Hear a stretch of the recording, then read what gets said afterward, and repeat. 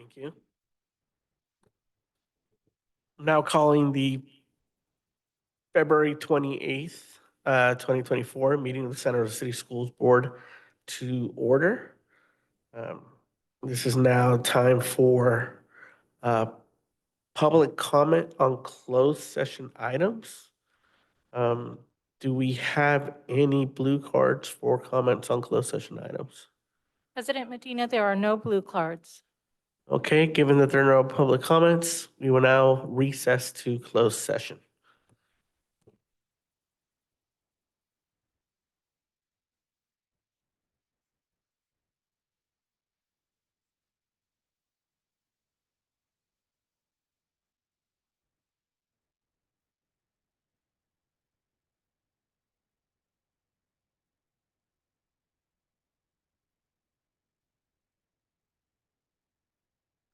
Before going to closed session, actually, I'm going to outline what is being discussed in closed session.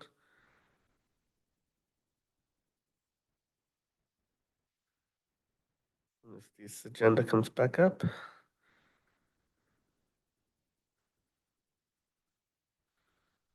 Okay, here we go. Items B1, public employee performance evaluation. B2, public employee discipline, dismissal and release. B3, conference with labor negotiators. B4, conference with legal counsel, and existing litigation. And B5, student expulsions. Being that there's no comments, we'll continue to be closed for recess to closed session.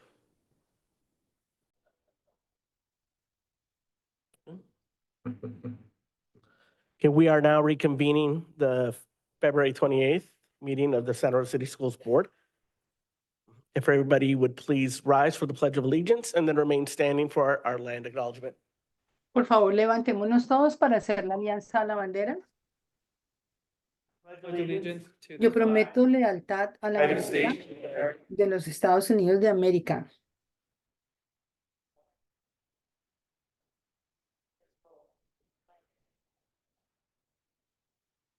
Now, please remain standing. Dr. Castro will lead us in our land acknowledgement. Thank you. Reconozco que las escuelas de la ciudad de Santa Rosa se encuentran en el territorio tradicional de las tierras natales del pueblo Pomo, el territorio tradicional de las tierras natales del pueblo Miwok de la costa, y honro con gratitud la tierra misma y las personas que la han cuidado y administrado a lo largo de las generaciones. Este reconocimiento de la tierra nos llama a comprometernos a seguir aprendiendo cómo ser mejores administradores y cuidar de la tierra que habitamos.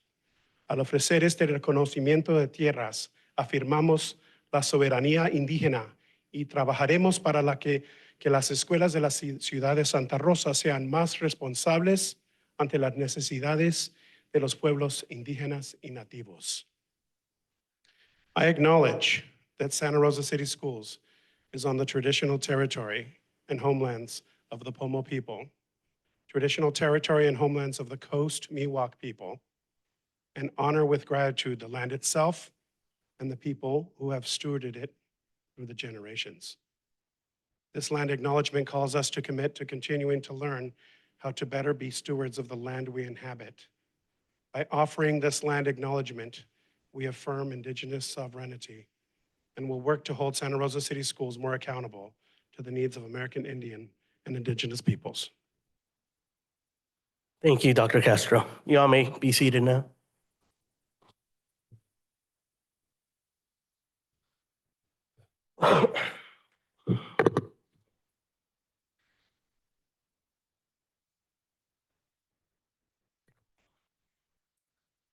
So I will now report items in closed session that we took action on.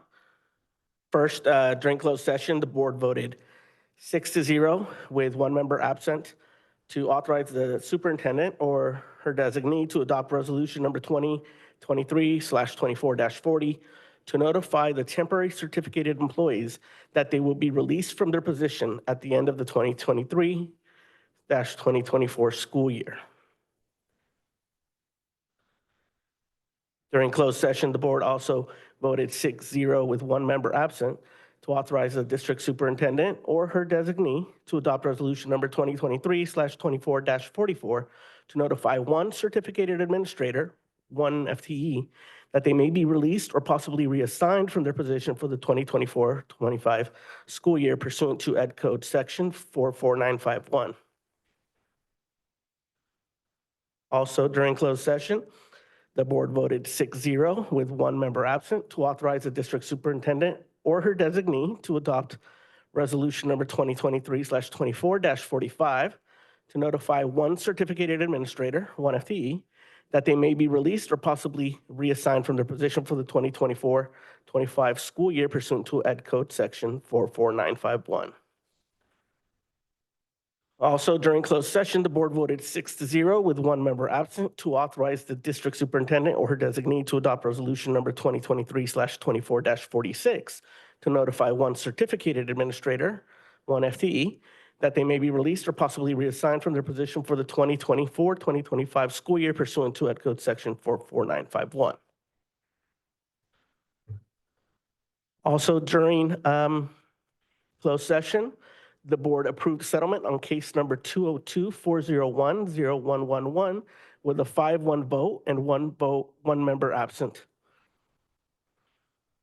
And that's all from all the actions during closed session. We will now move on to item C4, items considered in closed session for action in open session. Can I get a motion on item B5 under student expulsions?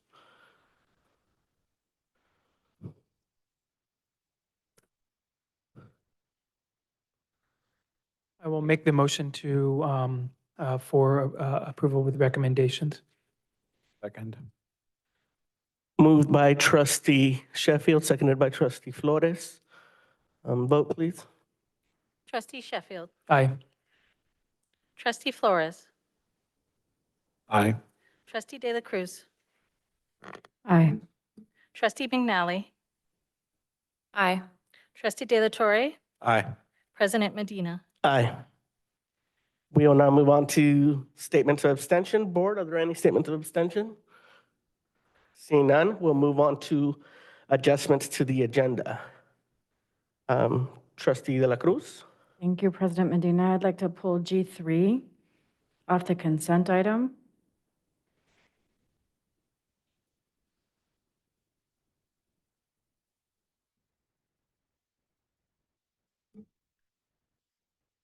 Any others, board? Resolutions? Want me to? Yeah, and then I'd like to move items F1 and F2 right before reports. And then I'd like to pull items F7 and F8 and bring them back at a future meeting. Does anybody have any objections to any of those? No, thank you very much for doing that. All right.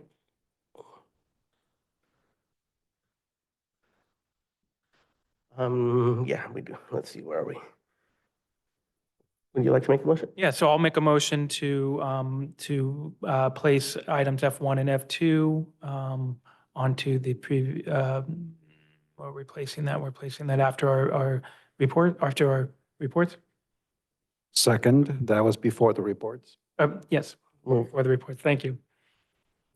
There's a motion to, is that to accept all the adjustments to the agenda or just those two? The F1 and F2. Okay. There's a motion and a second. Motion by trustee Sheffield, second by trustee Flores. Any discussion? None? Can we get a vote? Student Board Member Rao. Aye. Trustee Sheffield. Aye. Trustee Flores. Aye. Trustee De La Cruz. Aye. Trustee McNally. Aye. Trustee De La Torre. Aye. President Medina. Aye. I'll make the second motion to pull items F7 and F8. Second. Moved and seconded. Vote.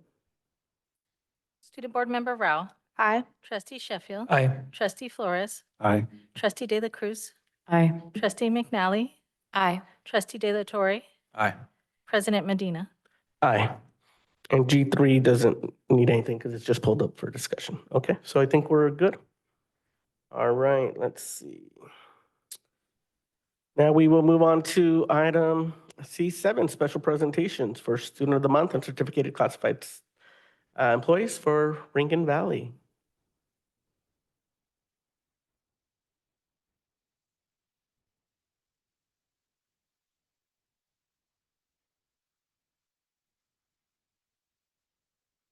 One moment. Go ahead.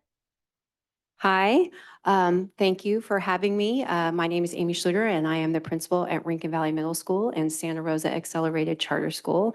And I am here this evening to celebrate three deserving people with awards. And I would like to start by inviting down Chris Woodbury. She is my certificated employee of the month for Rankin Valley Middle School. Chris Woodbury.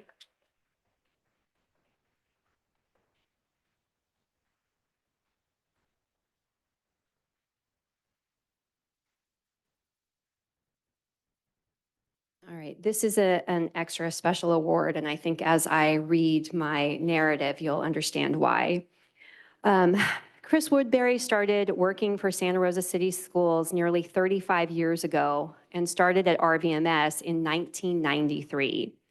Throughout her lengthy tenure at RVMS, Chris has dedicated herself to the betterment of the school. Chris never misses a meeting or an opportunity to contribute to a discussion about new policies and programs that serve kids. Chris uses her well-respected voice to repeatedly ask the question, what is best for students? She consistently keeps her focus on what really matters. Chris dives headfirst into new things to make our school a better place. She has an incredible gift for creating a sense of community, and her legacy will live on well beyond her time at Rankin Valley. Chris is also a volleyball legend at RVMS, as well as in the wider Sonoma County volleyball community. Her teams have won at least one league title and sometimes two in 27 of the 31 years she has coached at RVMS. That deserves a round of applause.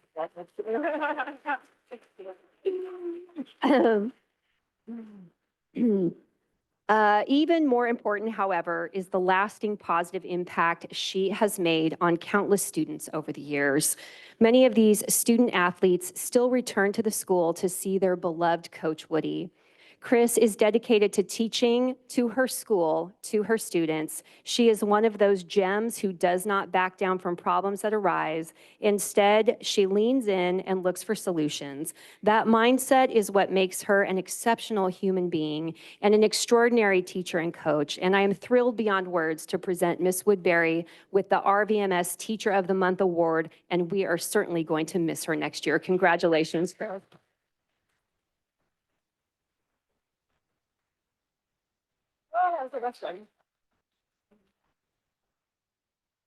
Principal Schluter, can I just add my voice of gratitude and love for Miss Woodbury because her gifts to the district have continued to the next generation of volleyball amazing women who are giving back to our girls in the district.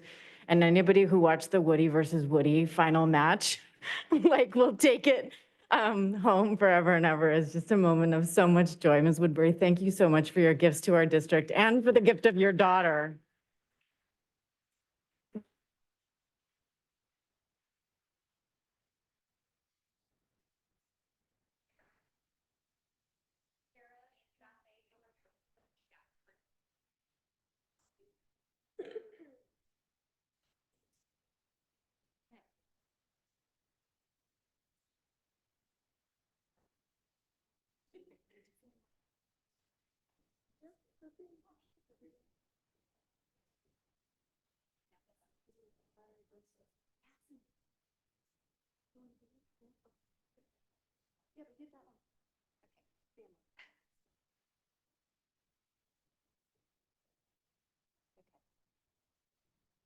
These are her colleagues, her in the PE department and her fellow coaches, so.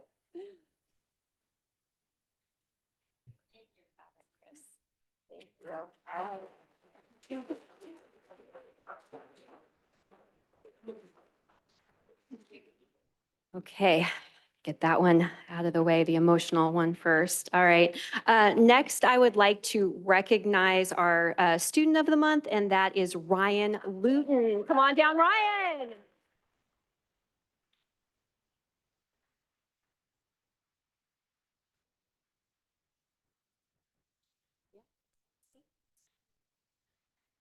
Okay, cannot say enough about this amazing student. It is my great honor to present eighth grader Ryan Luton as the Rincon Valley Middle School Student of the Month.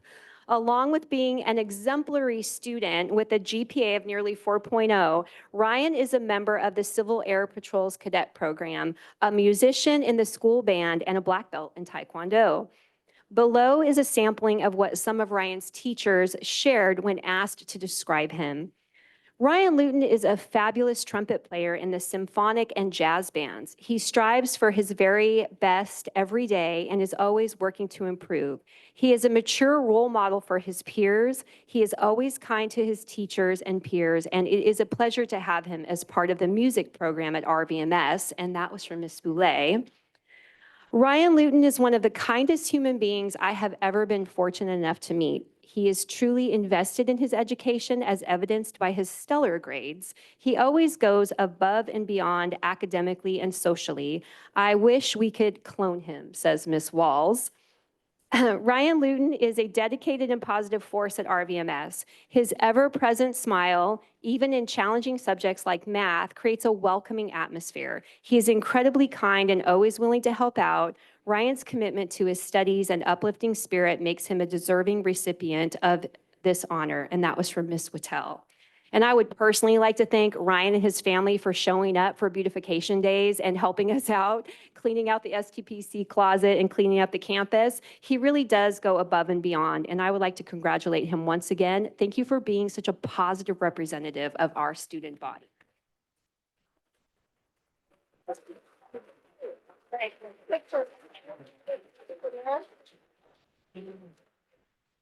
Oh, this one. Okay, this one's yours. Oh, picture with everyone. There you go. Okay.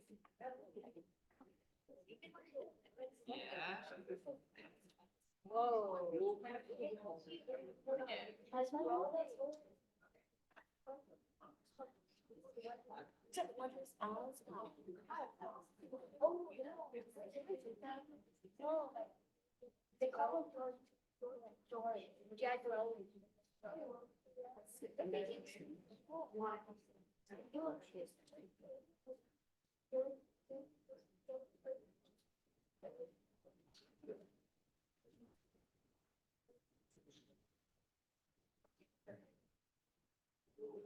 Okay.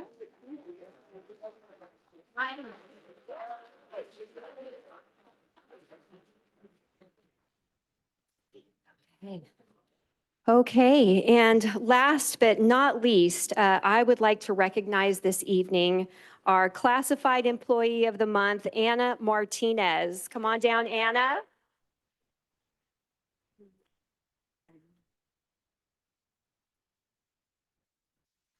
Okay, so we all know who is the most important people at the school, right? And that is the custodians who help us make the place beautiful and welcoming for our students to come in every morning. And Anna is one of those people and takes so much pride in her work. It is my pleasure to present her with this award tonight as the RVMS Classified Employee of the Month. She has been working for Santa Rosa City Schools for 5 years in a full-time split position between 2 schools, but we have just recently added her as a full-time at Rincon Valley, and we're so grateful for all the hard work she puts in each and every day. She's one of those people who also gets along with everyone. She goes above and beyond. I had to tell her to stop and come to this meeting. She was so like, I just have to finish this one more thing. And I was like, no, you don't. No, you don't. You need to get up and come now. So I'm so glad she made it. Becoming full-time here at RVMS has allowed Anna to work not just with the community that she has known for the past half decade, but also with her husband, Gustavo, who is here to support her this evening. They have been married since oh my gosh, I forgot a number. 81, having married in their native country of El Salvador, but we're fortunate to have them both as part of our family now. Thank you so much for joining our VMS team. Congratulations on this well-deserved honor.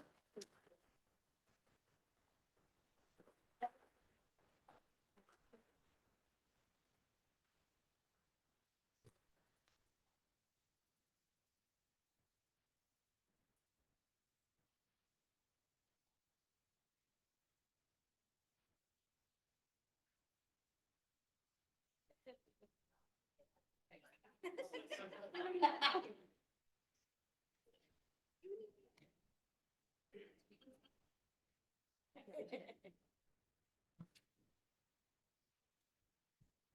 you go.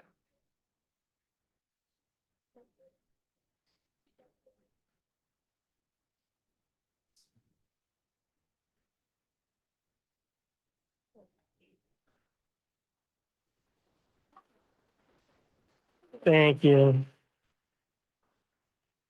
We'll now be moving on to item C8 for the school site parent organization updates. We'll start off with Rankin Valley. Actually, we have up first on the agenda Amy Neeson from Santa Rosa Accelerated Charter School. So fine. if you're ready for her, did you want to present from here or up there? Yeah, come down. Come down, Amy. Come down. She's like this way.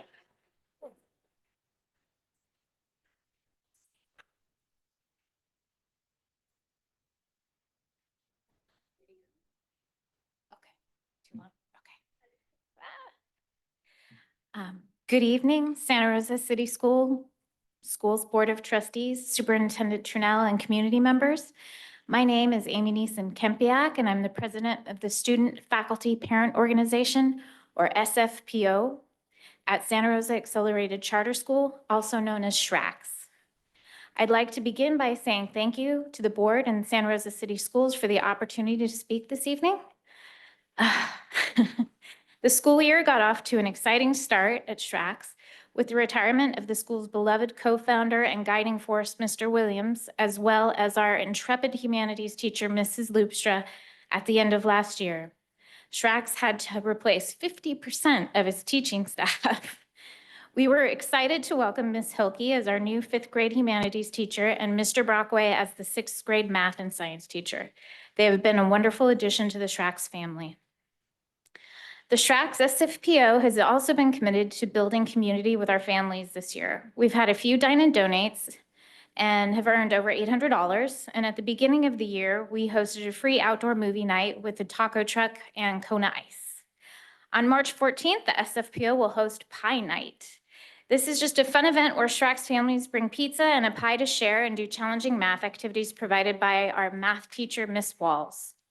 We had our largest community event and fundraiser of the year on Halloween, our Trick or Trot Walkathon.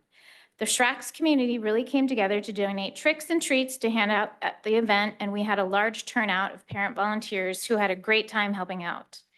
The event is a traditional walkathon with a fun obstacle course twist.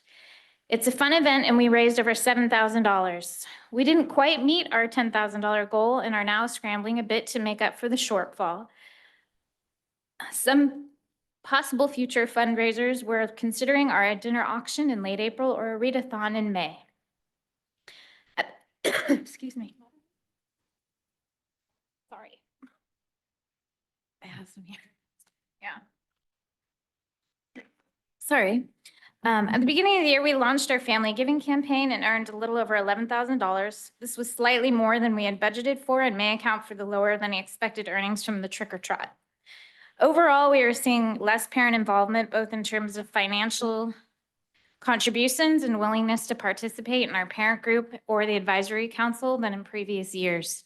I'm encouraged that the SRCS LCAP has made increasing parent engagement one of its goals for next year. It's been rewarding to see the funds raised by the SFPO directly benefit our students. This year, our funding will go towards several field trips, our art program, classroom and technology requests made by our teachers, our league champion girls and boys basketball teams, and yearbook costs, so each student gets a free yearbook at the end of the year. SRCS also has a wonderful band and orchestra program where all the students get the opportunity to learn an instrument, and the SFEO helps finance this program as well.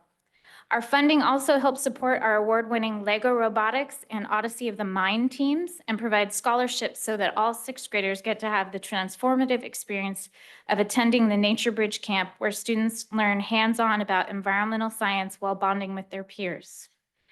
These activities and accolades are among the many ways the faculty, staff, and the student faculty parent organization work together to create an inclusive, enriching environment for our children, and why I feel so very fortunate that both of my children have had the opportunity to attend school at SRCS. Thank you for your time. Thank you.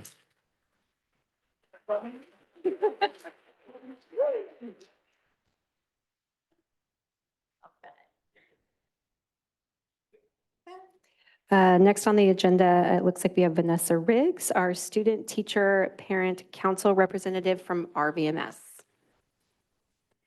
Good evening, members of the board. Santa Rosa Ofrecemos City- disculpas por la brecha. Are we going to go back and forth? Okay. Santa Rosa City Schools educators and members of the community. Am I pausing for her? No? Okay. I'm so pleased to be here tonight representing the Buenas STPC of Estoy muy orgullosa, muy feliz de estar aquí. Rincon Valley Middle School.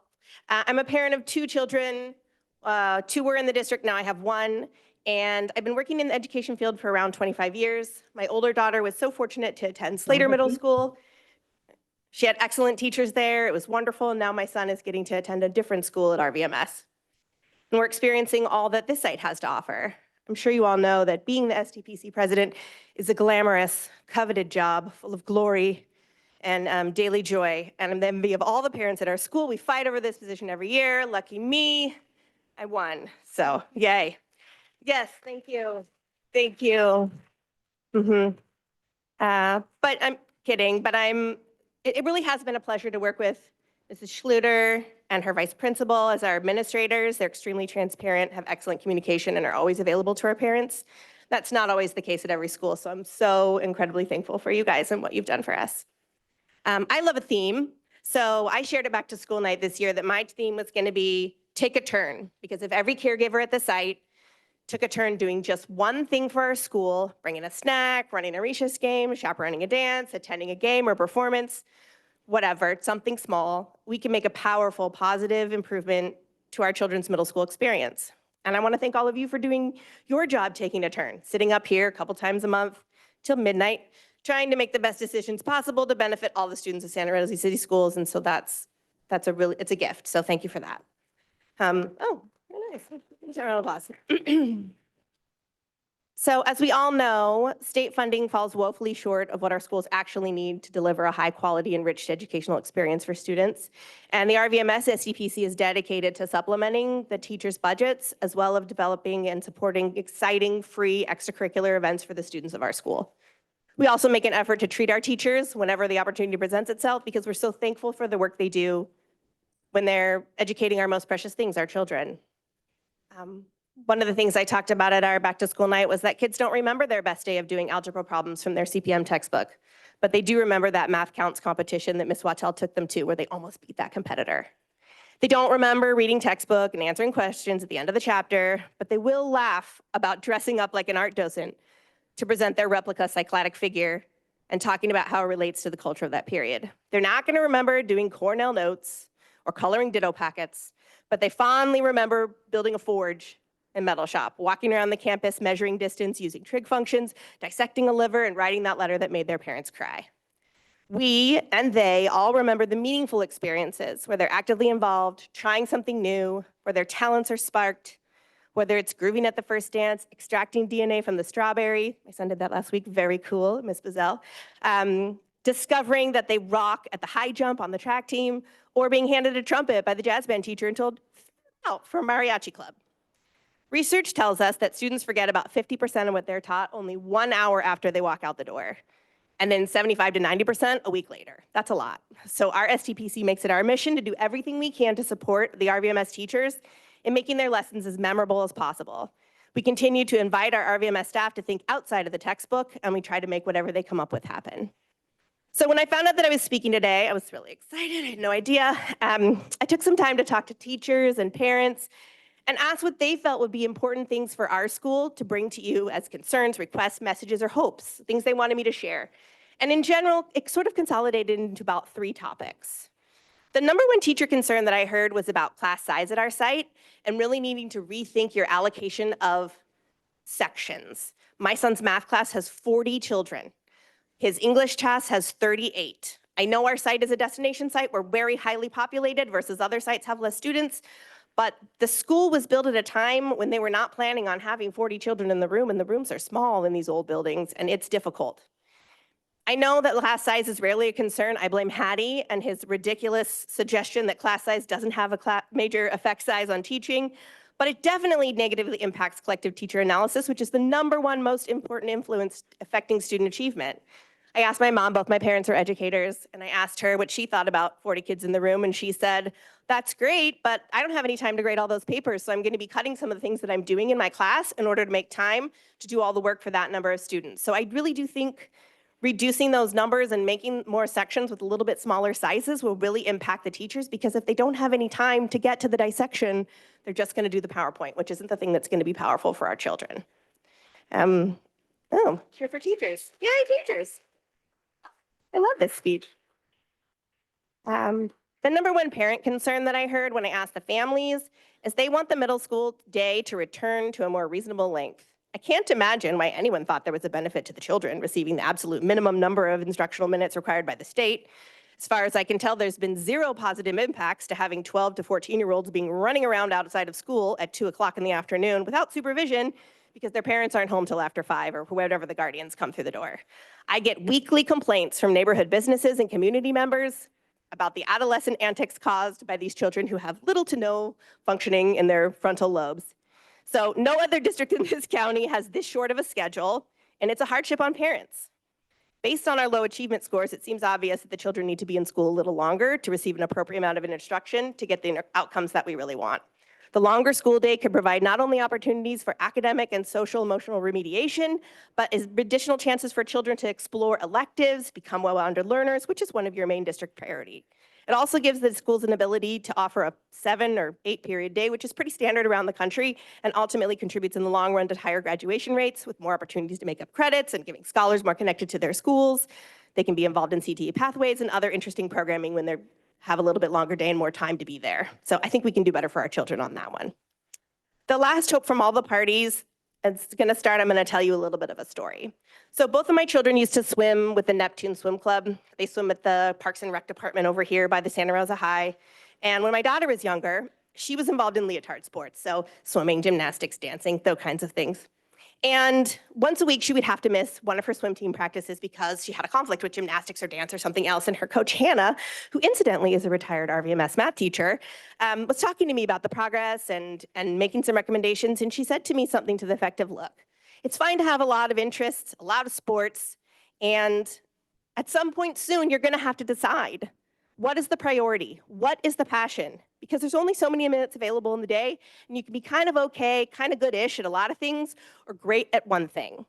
What's that expression people like to say? Jack of all trades, master of none.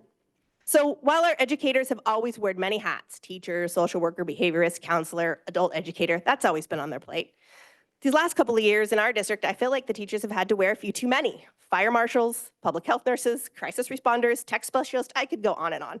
The job is so broad, and it's unwieldy. So we're asking the board to help support the district in focusing the majority of the energy on educational pedagogy.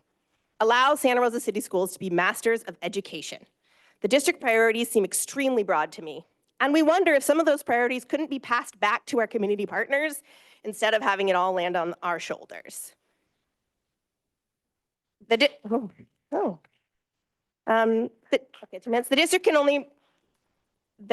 school district's the only ones providing education. And so we really want to see lessons that are carefully researched and universally designed to be interesting, memorable, and developmentally appropriate. Please help us remove barriers for teachers so school is the place that children want to be, so they're excited, engaged, connected, and this alone will significantly decrease challenging behavior increase learning outcomes, and really change the lives. Thank you. Thank you.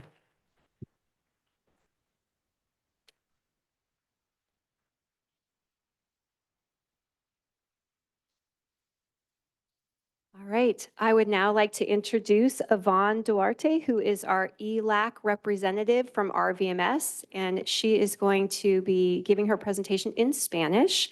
And I believe we have another ELAC representative who is going to do some translation for us.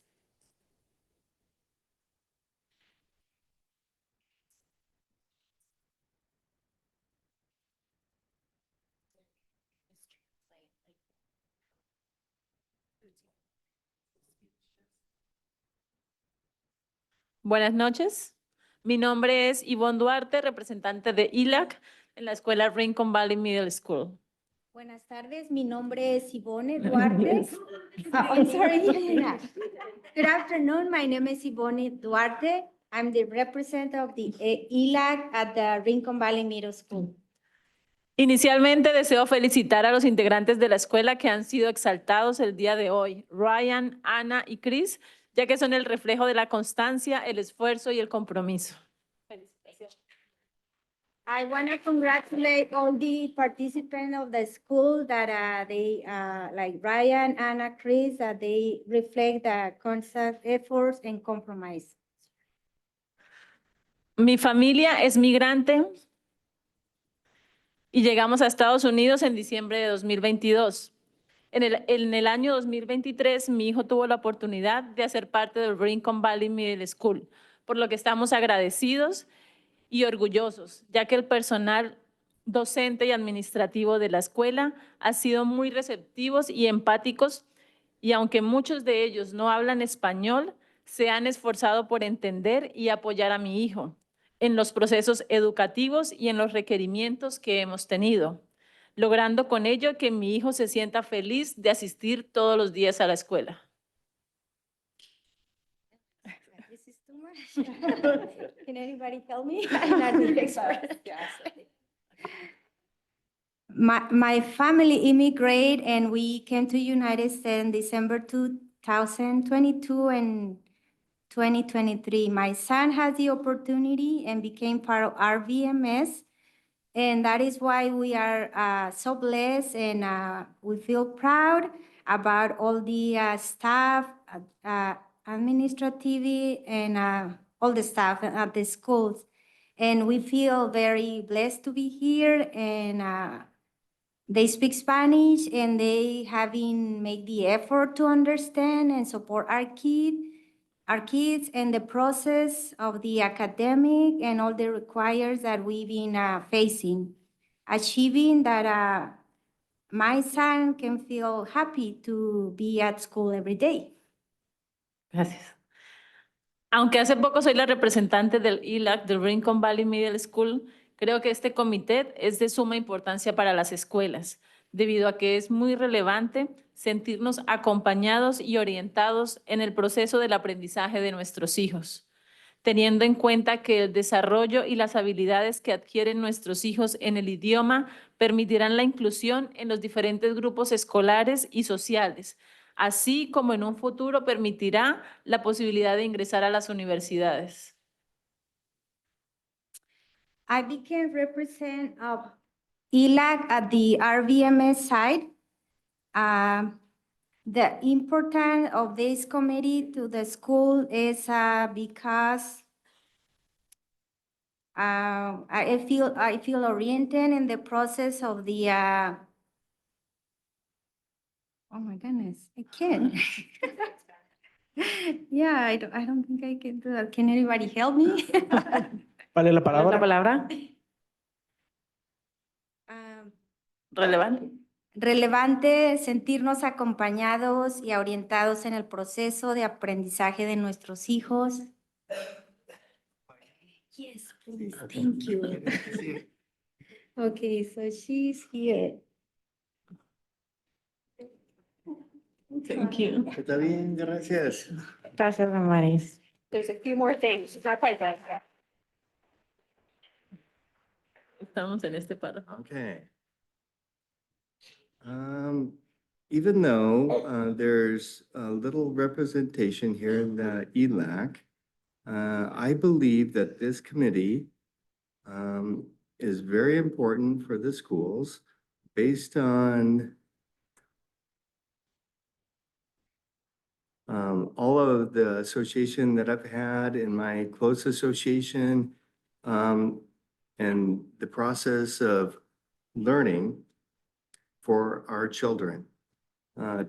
Taking into account the development and the abilities that they will develop as children in the language that's permitted in different groups, schools, and social environments, so that in the future, there will be the possibility that they could actually go to university as well. Additionally,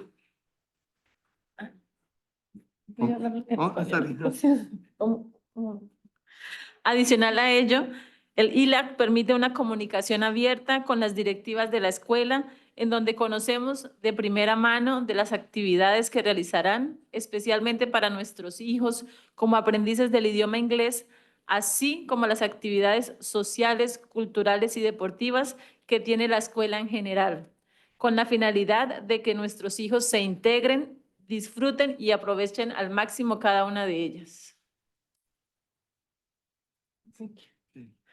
so additionally,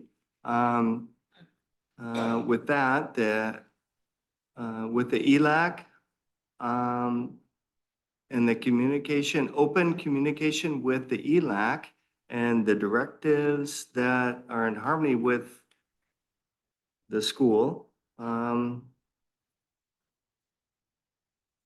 we want to take firsthand and be part of the activities that will actually bring to realization these goals, especially with our children and their learning in English, also with their social activities, sports, cultural activities, all of those that are in general with the school environment, with the goal that our children will be involved and can really enjoy and really blossom and benefit to the maximum degree in every aspect. And por último, Sí, por favor, gracias. Por último, quiero manifestar mi compromiso con la escuela, ya que deseo apoyar y aportar mis ideas en la construcción y el mejoramiento constante para poder lograr las metas establecidas. Gracias.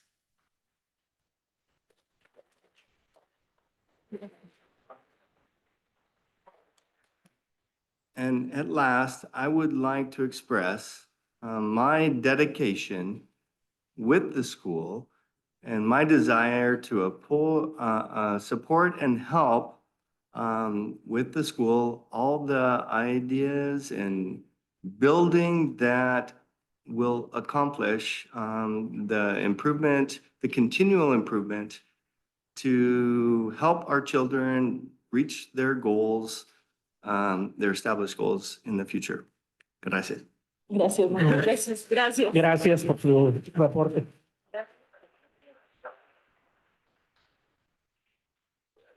We're now going to move on to item F1 on the agenda, which is resolution celebrating March as Women's History Month. Thank you, President Medina, Superintendent Trinnell, members of the board, and our Santa Rosa City Schools community. It's my honor to introduce this resolution, and I would like to share that during Women's History Month, we reflect on the extraordinary accomplishments of women and honor their role in shaping the course of our nation's history. Today, women have reached heights their mothers and grandmothers might only have imagined. Women now comprise nearly half of our workforce and the majority of students in our colleges and universities. They scale the skies as astronauts, expand our economy as entrepreneurs and business leaders, and serve our country at the highest levels of government and our armed forces. In honor of the pioneering women who came before us and in recognition of those who will come after us, this month we recommit to erasing the remaining inequities facing women in our day. It's my honor to serve, as I shared last year, as the first female CBO for Santa Rosa City Schools. Thank you. Thank you. I see no blue cards on this item, is that correct? There are no blue cards, President Medina. Okay. The board, I bring it back for any comments or motion. Anybody? I would just say I'm really grateful for Santa Rosa City Schools taking this stance. It's more critical now than ever to recognize that women's rights over their bodies and their decisions are on the line in ways that they haven't been in many decades. And so, making sure that we educate our children, all of our children, girls and boys, and everybody in between, people who are non-binary, people who have that gender expansiveness. This is also a place to find belonging and home in recognizing and celebrating our histories and our future. Thank you.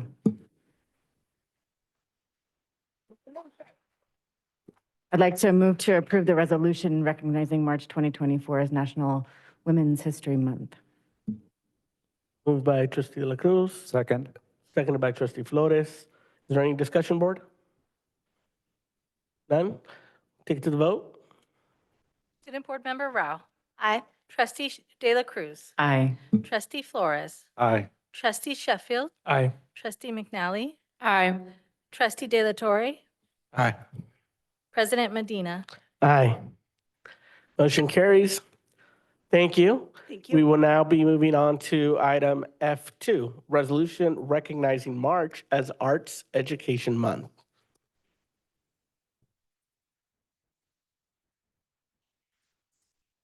President Medina, Superintendent Trinnell, members of the board, and student, staff, and community of Santa Rosa City Schools, thank you for the opportunity to present for your consideration Resolution 2324-38, recognizing March as Arts Education Month. This is, I think, the moment we've all been waiting for. I'd like to go ahead and turn it over to our teacher on special assignment for visual and performing arts, Eric Olson. Thank you so much, Dr. Castro. First, I'd like to bring up the students from James Monroe Elementary. They're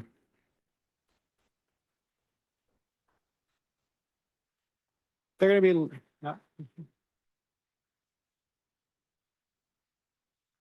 they're going to be led this evening by their music teacher, Mr. Devin Marvosh, in a couple of songs. We figured the best way to celebrate arts in our schools is to bring arts from our schools to all of you. So we're going to move some chairs and sing, and we'll sing and listen to some music.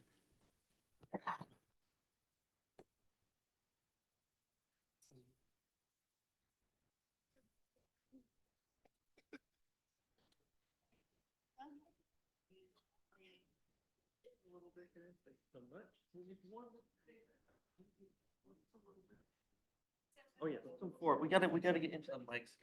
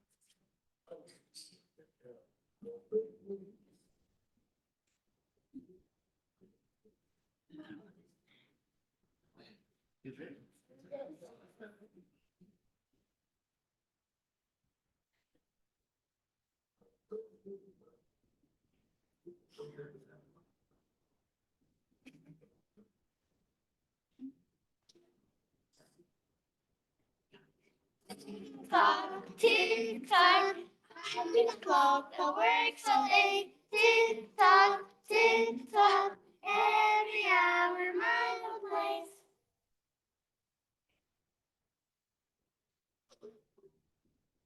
Tick-tock,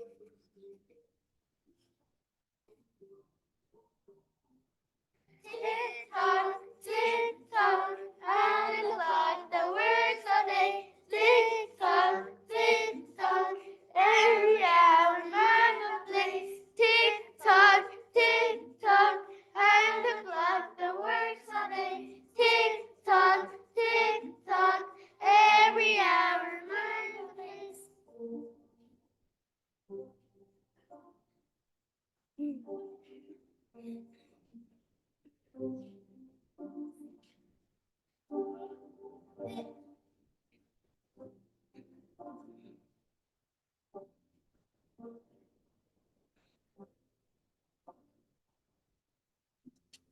Watch the clock turn round and round and round. Watch the clock turn round and round and round. Watch the clock turn round and round and round.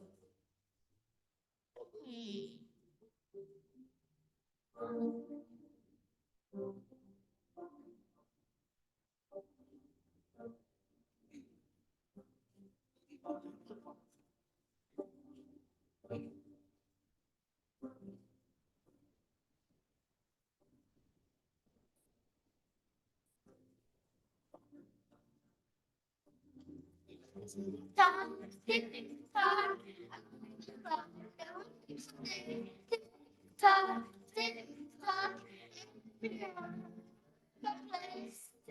oh, tick-tock, and the clock that works all day. Tick-tock, tick-tock, every hour and a place.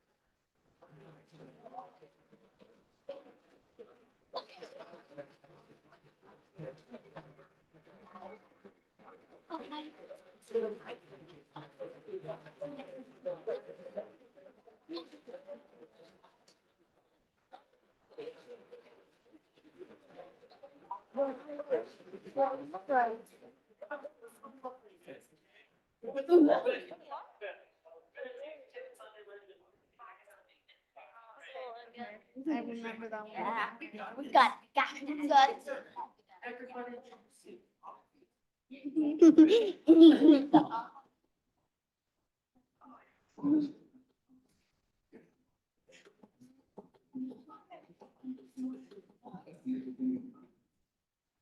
Sunday, Monday, Tuesday, Wednesday, Thursday, Friday, Saturday, Sunday, the day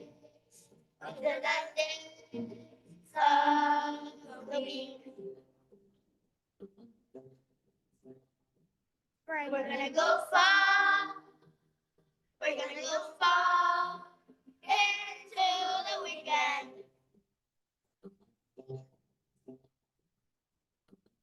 Sunday, Monday, Tuesday, Wednesday, Thursday, Friday, Saturday, Sunday, the day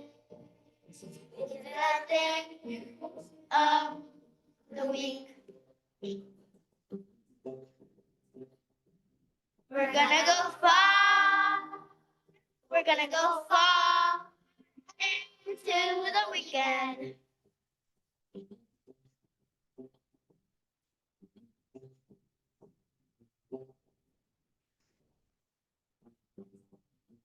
This is music education.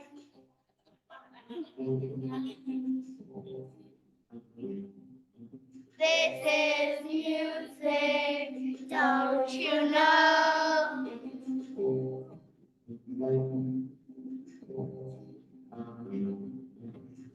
is music education.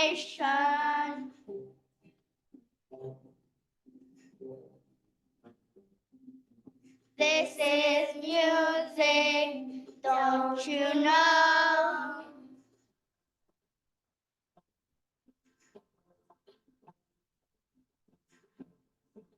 Hey, we're the kids that did Monroe.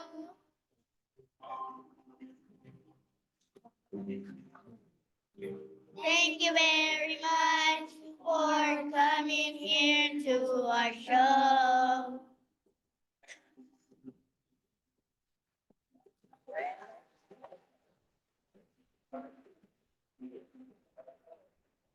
Sunday, Monday, Tuesday, Wednesday, Thursday, Friday, Saturday, Sunday. This is the thing.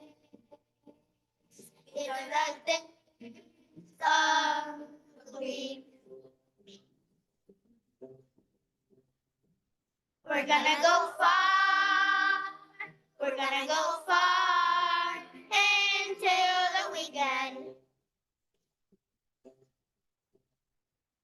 We're gonna go far. We're gonna go far into the weekend.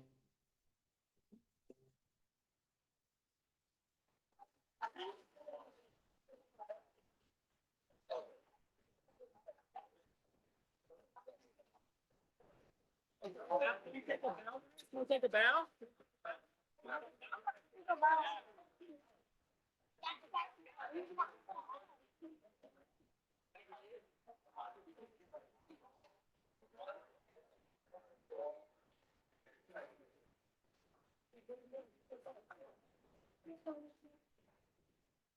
Thank you so much. Give us 1 second, get chairs back. That was awesome.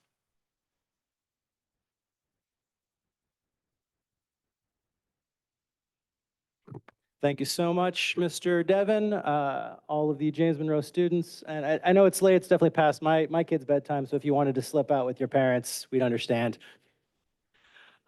Just real quick, the first song, Los Horas, or the clock, the old clock, that was a set of songs that we surveyed all of the students across of our elementary schools, found songs they were singing at home, and then tried to bring those into our curriculum. And then Mr. Devon actually made that whole arrangement in a computer program called Soundtrap that we buy, and he's working with kids at Monroe, older kids, to make their own versions of songs.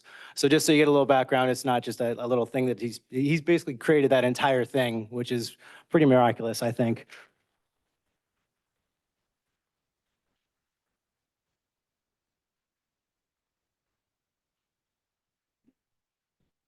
And with that, we should go for the resolution. Thank you so much. So tonight's requested action is that the Santa Rosa City Schools Board of Education recognize March as Arts Education Month. Board, any questions, comments? Trustee La Cruz? I'm just so excited to, sorry, Jeremy, you actually had something to say. I was going to make the motion to recognize March as Arts Education Month. Art heals. And I can't imagine more important times for us as a district to lean into what it means to come together as a community to create together and to process the way that it feels to be in the world right now. So just really grateful for your work, and I'm happy to make the motion. I'd like to second that motion and just use this time to express how beautiful and powerful art is and how binding of a connector it can be to keep our children in school. If our children are in school, they will continue to get their education and learn. And art brings so much joy for them to want to be there regardless of the medium that it expressed to them. I know it's been a huge benefit to my children and my family, and I really love the performance tonight and the hearts and souls that are put into it by the educators and the students. And with that second, I'd like to see this resolution move forward. So before we move on to public comment, is there any questions for staff from board members? None? Do we have any blue cards on this item? No? I do not have any blue cards for this item, President Medina. Thank you. So we'll come back to the board. Any further discussion or comments? that was really awesome. That made my night. The vote? Student Board Member Rao. Aye. Trustee De La Cruz. Aye. Trustee De La Torre. Aye. Trustee Sheffield. Aye. Trustee McNally. Aye. Trustee Flores. Aye. President Medina. Aye. Thank you. Thank you. Thank you. So we are now going to get back to the agenda back in order, and we're going to go on to the report section of our agenda. We will start off by having the report from the California School Employees Association, CSEA, Santa Rosa Chapter 75. President Medina? Yes. I just wanted to point out, we had seats that were reserved down here. I believe our students have left. So these seats are open down here in the front. Thank you, Superintendent Trinnell. Go ahead, President Mary Lynn.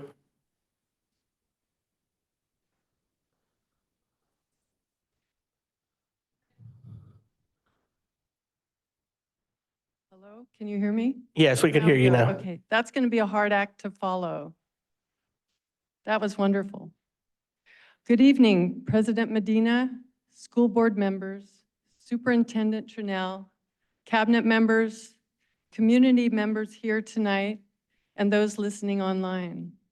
Congratulations to our students, teachers, and classified staff from Rincon Valley Middle School and Santa Rosa Accelerated Charter honored this evening.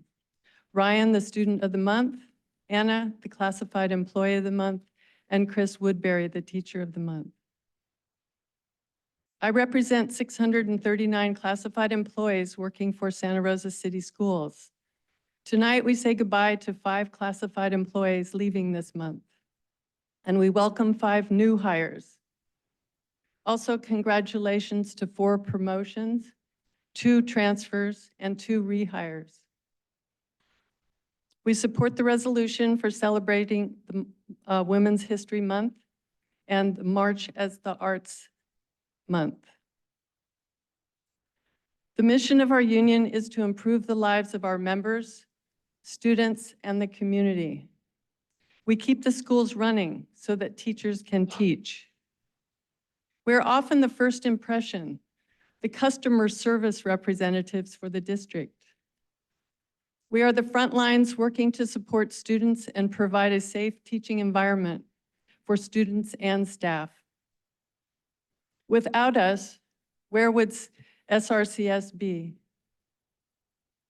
During COVID, CSEA members were required to report back to schools so that teachers and students could teach or attend school from home. Our members made this activity possible. Tonight, the board will consider action item 6, resolution number 2023-24, reduction or discontinuance of certain particular kinds of services, PKS, for the 24-25 school year. Due to reasons outlined in the resolution, the district has indicated that it must reduce the certificated staff by 84.7 FTE teachers to meet budget projections. We are saddened that our teacher colleagues are impacted at this level and know that it will impact the quality of education that students receive within Santa Rosa City Schools. All staff, including CSEA members, have received a memo outlining the need for this action and additional actions needed to balance the budget. It was a factual, clear memo honoring humanity. Our employees are indeed human during a budget downturn.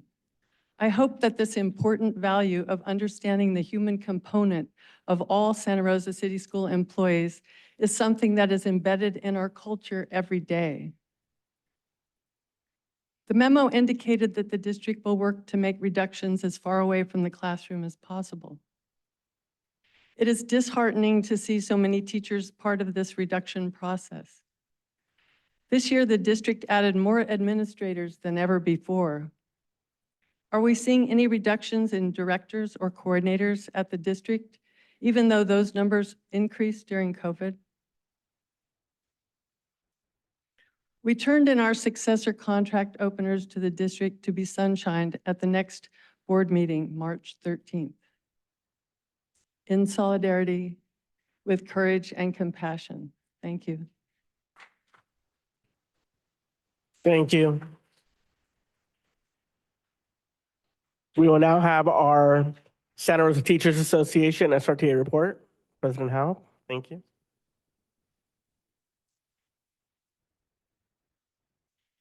Good evening, President Medina, Superintendent Trinnell, members of the board, members of the community. I'm Catherine Howell, the president of the Santa Rosa Teachers Association, currently representing about 850 teachers in Santa Rosa. I'm sorry that she left, but I wanted to start by saying congratulations to Chris Woodbury. I worked with her starting back in 2000 at Rankin Valley Middle School, and she's amazing, and she's going to be missed, and I'm sure she's going to do great in her retirement and have a lot of fun. Thank you for the recognition tonight of Women's History Month. And we know that throughout the school year, our teachers talk about the contributions of women. So it's not just March, it's all year long. But it's great to always highlight and uplift women's stories at this time of the year. Thank you for that amazing presentation from the Moreau kids. It made me want to go sing with Mr. Devon and learn those songs. And we know, of course, that that's the kind of activity that kids at school remember, and it enhances their lives. It allows them to, all the arts allow them to see beauty in the world around them and enhance their imagination. And so it's wonderful that we have such a strong arts program in this district and that all of our students are able to partake.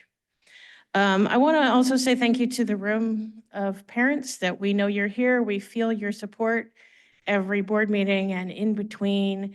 We know that our goal in common is to make sure that our schools are safe and that our students, while they're at our schools, are getting the best education they can get. As I was putting together this talk, I didn't really know where to start tonight because everything is so interwoven on tonight's agenda. The safety needs, we know there's a big SART report coming talking about all the things that have changed over the past year. We tie that together with the need to continue the implementation of all those changes and the LCAP review that's going on as we speak in various locations around the district, and looking at the funding and where does those people funded from. And of course, we know that the big elephant in the room is, as Mary Lehman mentioned, the very large number of certificated cuts that we're looking towards.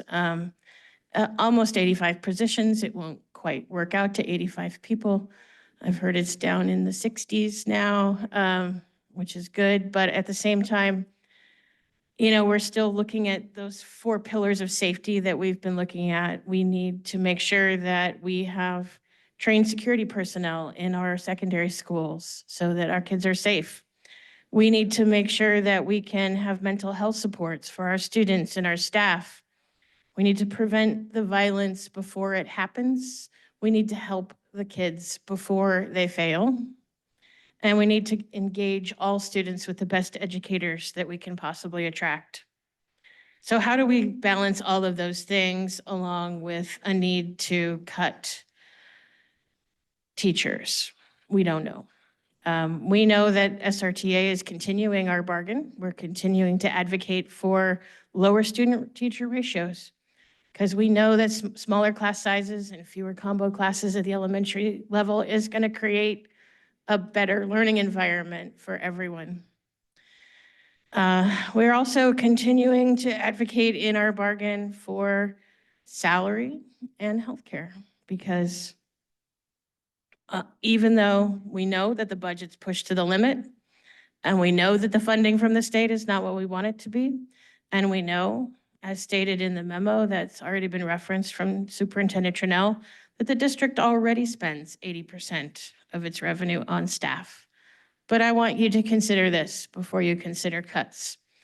The salaries paid to the vast majority of our staff, both certificated and classified at all levels, are below the state average for teachers and for classified.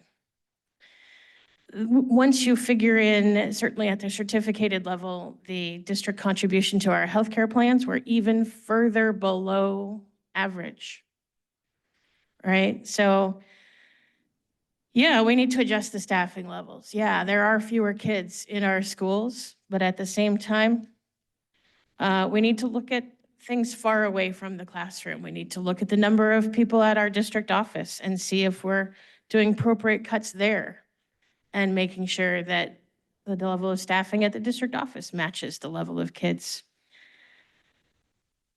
We know that it's the educators that every day welcome students each morning at the school site, that work with the kids throughout the day, that make those connections and put connection before content on a daily basis. And we know that the teachers and the classified staff are the backbone of the school. Before you consider cuts, please make sure you're looking really carefully at all the choices that you have and the priorities that you can set, because we know this from the past experience. We know from large budget cuts in the past that there's really not coming back from this. You can't reverse these decisions easily. And this number of cuts will, without a doubt, in every way, impact our students, impact their safety, and impact their everyday learning environment. Thank you. Thank you, President Howe. Superintendent Fennell, your report. Thank you, Board President Medina, members of the board, those who are with us in person and online. Today marks day 119 for elementary schools and 118 for secondary schools. We only have 61 more days of opportunity to positively support our students this school year.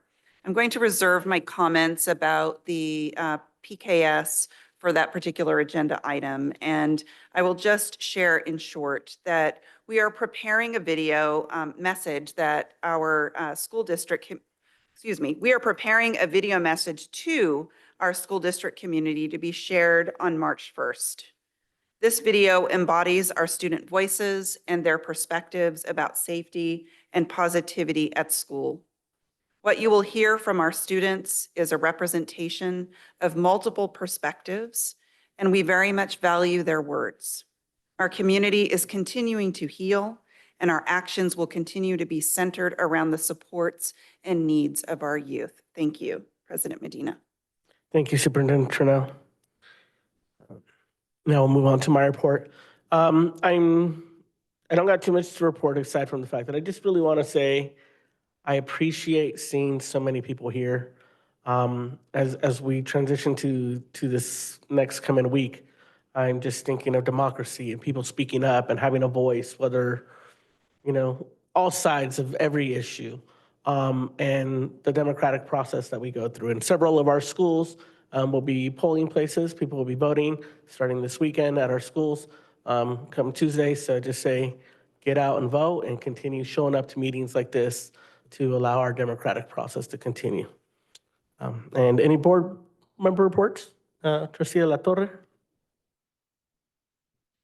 Good evening and welcome. I just want to use a report tonight to thank the community for continuing to show up, continuing to be a part of the process, continuing to help educate yourselves, each other, and discuss opportunities to be better and do better. This is not a we versus you. None of these issues are an us versus them.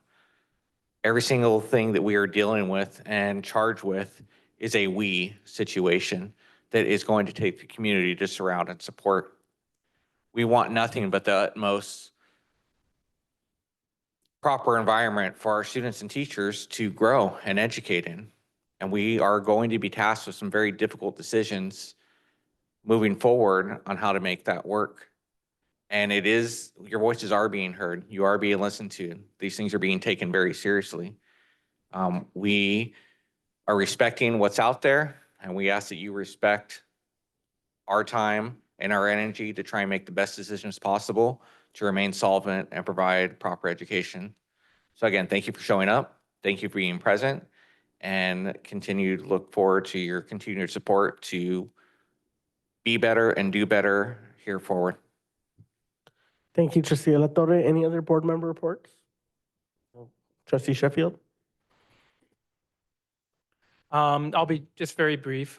We had some representatives from Rincon Valley Middle earlier today, and I on the 16th, I attended the Rincon Valley Middle School Winter Showcase. And it was just, it was a great opportunity for me to get out there, to be on the campus, to see what we really do offer the district. Some really amazing classroom instruction, some programs that we offer. And I did have conversations. I was paired with two groups. My son ditched me, and so I was kind of on my own, floating around, but I ended up jumping in with two groups on the tours. And both groups, there were parents or family members from students who will be transferring into this district.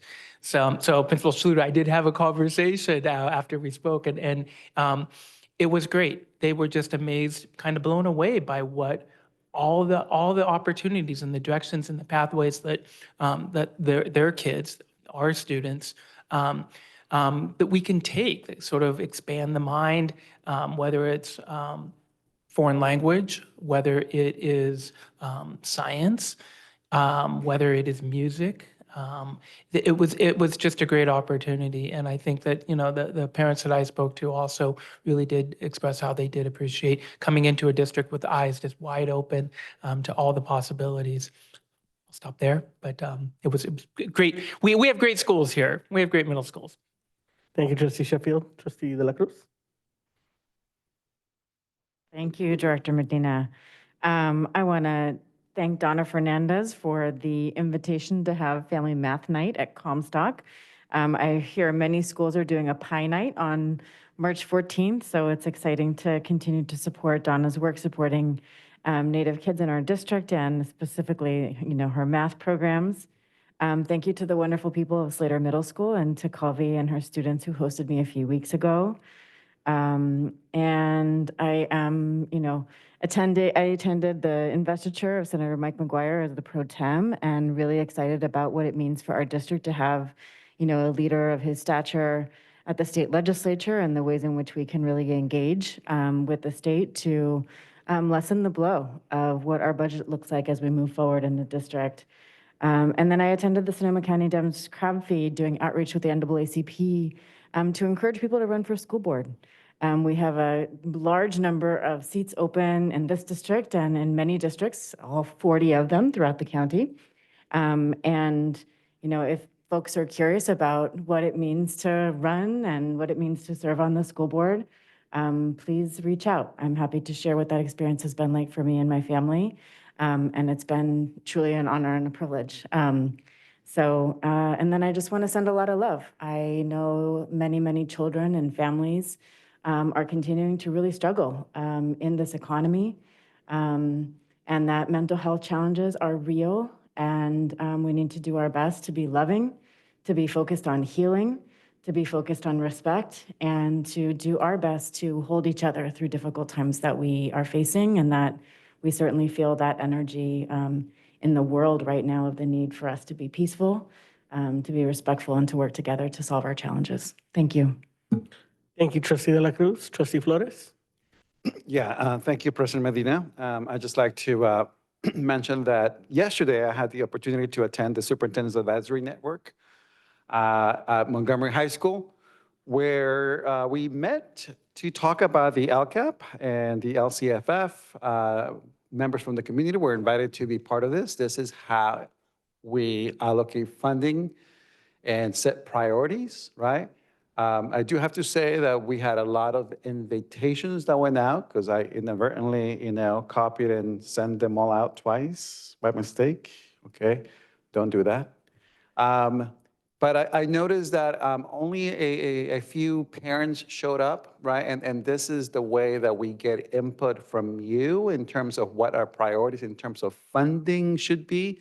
So I would highly suggest that if you hear anything regarding the LCFF or the LCA, or the LCAP, right? For you to be a little bit more involved in terms of where that funding should be spent. So I just want to encourage our community members to be on the lookout on those emails and that outreach that the district is doing. That's it. Thank you. Any other board reports? Seeing none, we'll move on to safety report. Superintendent Trinnell.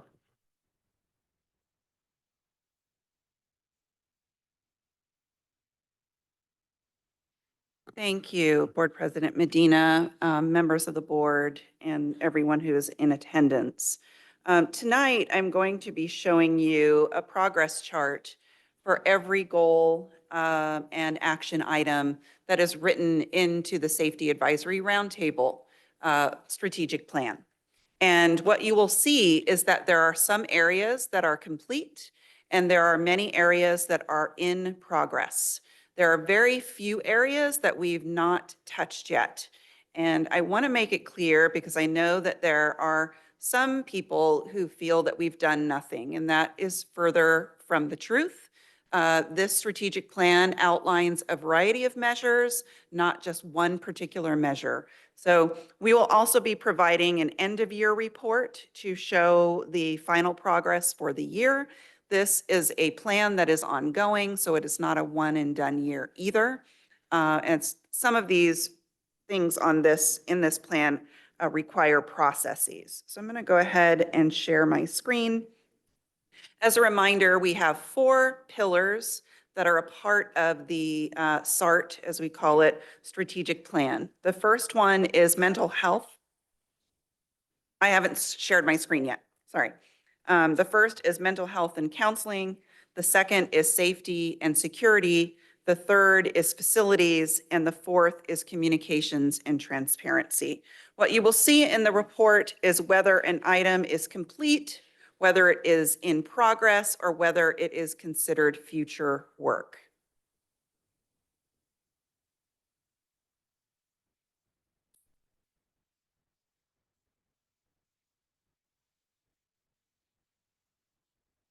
I'm going to make that a bit bigger. That big. Okay, can everyone see that? Okay, I'll try to make it bigger. We will have this in the minutes. How's that? Okay, we will have this in the minutes, and let me minimize this so I don't. There, so I can see the document. So the first goal under mental health and counseling, don't mind my million documents that are open, apologies for that.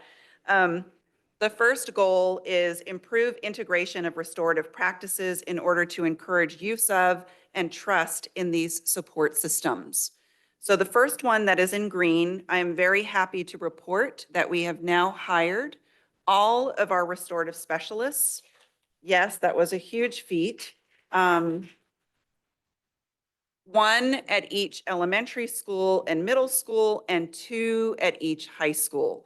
It is certainly a process for our new hires to go through training, and now everyone is on board and moving forward. And as you may have heard from our last regular board meeting, we are collecting data on the progress of the work that is going on at our sites. So we would consider this particular action complete. Then there was interest in integrating campus supervisors and student aides.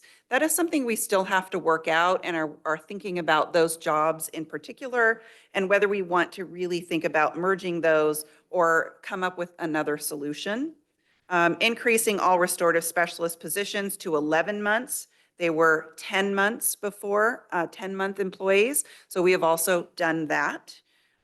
We have been doing restorative campaigns and assemblies. A lot of this happened at the beginning of the year, and I know that our restorative specialists are out, visible, connecting with students and with classrooms, helping students to know that this resource and service is available. We're also implementing Wayfinder at our high schools and our middle schools, which is a social emotional learning curriculum, and Toolbox at our elementary schools. So those things are complete. As far as goal 2, improve school culture, prioritize initiatives to increase social emotional wellness and opportunities for youth voice.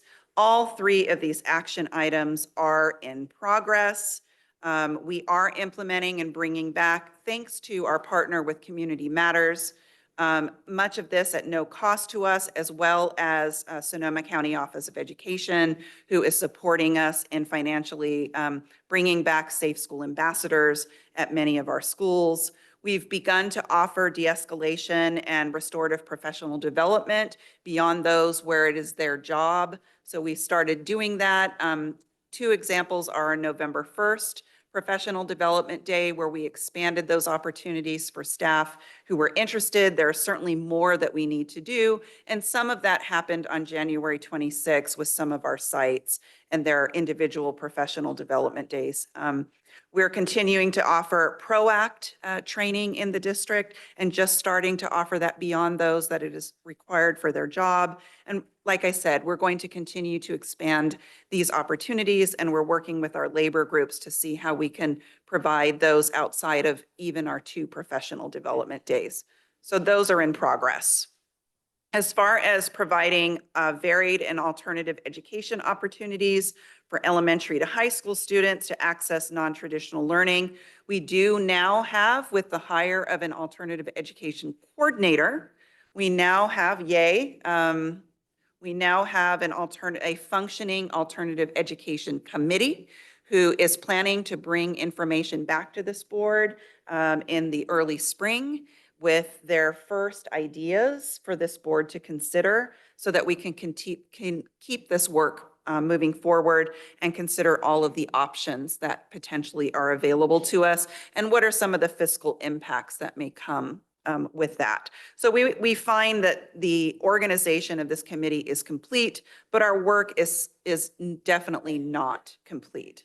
There is progress moving forward in how we do early identification, especially in our K-3 programs around intervention, and we're really looking at Tier 1 instruction as a part of our multi-tiered systems of support, or what we call MTSS. So that work is definitely beginning. We also have a pilot program going on at Steel Lane after school with the support of our Made in Santa Rosa Foundation and the Sonoma County Office of Education, looking at building back early literacy intervention. So that is in progress. Under Goal 4, provide additional mental health supports. We did hire additional school-based therapists so that our middle schools and our high schools would have a 1-to-1 ratio. And I know that our elementary schools are still sharing across schools. So that is in progress, and we're continuing to look at how we build more mental health supports and staffing in that area. We are in progress with implementing wellness centers, especially in our high schools, and working with the Sonoma County Office of Education on this initiative. So we know we've got spaces identified and working on resources. The other piece to this is staffing that will be necessary to make sure that it is always staffed with someone who can support that work. Sorry, I'm going backwards. Lastly is the encouragement of classroom level calming spaces. I know that many of our schools have started to do this, and particular in very varied classrooms. So we're looking at how we can provide additional supplies to our sites so that it's not coming out of their site budgets. So that is in progress, and that concludes all the goals and actions for mental health and counseling. Under the pillar of safety and security, Goal 1, 2, 3, 4, and 5 are all together, and all of the actions that are listed really connect with all 5 of these. So increasing the number of adults trained in response to safety, student needs, and security on campus, annually review and update all site safety plans, annually review the site and district behavioral expectations and response to discipline, provide adequate emergency response resources for each site, and provide increased alternative educational opportunities for student re-engagement. There's quite a bit here, and so I'm going to go over these very quickly. Build and implement comprehensive district/school climate plan. This is in progress. We've been working with Community Matters as well as Sonoma County Office of Education to understand the moving parts of what a comprehensive school culture and climate plan includes.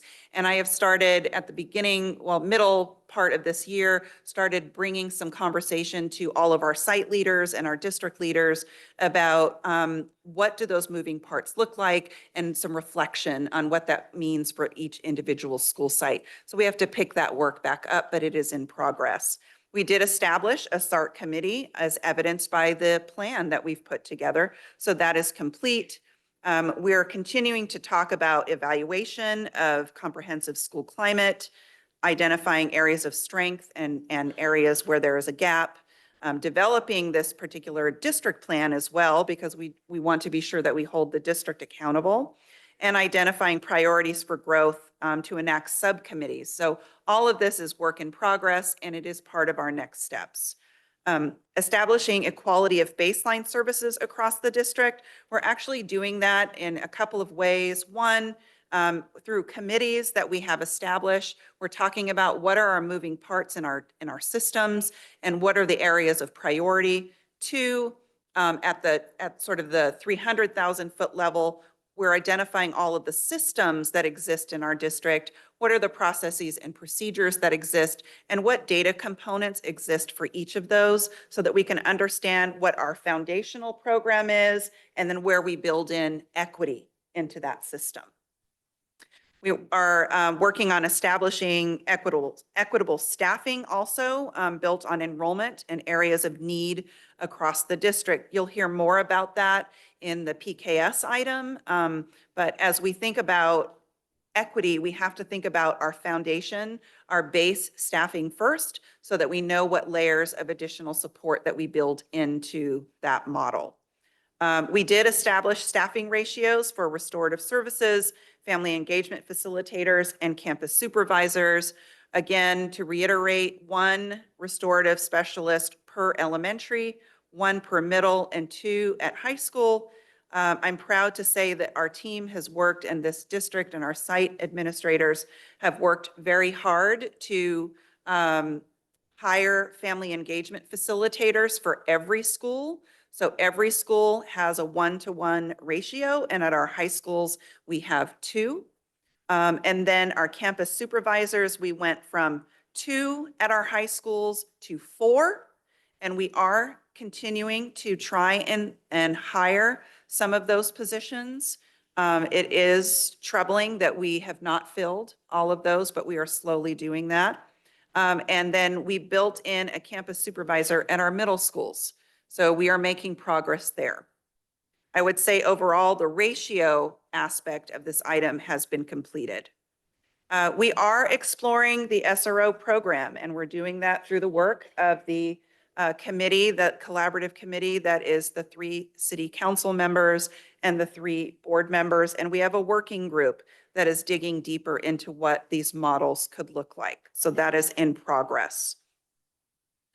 Increasing administrative access and availability through, and then there are specific items here, attracting additional substitute positions through incentives and strategic use. We've been doing that. We increased the stipend per subs. We also, for the first half of the year, I authorized 1 roaming sub to be at each school, so that there would be support at every school site. If there were vacancies in the school day, we would have a sub immediately available to support that vacancy. Designing strategies to address LEA representation of 504 and IEP meetings. This is definitely an area of focus for us, and we're having to dig deeper into our systems and processes to shore up some elements, and so this is in progress. Analyzing administrative student ratios across all grade bands for better site coverage.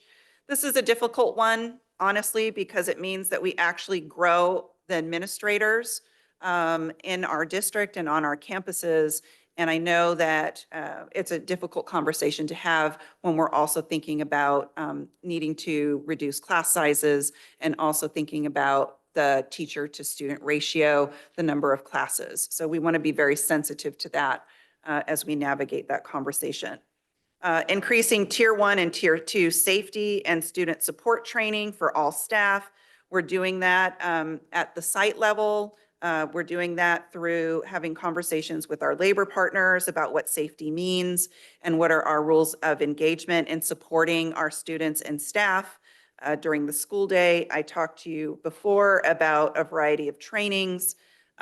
We did offer and we're continuing to offer ARIES training to improve availability of information to our staff, as well as data collection and analysis. So that's ongoing.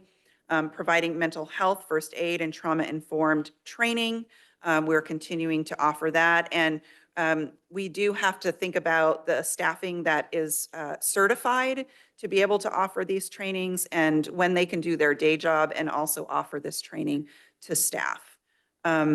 We're looking at restorative practices in circles. I mentioned that before about how we're trying to build more opportunities for that support, and then providing academic re-engagement training strategies and alternative programming options across the district. This also includes after-school programs and summer programs.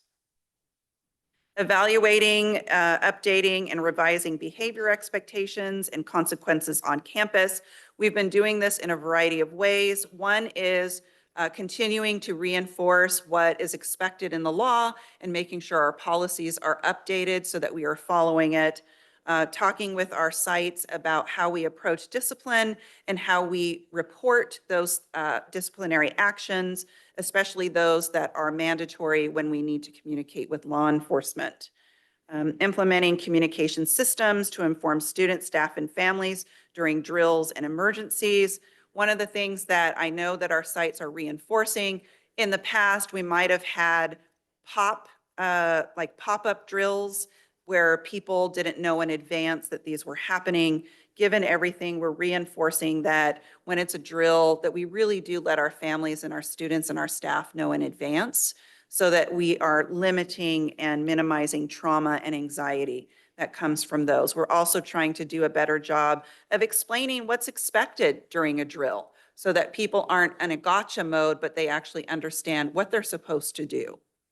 And developing instruction, I already mentioned that. Developing transitional plans for orientation, onboarding of students and community when they transition from one grade band to the next.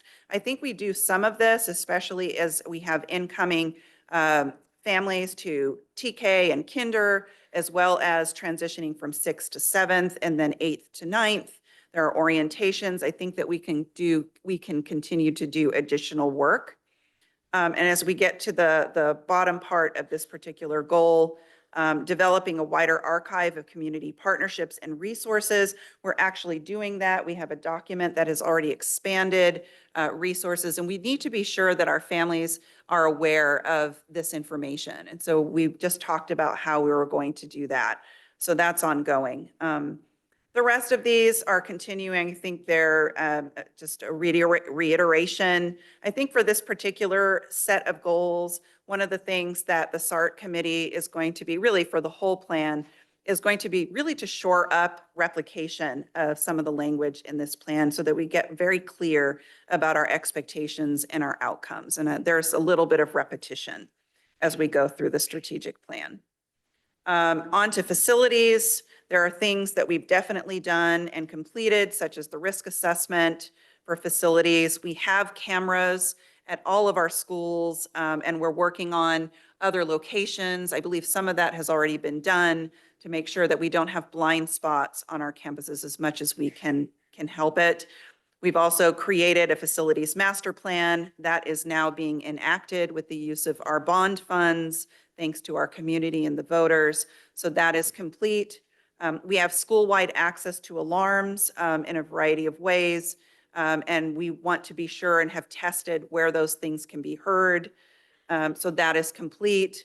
We continue to, while all of the next three things should be seen as complete, we're always finding more ways that we can provide better access, that we can continue to make repairs, and that we can continue to find locations where we may need to add those additional locks. The next section is around aesthetics. Some of this is ongoing. One of these, in particular, the required community service for certain students for beautification. That is something that is a part of future work. We need to identify what that looks like. How do we require that? Who's a part of that, and how do we fund that? A lot of our beautification projects also take our community partners and a lot of volunteers.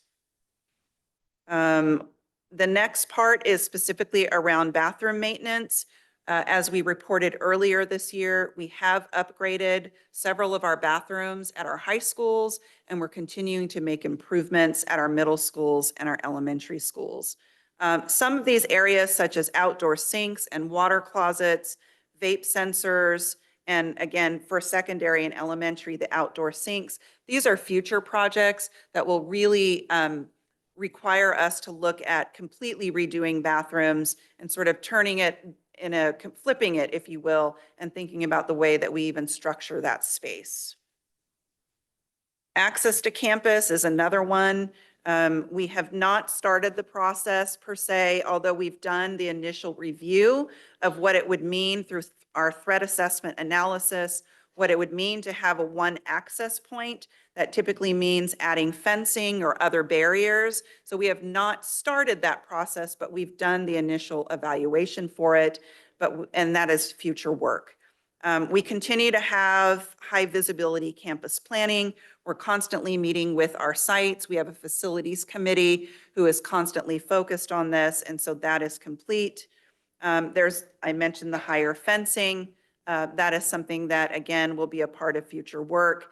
And we're thinking about paint and greenery and things to help uplift the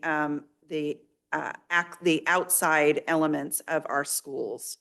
The campus layout and parking, all of these things that are listed here are in progress, continuing to identify, and I think most of our schools do a good job of this, making it clear where staff and students park, having ample spaces, a part of the facilities master plan. We're identifying how we have to build more spaces specifically also at our secondary schools that have more counselors, more restorative specialists, and the need for bigger spaces for wellness centers. So that's ongoing. And general improvements to facilities is ongoing. And those are just repeated for elementary. That completes our facilities pillar, and the last pillar is communication and transparency. I want to give a shout out to our public information officer and communications coordinator, Vanessa Wedderburn, who has been working very diligently on a draft communication strategic plan. That was really born out of the SRCS, this particular pillar. And we look forward to bringing that forward to the board for consideration. Many of these areas are still in progress. I am just beginning the process of identifying student representatives as my final round out of having a youth council. And so we're very excited to build that and have them be a part and a regular voice in the decision-making process. Which will give us an opportunity to get more peer feedback, continue to grow safe school ambassadors, and have more of that peer presence on our campuses as peer support to one another. Community building at each transition level. I talked a little bit about that as it relates to what we currently do through orientations and transitions, and we're going to continue to build those as we go. One of the things that we tried to work very hard on in December was how we continue to allow our students and our schools to shine. And that means that we are pushing out a lot of information that includes a lot of positive things that are happening at our schools. We have amazing things happening at our schools with amazing students and staff. And we want that to really be our message and our story. So we're continuing to navigate that, encourage our sites to highlight that, and we're doing it at the district level. Our crisis response piece to this work is critical, and as we refine how we provide responses in a more timely way, just an example, we've provided all of our administrators with very quick access to already created messaging. So while they're in the moment of an incident or an event that's going on at their site, they don't have to think about what to say. They just need to push a couple of buttons and get that message out right away, which gets more information out to the families and staff in a more quickly and more timely way. We continue to sorry, I'm getting dry mouth now, all the talking. We continue to collaborate with our first responders. We are part of multiple committees where we're able to work with our community-based organizations and safety responders so that we're on the same page about how we communicate and how we navigate events. Lastly is around Parent Square. We are continuing to utilize Parent Square as we navigate feedback from our families. We also know that some of our families are not accessing Parent Square via the fact that it may not have technology or the availability. So we continue to talk about what does that mean and how do we get the word out about things when access is limited with technology. We do have our long-term subs. They already have access to Parent Square, so that's complete. And we're continuing to notify our staff through Parent Square and other systems so that they get information in a variety of ways. And I'm going to stop talking now. I know it's a lot to share, but I did not want to hold anything back as far as our progress right now. And we'll have definitely more areas that will be complete by the end of the school year, and I'll be happy to report on it in a more succinct way next time, but I wanted to give you the full depth and breadth of what this work really entails. Thank you. Thank you for your safety report, Superintendent Trinnell. We will now move on to CSBA report. Is there any report from CSBA? Okay, seeing none, we will now move on to public comments on non-agenda items. I do have a stack of cards here. We will be limiting comments to 2 minutes. So what I'm going to do is, first off, this is an opportunity for members of the public to speak on board non-agenda items, so things that aren't on the agenda today. You will have 2 minutes to speak. I'm going to call 3 names at a time. And when I call your name, go up, and the following 2 people will just line up to be called upon next. So first I have Diego Argenta, followed by Johnny Ardo, followed by Kelsey Vettel.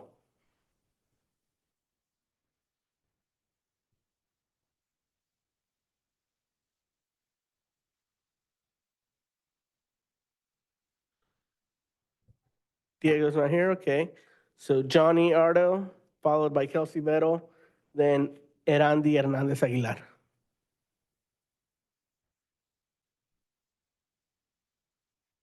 Do we have Johnny?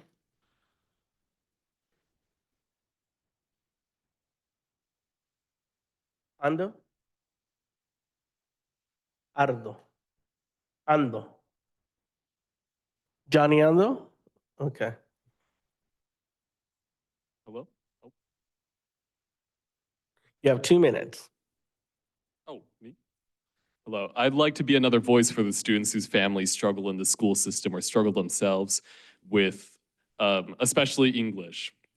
I feel like it can't be emphasized enough how important it is to keep the budget for English language learners, the resources for their families large and usable, because especially for Spanish speakers, the fail rates are extremely high due to the lack of these resources, and it's alarming to say the least.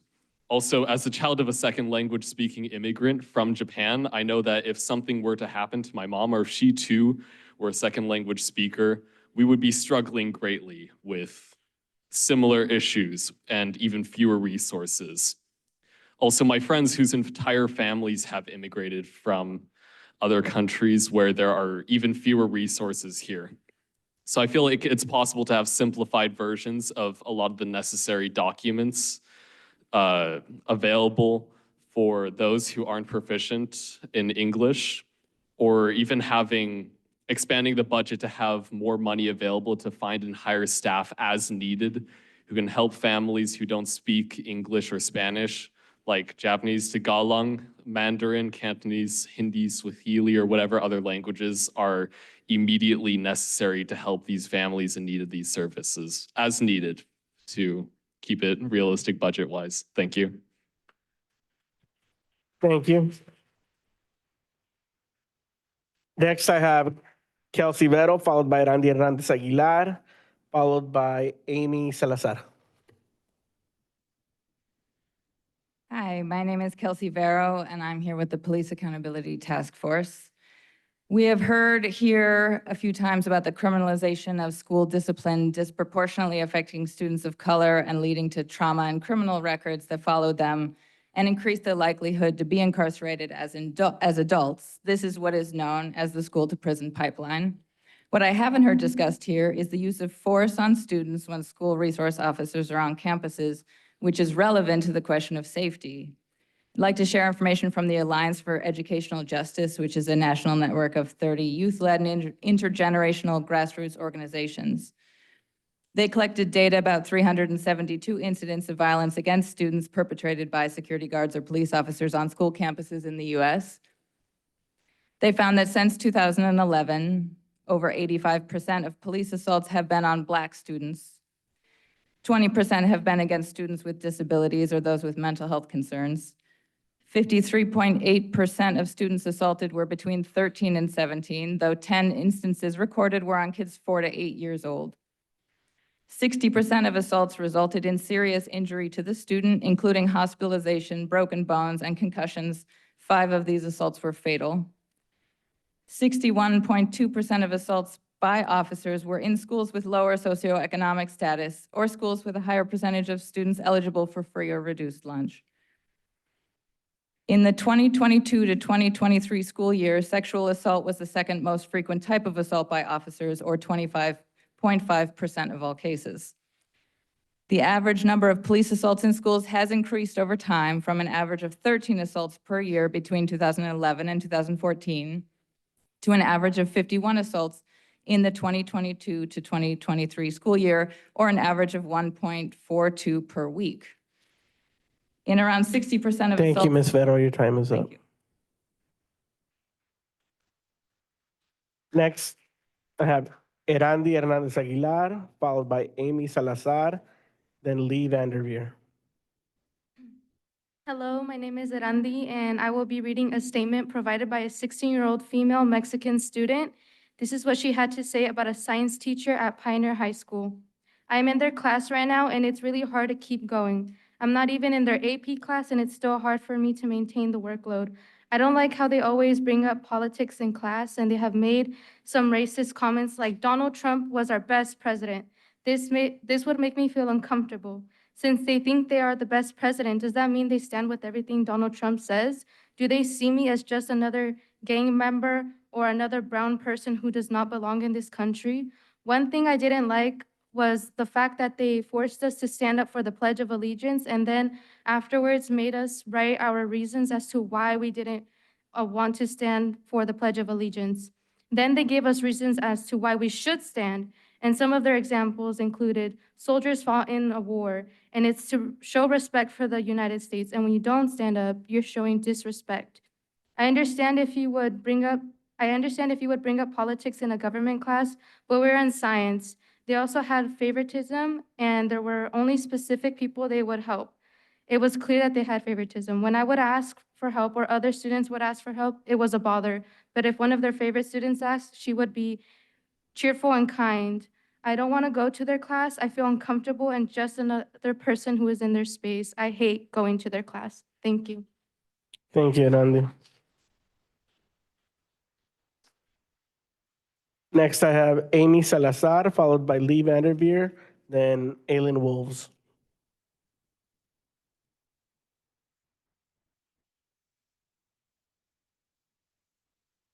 No, Amy? Okay, then Lee Vanderveer, followed by Aylin Wolves, then Jason Farnham. Thank you, Superintendent, and thank you, Board. I appreciate the update was really helpful to know where you all are in actuality on the, on all of it. I am here in solidarity with NAACP and the Police Accountability Task Force at NBOP. And we encourage alternatives to police on school campuses. I think right now I want to, and I'm in solidarity with what Kelsey Vero just said. I want to spend a moment here just to, as a former educator, I just want us to really all wrap our heads around what really the prison pipeline really is, because I think that so many of us don't realize how affected every single person in our community is by that pipeline. Because instead of having your kids or your parents be able to get a job, the prisons will use the imprisoned people for jobs. So that's where we are right now. We have fast food restaurants that are employing incarcerated people. We have incarcerated people taking care of our fires. And the thing is that benefits the billionaires who own the prisons, but it doesn't benefit our community. It doesn't tax them and give us more money. It doesn't make our schools beautiful. It doesn't make our city council actually demand that the parents have a living wage. All the things that would prevent our community from having problems reside in things that are so structural and so systematic, and they include things like how much funding we have. I know I'm out of time, but just imagining that you have to cut the schools because the city council is is defunding you. Thank you, Lee. Your time is up. Next, I have Aylin Wolves, followed by Jason Farnham, followed by Stephanie Taylor. Hi, thank you. My name is Alan Wolves, and I'm a lifelong Santa Rosa resident with 2 boys in elementary school in Santa Rosa. I'm speaking in opposition to the return of school resource officers to the Santa Rosa City school system. I understand that the request to have them return is driven by some specific incidents of violence in schools, but I do not believe that actually having an armed officer somewhere on campus would have prevented these incidents. While the incident at Montgomery High School, where a student tragically lost his life, the altercation happened within a classroom, and even if there was an armed officer in every single classroom, this tragedy still could have happened. SROs have been famously unable to prevent other high-profile tragedies that have happened in schools recently. A 2020 study by researchers at the Godfredson Institute compared schools with increased SRO presences to schools with no increase in SROs. They found that schools with increased SROs saw the number of drug and weapons-related offenses rise, as well as higher instances of exclusionary discipline by administrators, such as suspensions. The study concluded that an increase in SROs did not improve school safety. The school system is being asked to shoulder the cost of these returning SROs. They just do not have the money for this, and I fear that if they are forced to do this, the money will have to come from some other vital part of the education system, and children will suffer.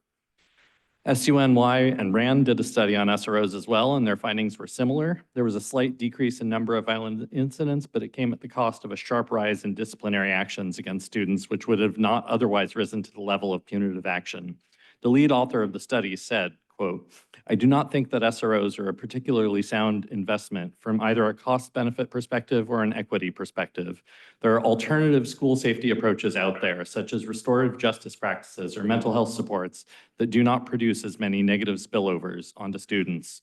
I would ask that these other options be thoroughly looked at instead of considering returning SROs back to Santa Rosa schools." Thank you. Thank you, Alan. Next, we have Jason Farnham, followed by Stephanie Taylor, followed by Jody Curry.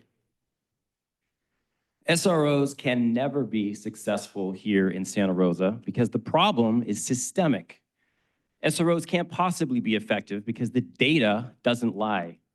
If only we had an SRO that could prove the data wrong. It's ridiculous, I know. If only that person was at Monty for a few months last year, who built relationships with the students, and who was someone they trusted. If only this imaginary SRO was actually an advocate for the students, treating all of them with respect, while at the same time, keeping all of them safe. If only this unicorn SRO was someone whom 94% of the students wanted back after his removal. Someone who made only one arrest during his tenure at Monty. If only that were true, but unfortunately it can't be because of the whole school to prison pipeline argument.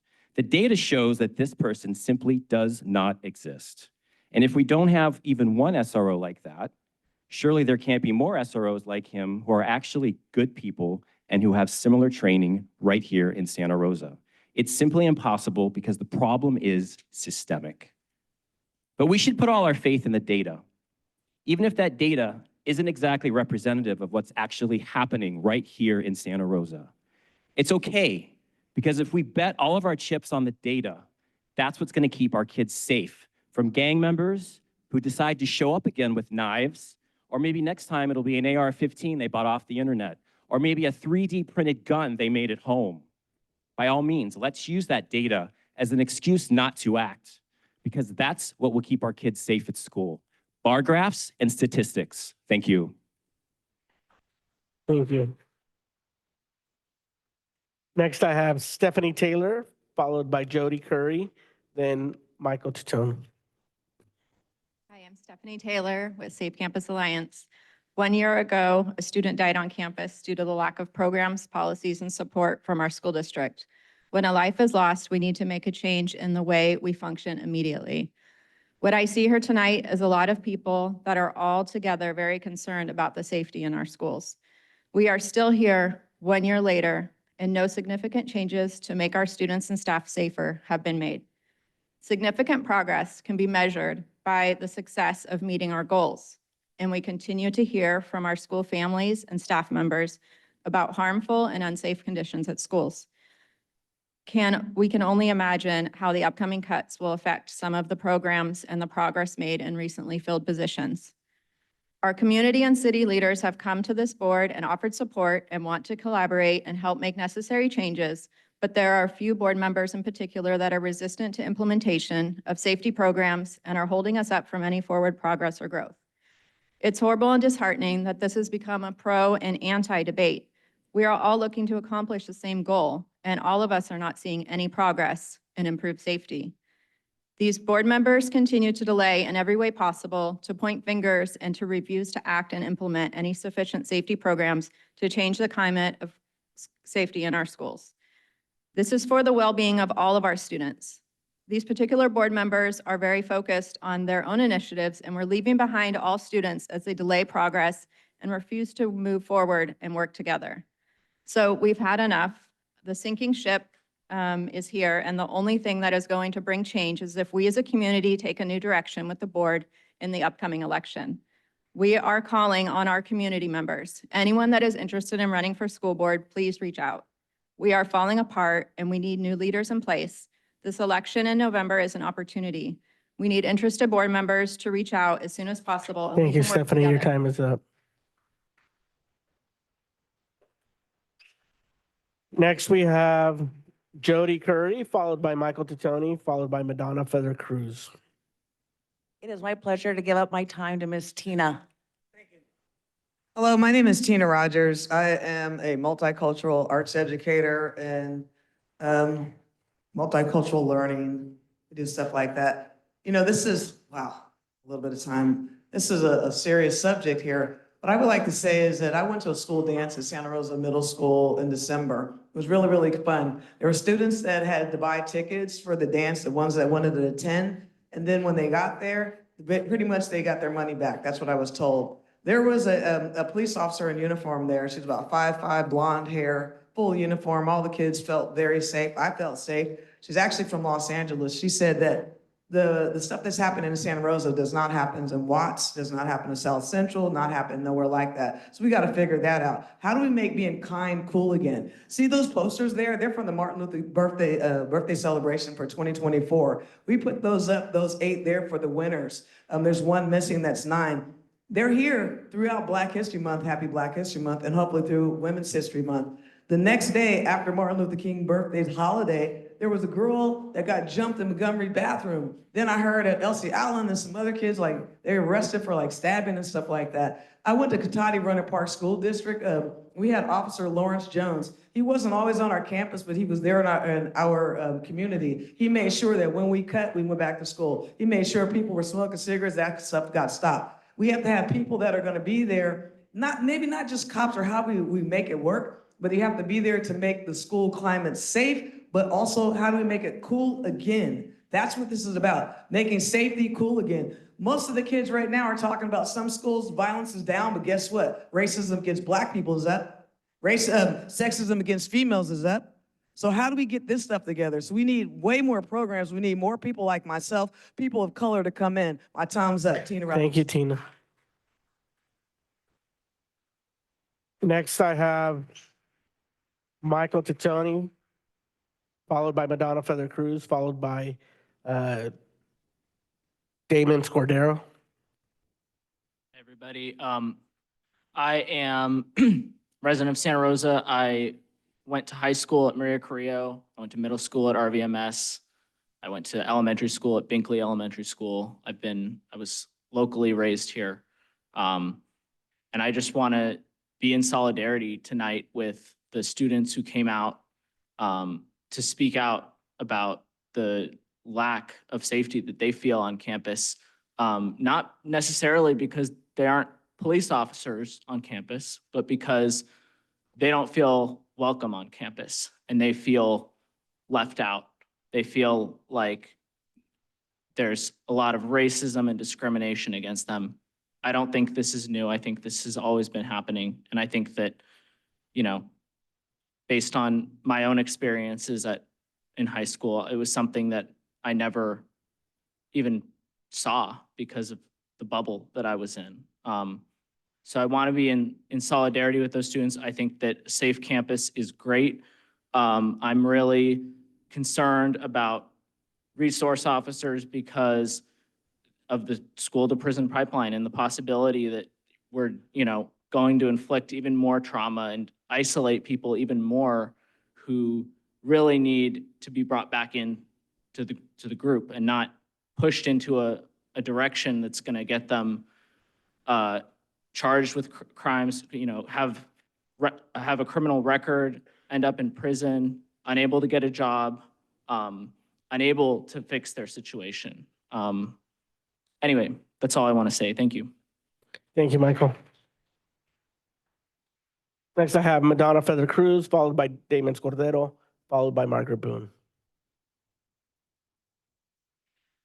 Good evening, relatives. My name is Madonna Feather Cruz. I'm Pomo and Lakota. I want to say how amazing the Big Picture schools in Sonoma County are doing. To further that discussion with Big Picture, you can email Lauren, Loren, at bigpicturelearning.org. No one is getting laid off. Classes are not overcrowded, and they are not building wellness centers. Police are not needed. Neither is the restorative justice. On another note, the Native American honoring ceremony is May 31st at 6 p.m. at Pioneer High. That is open to the public.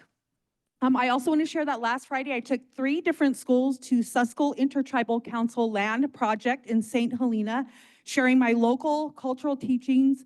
Most importantly, the culture of burns, which is a trade that they will continue to learn, and it hopes that some will work for the local CAL FIRE.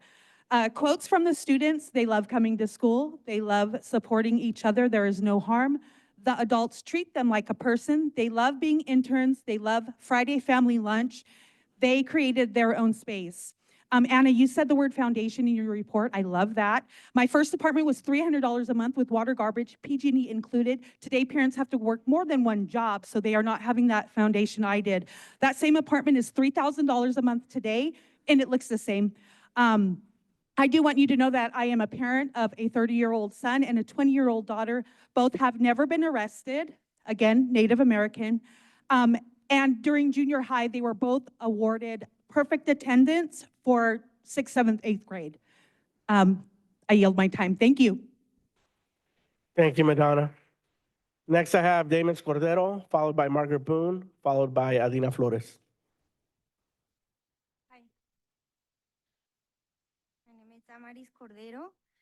And I wanted to talk to our families that will not stop teaching with our example.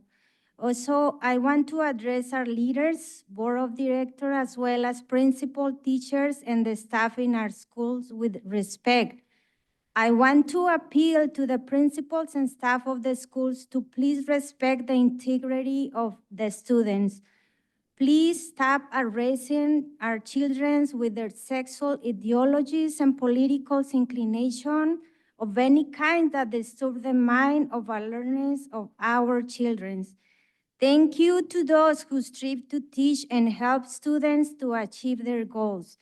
Ms. Tornell, this past Monday, you sent an email letting us know that the board of directors are making a decision to cut off staff from what I consider to be a sensitive issue for the staff that will be affected. The email also informed that 80% of the budget is allocated to the staff. Please, could you evaluate this carefully and take into account to evaluate the position where a lot has been invested and we do not know how this will impact the benefit, the performance for our students. I want to ask you, why do you invest in paying salaries to the staff who do not attend the workshop? I also thank you for your comments at the last special meeting when the district unification was discussed. I appreciate those who support minorities, where many of our students are receiving the source, they not receiving the sources they deserve. Unfortunately, there are short-sighted districts that violate the right of our students. Ms. White mentioned that we need 25% vote from each side so please listen to our testimonies and allow us to participate and Thank you. make this possible. Thank you, Ms. Cordero. Time is up. Next, I have Margaret Boone, followed by Adina Flores, followed by Diana Olivares. Good evening. In the years leading up to last March, teachers at Montgomery wrote to the board and the district countless times, telling them we needed help, telling them things were getting progressively worse with each passing month. October 2022, things seemed to hit a crescendo. Multiple teachers reached out telling you we had a situation on campus so dangerous that someone could have died. No one listened. The following March, someone did die. We thought that would be a wake-up call, but little has been done. A year later, what we've done is listen and talk, create committees and hire consultants, post positions that aren't all filled, past plans to plan to do things. It's not enough, and it's moving too slowly. At the last board meeting, we were still debating the efficacy of interventions. The time for that has long passed. All voices do deserve to be heard, and what people are saying is important, but it's long been time for action. If you don't want SROs, do something to keep us from needing them. If you do want SROs, move forward on that. As it is now, we keep having issues. You don't want a school to prison pipeline, that's good, but that's what we have now. We have cops coming on campus and taking kids away with gang enhancements because we haven't done anything to help the kids who are struggling now. Those kids have become victims of our broken system. It's time to stop debating and start acting. I also want to say I appreciate the students here standing for trans lives. We should support that by, at a minimum, putting up pride flags at all our schools year-round. A beautiful child was murdered at another school, and we need to do whatever we can to say that kind of bullying won't be tolerated in our district. Thank you. Thank you, Margaret. Next, I have Adina Flores, followed by Diana Olivares, followed by Omez Zuniga. Good evening. I am growing very tired of the political narratives pushed by the school board. The layoffs this evening are absolutely unnecessary. This is not the fault of the staff. If Superintendent Trunell ever was to speak her true mind to the school board, she'd lose her job just like I did as your executive assistant. It is disgusting to me that you invite your nonprofits here that you're all affiliated with to push these political narratives.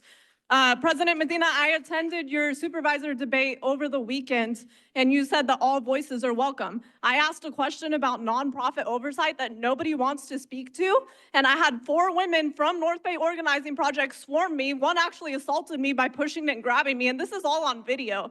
It's disgusting. How are you going to push these political narratives when you are personally profiting? We talked about Made in Santa Rosa Foundation during the safety committee presentation. I've been asking to see the financials for that nonprofit for over a year. It was auto revoked with the IRS. We have the current superintendent, former superintendent Kitamura, Mr. Hernandez, who is the president of Sonoma County Office of Education, the former board president of this district, Joe McCormick, all on one board together with major sponsors, the County of Sonoma, Ms. Dela Cruz's employer, Sutter Health, Mr. Sheffield's the regional government affairs manager. So why after a year can I not see those books?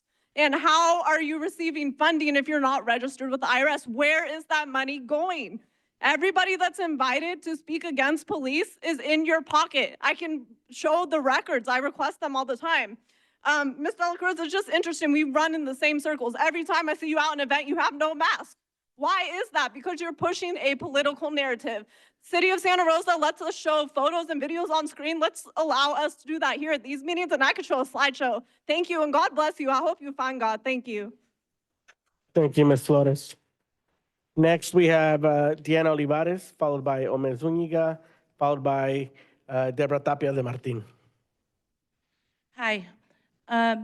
School board meetings are perfect times for parents and community members to speak up. My problem with that is that when we see certain agenda items come up, we also see certain nonprofits show up. They show up not with all students in mind. They show up and encourage students to show up with only their nonprofit's agenda in mind. You will notice that they show interest on subjects that fit their own nonprofit mission and values. I have a problem with this, mostly because it creates political theater at these meetings. As a result, not many parents show up anymore. Parents are discouraged, teachers are discouraged, admin are discouraged.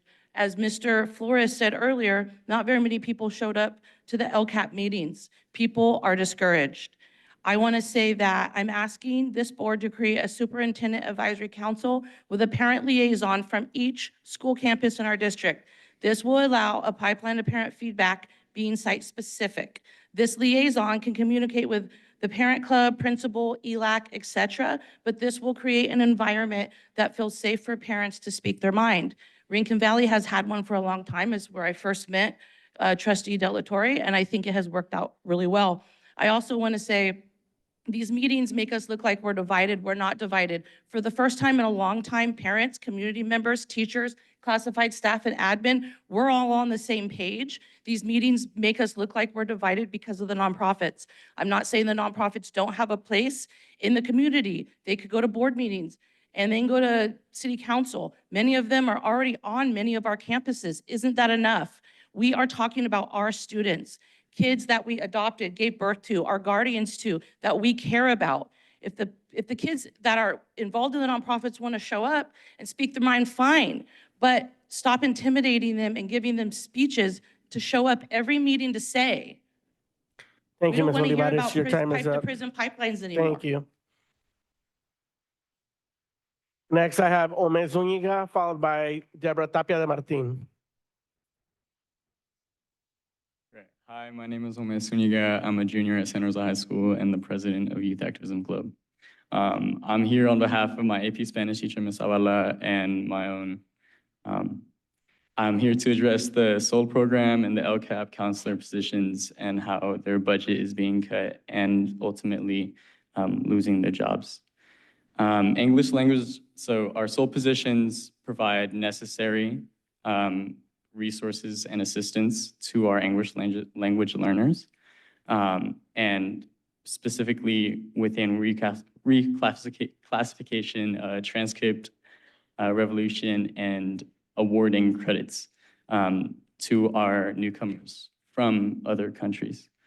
And I have friends that benefit deeply from these systems and will be directly affected when we lose our SOL program and our LCAP counselor, Mr. Dino Balaghini. Sorry if I botched that name. Defunding and ultimately removing these systems will put students inherently at risk and students that need these positions, and we don't want to do that. And they need to acclimatize to our systems in order to to prove successful. Thank you. Thank you. Next, we have Deborah Tapia de Martin. Hello, good evening. My name is Deborah Tapia de Martin. I have children in the district. I just wanted to say thank you after that safety report because it shows that, in fact, indeed, there are a lot of changes that are happening for the security of our students. And I didn't want this night to go by without acknowledgement. It may seem like very little things, but in fact, it was very thorough. It looks and it shows how all the money and all the resources are being put in a multilateral way, multifaceted. And I think you guys are doing a great job. And I feel like there's always need for encouragement. And just by looking at that safety report, it gives me hope. It shows me that a lot of things are being done, maybe not what a lot of people present want, but we really need to create a very strong root system in order for all the schools to feel that safety that we all need. So I really wanted to highlight that and thank you. I also wanted to add that it might be just a good idea to think about trade schools in the high schools as an alternative way of education, because I know a lot of our students that do not learn the same way will benefit from that, and that might aid into just making a better, more wholesome environment. And just keep doing a good job. Thank you. Thank you, Ms. Tapia. And that will conclude public comment on non-agenda items. We will now be moving on to item D. What was that? Item D, F4 or F3, yeah. Let me get my agenda back up. LCAP mid-year report. Thank you, President Medina. As the team gets organized here, this is a requirement now that is ongoing, that we provide an LCAP progress report on how we're doing. And so I'm going to hand it over to our team here, Lisa August, our Associate Superintendent of Business Services, and Dr. Roderick Castro, Assistant Superintendent of Educational Services.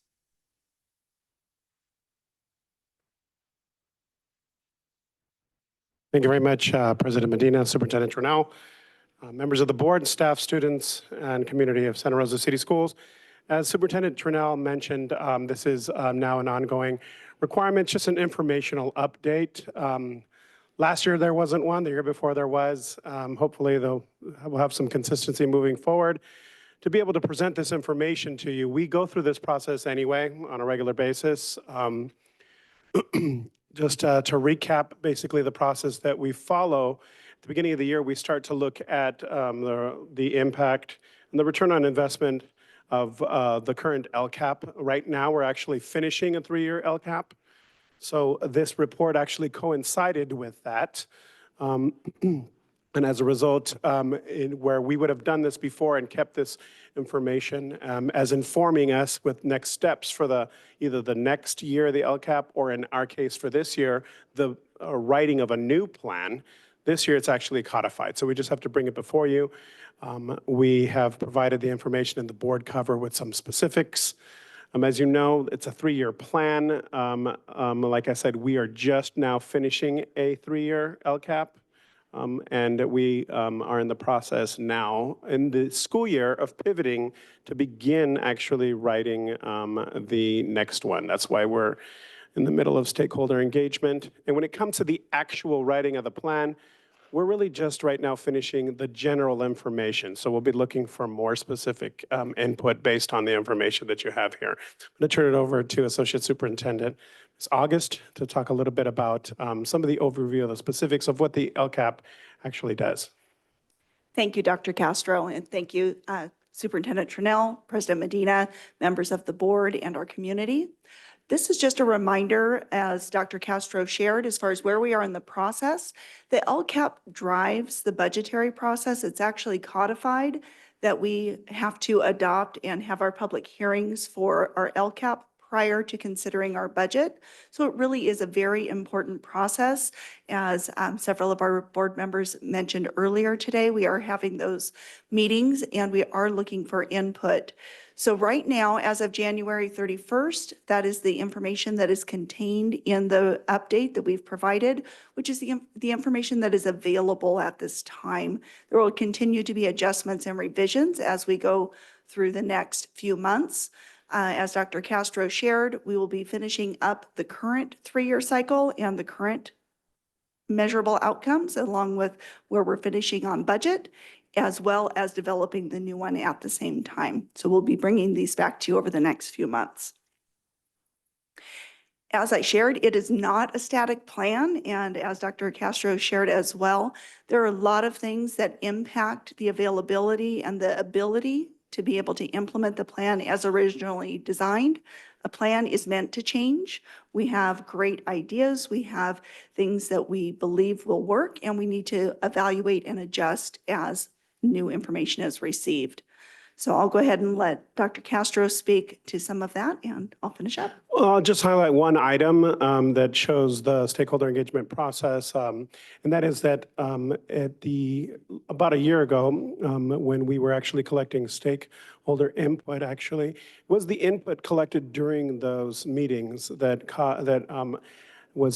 influenced us and was very informative with respect to making some changes on how we were going to use LCAP funding and LCFF resources to add additional staff to campus, like restoratives and SBTs and the rest of the individuals that you know at the end of the year. We added as a result of the needs of the community right now. So that's one highlight, and that's an example of how actually we pivoted based on our stakeholder engagement that we gathered through all the different meetings that we had. So one thing that I do want to point out is that where we have a budget, a planned budget at the beginning of the year, depending on the different resources that are available or different requirements, needs of students, or availability of staff, those budget amounts may change. So one example are the expanded learning programs. So while that is listed in our LCAP, the funding is actually a combination of several things. It's not only our LCFF, our supplemental and concentration funds, but it's also our expanded learning opportunities program funds. And so that's why that one in particular shows a larger amount, because we've been able to expand services, and it encompasses more than just those base funds. So we are changing our way that we're providing this information in order to try to be more transparent with how the funds are spent across different resources and how they marry together to provide programming.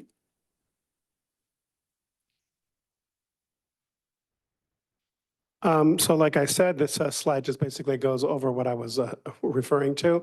We're going to continue to gather stakeholder input and then now begin the actual writing very soon in the next couple of weeks for the next LCAP 24 through 27, continuing to look for input from our stakeholders and bargaining partners. And as I shared, we will be going through our next cycle, which has to do with our public hearing, our adoption of the LCAP, and then the budget. I can't stress enough how important it is that we receive participation from stakeholders in those budget and LCAP meetings, because we are sharing in that, not just a big picture, here's our, we have some that are really about what's your feedback for goals, but some of it is informational as far as how our budget works, what the different resources are, what is restricted to be spent in only certain areas versus what we have flexibility with. So really, it's very important. We welcome participation, and I know that Dr. Castro's team is getting the values input, so what's important to people right now, and then I believe we're going to be planning a third round of input sessions that will specifically address some of the items that may go into the LCAP and look for some further direction. Okay, as was mentioned in the board cover, this is an informational item, but if you have any questions, we're more than willing to take them. Go ahead, trustee Sheffield. Thank you guys for the update. I wish that we had this earlier because we had a packed room when you had mentioned in the next steps, the stakeholder input sessions and need for participation. For folks that are still listening, here you go. If you want to find a way to be engaged, to really dig in and see what's going on in the district, this is it. This is really, the totality of it. I'm just wondering if you could share with us the steps that we're taking on outreach and trying to get more input in this process. One of the main things that I switched up this year, I did two things actually. And it's one of them with respect to reaching out to our families is a reimagining of what our translation unit does. And it's like one individual, but we're trying to bring on board several individuals or pull from like our family engagement facilitators to actually change the way that we support families from translation to interpretation and engagement. That's the way I've worded it. So basically having opportunities where instead of just like at board meetings, you hear translation, but when we have these groups with us, it's like a prime opportunity to get them, to empower them. So what we do is we actually have one or two family engagement facilitators that will sit with them in conversation. And these family engagement facilitators have a very specialized training that's not just in translating the language, but actually understanding the terms that are involved with, edukeys or whatever you want to call it, all these different, acronyms that we have, so that they're not just hearing, but they're actually understanding. So we've set it up at table, so we actually, parents are gonna be more willing to actually come and understand what's happening, not just listen to people talk about money and acronyms, right? So that's one of the main shifts that we've made this year with respect to how we're trying to get people to come, because not only is it an issue of getting people there, but having them meaningfully engaged. So that's been a major push for us this year. And I really want to thank all the family engagement facilitators that have been involved in that process because it's made it more meaningful. Next, with respect to how many we're actually getting, that's an ongoing issue. And so one of the things that I instituted was that I asked the schools to actually hold their school site council meetings at these LCAP meetings. So actually bring them and make that an actual meeting. It was my misunderstanding from previous opportunities that I had in other districts that the membership for SSCs and ELACs overlap oftentimes. It's not a convention that I necessarily like, but I kind of taken for granted. And I was really actually, I appreciated getting reminded that I should actually call ELACs out specifically separately. So we're doing that as well. So that's one of the other things that we're doing with respect to actually getting more meaningful involvement is actually creating a structure where we're not just saying, parents come, please, and become involved in this conversation. I'm asking principals to actually bring their councils to the meetings that we have. And that's actually, I don't even know, tripled, quadrupled the number of individuals that are coming to this meeting. And I'd like for that to take traction and be able to move forward with that designs. That's a couple of things that we're doing. Open to suggestions, parent engagement. It's not parent involvement for me. Parent engagement and empowerment is something I believe really strongly in, and we continue to work on that. I would also like to add that we are looking at ways to further or more deeply engage our labor partners in development of the LCAP as well. So we are looking at how we do that a little bit differently and engage them earlier. Actually, in some of the writing sessions that we have, we will be extending that invitation. Could you provide more insight into the writing and evaluation? Who's involved with that? Are teachers involved? Is it just district office staff? Who's involved? The writing of the document. So we have a regular standing meeting every, I forget what day of the week is, but a standing meeting that we come together as a team in educational services, and then we invite people in throughout the writing process, whether they be from another department or a stakeholder group, and that's what we're going to be doing moving forward. That's how we actually write. Now, this for me is going to be the first writing experience because we're finishing a document. So what we were doing last year was revising and making edits to an existing plan. So this is going to be a little different. So we look forward to suggestions on how to make that more inclusive as well. But there is a difference, right? We're looking at a plan that was already written and making changes. Now we're actually writing a new one. I think I'm more particularly interested in our represented groups, the unions and their involvement in it, if that's a coordinated effort, and not just with the writing, but also what's the evaluation process, and are they a part of it or not, and how does that work? So in the past, I only have 1 year to look back on, but in the past, based on a number of things, I agree that I think we actually received input a little late. When it comes to the evaluation, though, we set up last year a whole series of sessions just for metrics in a completely different document and went through each goal and each action item to establish that they would be able to be cross-referenced to a metric. And then we gathered qualitative and quantitative data depending on what was most appropriate for that action for those.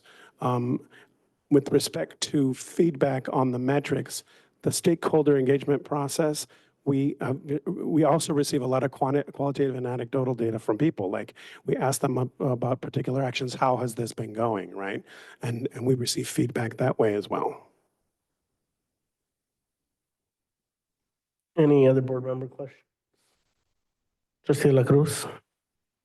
I really appreciate the recognition that this is an opportunity for a little bit of a new plan, and I understand that we've got these kind of state standards to meet, right? Like about 8 of them, and then we figure out like what is our local, additional sauce that we're putting in there to make it special and reflect us.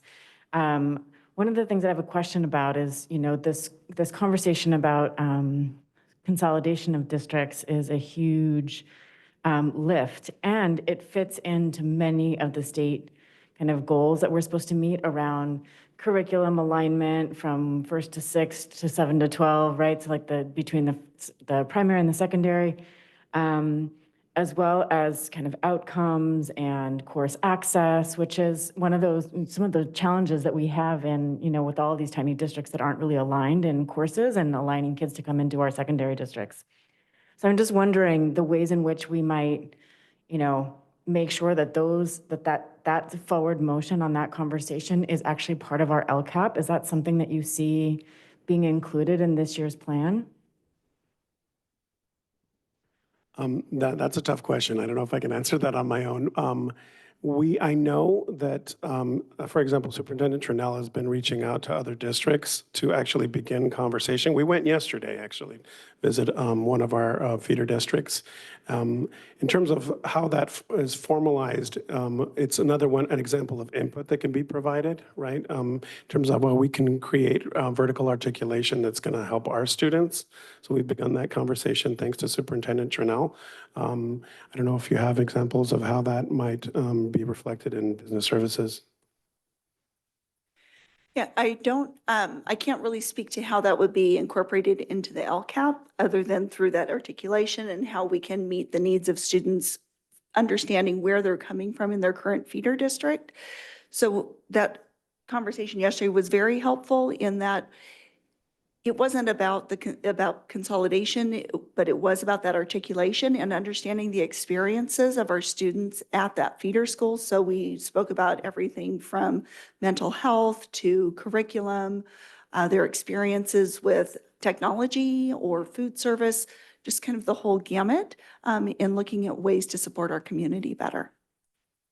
Thank you. And then just following up on the conversation that you were having with Trustee Sheffield, student and family engagement are key parts of the state expectations that we meet. And so in many ways, how we write the LCAP and how engaged our parents and families and our students are in this process is like exactly what it is that we're being asked to address in the LCAP itself. So I really appreciate the focus on engagement, both for the creation of this plan as well as for meeting state standards.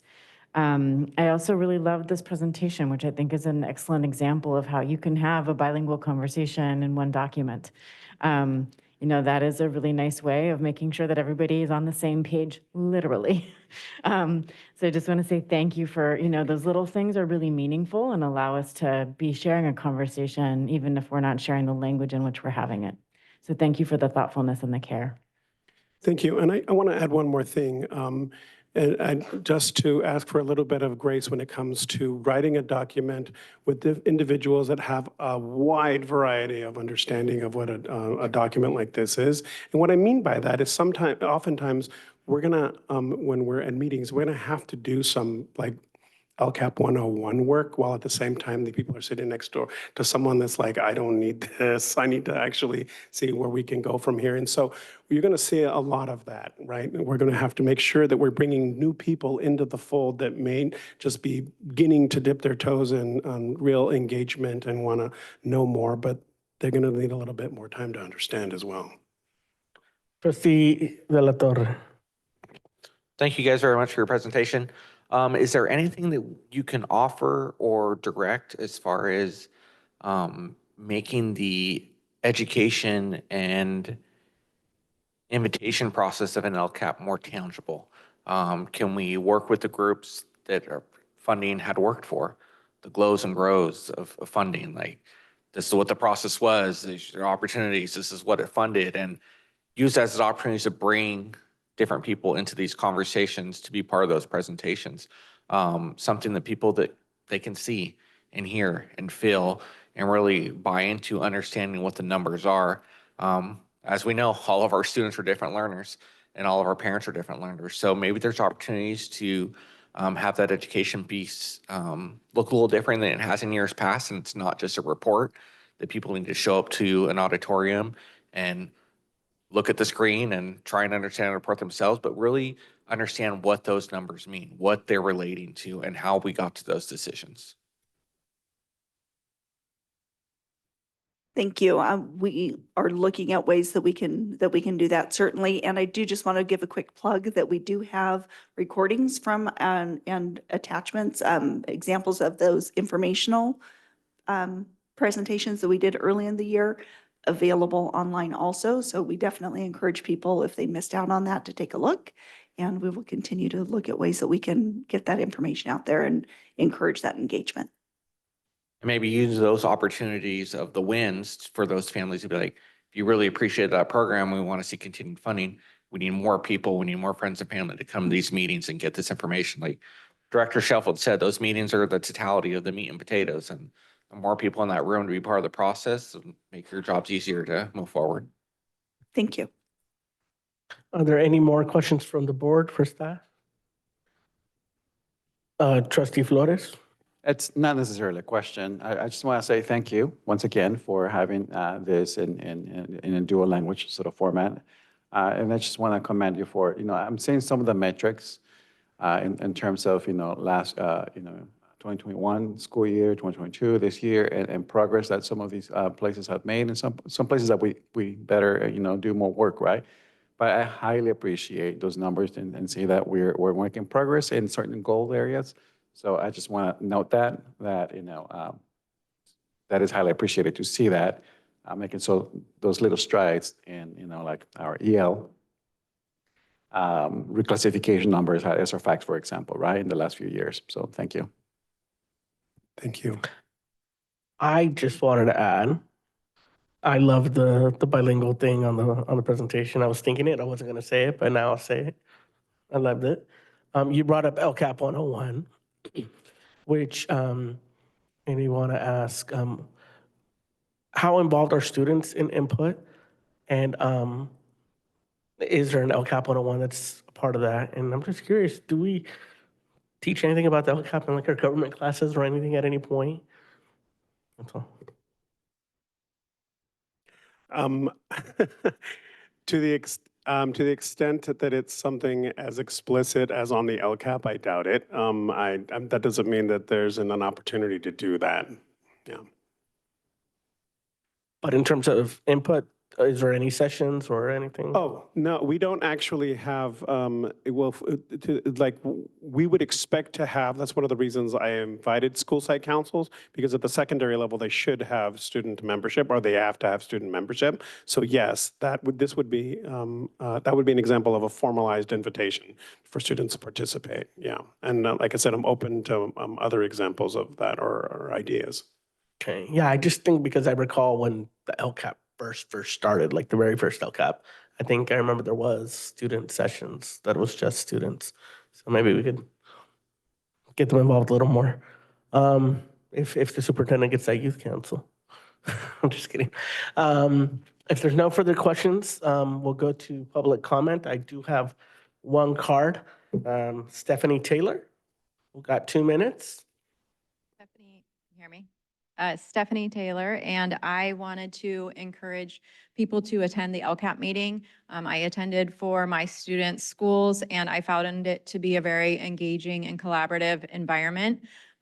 We got together in groups based on our school site, and it included teachers, other parents, and administrators from the school. And the district did a really good job breaking down for us the different topics and then asking questions that we were able to discuss together to offer solutions. And it felt like a really open conversation and dialogue. And then each school had an opportunity to share their ideas. There was a table too for translation services. So they worked in their table in their first language, and then were able to have a presenter to share their ideas. So it was a very collaborative environment, and I felt like it was a great opportunity to hear from teachers and people that are on campus, their ideas around all the different topics, including safety and engagement and education, things that I learned a lot of good ideas, and then we were able to share. So I encourage everyone to attend, and I believe there was a Zoom option as well as an in-person and different times, so please look into that. I think it's a really great opportunity. Thank you, Stephanie.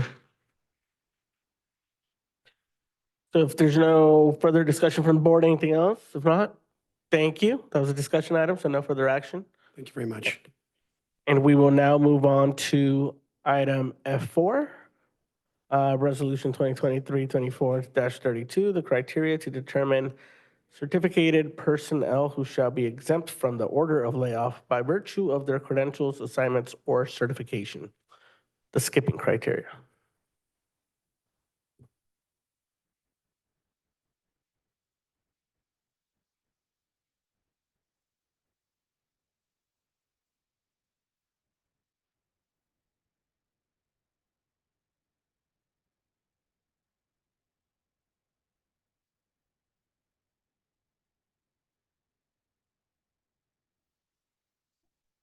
Sure.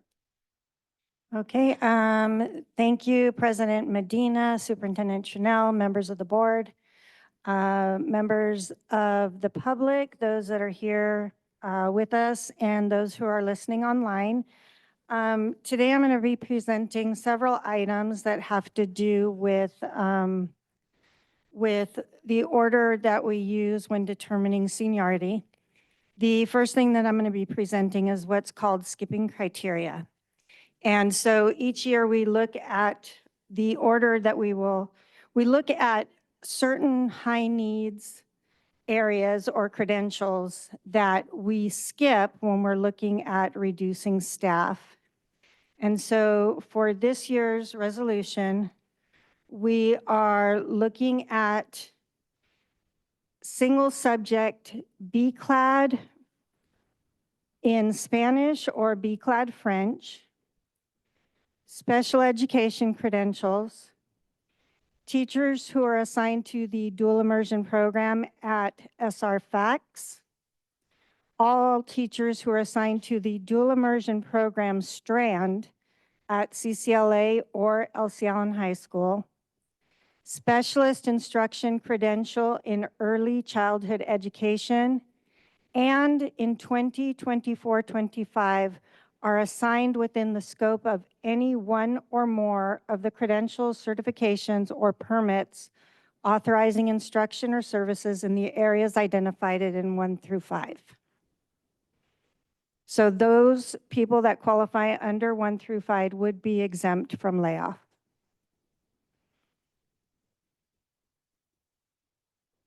Go ahead, Trustee Flores. Okay, so it says single subject Spanish, right? Oh, be glad. Okay. Never mind. Trustee De La Cruz. Thank you so much for the presentation. Can you talk a little bit about the distinction and certification that is required for immersive teaching, the BCLAD, versus folks who are focusing on EL services, whether it's, at a kind of TOSA level, an EL specialist, EL SOLs, because I know that that's a subject right now that a lot of folks have a lot of feelings about. So just would love to kind of understand the distinction here between those kinds of certifications and areas of focus. Thank you. So a BCLAD credential allows you to teach in a specific language. So as part of a dual immersion program, you're able to teach. If you have a BCLAD in Spanish, you can teach in Spanish. If you have a BCLAD in French, you can teach in French, as opposed to a credential that allows you to teach English language development. And that is actually a supplemental authorization that you get along with your main credential. And is that that additional kind of piece on top of the credential, is that what is required for all folks who focus on ELs? That is actually required in California for all credential holders. For all credential holders, regardless of whether or not you're focused on ELs versus? Yes, in order Immersive to clear programs. your credential in the state of California, you must have an EL authorization. And is there a way here also of including any focus on Title I schools, or in schools in certain geographies, or in schools where certain demographics kind of tip the need for kind of being prioritized in terms of having resources stay within those schools? So the skipping criteria specifically addresses credentials and holders of those credentials. It does not address where the resources are placed. So allocation of resources or allocation of teachers to a specific site is independent of the credentials. And is there a way for us to understand the impact on the district, across the district? What sites, what kind of teachers, like what's the spread of what the impact of this resolution will have on some of the difficult decisions that are before the board? One impact that it will have is, one thing that is good is we have more new teachers coming with BCLADs. That is one nice thing. Also, we have some difficulty in recruiting special education teachers, and special education is one of our skipping criteria that will also be of benefit to us. But it really helps make sure that we're making cuts in the right places and that we end up with the staff that is credentialed appropriately to teach the students in the areas where we need. If I can rephrase,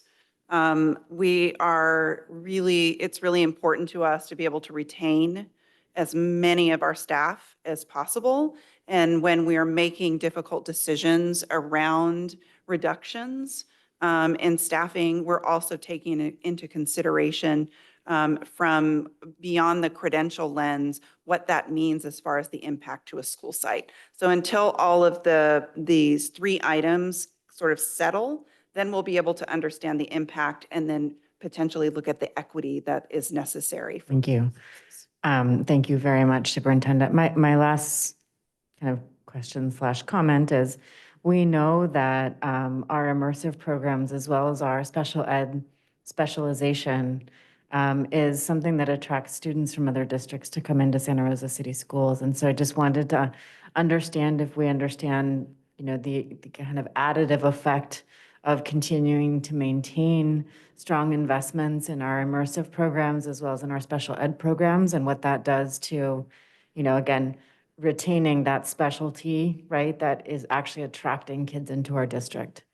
Do we have any of that data about the impacts of understanding what reduction in force, I know that's a technical word, sorry, but what not having some of these resources in these essentially magnet programs would do to our district? Can I invite Mr. Mazzara, our Executive Director of Special Services, to share a little bit of information about that?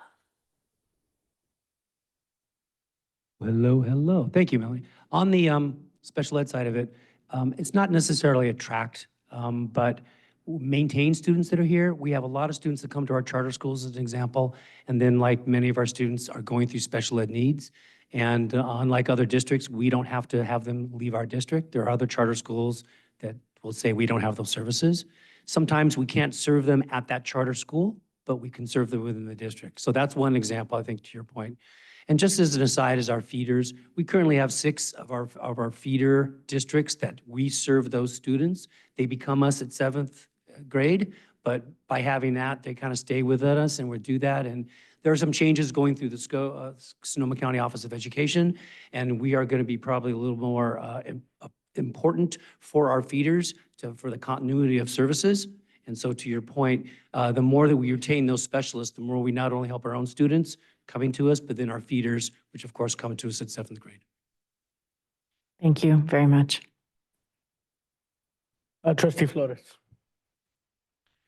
Yeah, usually we also see science and math and this in the skipping category. And I also noticed that, in the upcoming, F6 item, we're seeing some, reduction in that. Could you talk specifically as to why we're not including math and science, especially since it's been an ongoing issue? I just want to hear this in an open forum as to why we're not keep skipping those. So thank you for the question. I'll answer that question. So traditionally, we have included science and math, and in general, Spanish as an example. However, in past years, we have had a very difficult time hiring into those positions, and that continues to be an issue. However, based on the reductions that we need to have, when we look at the number of sections that we have versus the enrollment that we have identified a few sections of math and science and non-B-clad Spanish that are also necessary for us to consider. And so because we have the ability to decide what our skipping criteria includes, and in consultation with our attorneys, we removed that language from the skipping criteria. So the issue I have, and probably you'll answer this question, is that, what we see in the past is that we do this, right? And then comes the fall and we are short teachers. And especially in math and science, right? And these hard to fill positions. So I just want you to know that that's my worry, right? But it sounds like you've done an analysis of the sections allocations versus the staffing ratio that we have to decide the allocation of the FTEs that we have, right? That is correct. Any other board questions? If not, I do have one public comment card, so I'm going to call for public comment. Adina Flores, you will have 2 minutes to speak on this item on criteria skipping or skipping criteria. Is she here? Don't see her, so we'll move on. Comes back to the board. For either discussion or for a motion.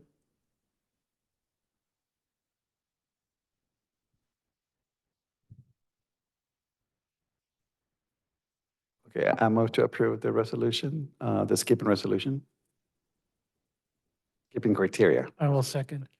Moved by trustee Flores, seconded by trustee Sheffield. Is there any discussion, board? Seeing none, let's go to the vote. Student Board Member Rao. Aye. Trustee Flores. Aye. Trustee Sheffield. Aye. Trustee De La Cruz. Aye. Trustee McNally. Aye. Trustee De La Torre. Aye. President Medina. Aye. Thank you. So now we will move on to item F5, the resolution 2023-24-33 to adopt seniority date tie-breaking criteria to determine the order of termination among certificated employees with the same date of paid service. And you have the floor. Okay, thank you. Once we have used our skipping criteria and we are forced to move to reductions, we often come across teachers who have the same seniority date based on their first date of service. And we need to have a system that we can use that assigns value to different criteria in order to determine which staff would be ranked more senior than another. And so this skipping criteria is used with points assigned, a point value to each item A through F in order to determine tie-breaking criteria. If there is an instance where even after using A through F, there is a tie, we would then use a lottery system to determine the teacher that would be reduced. Board questions? See none. Have no public comments. So it comes back to the board for a motion or for further discussion. I move to approve the resolution to adopt seniority tie-breaking criteria to determine the order of the termination among certificated employees with the same date of service. I'll second. Moved by trustee Flores, seconded by trustee Sheffield. No discussion. Let's go to the vote. Student Board Member Rao. Aye. Trustee Flores. Aye. Trustee Sheffield. Aye. Trustee De La Cruz. Aye. Trustee McNally. Aye. Trustee De La Torre. Aye. President Medina. Aye. We will now move on to item F6, resolution number 2023/24-42, reduction or discontinuance of certain particular kinds of services for the 2024-25 school year. I would like to welcome to join us down here at the table, Greg Medici, who is the Deputy Superintendent of Business Services for Sonoma County Office of Education, and Sarah Lampenfeld, Director of External Fiscal Services for Sonoma County Office of Education. Thank you for staying with us this evening and joining us for this item. We're actually going to start with Greg and Sarah, and I will pull up some slides as they will kick us off. Does it matter which one? Should I open the Google? Does it matter? Whatever is easiest for your system. Okay. Thank you.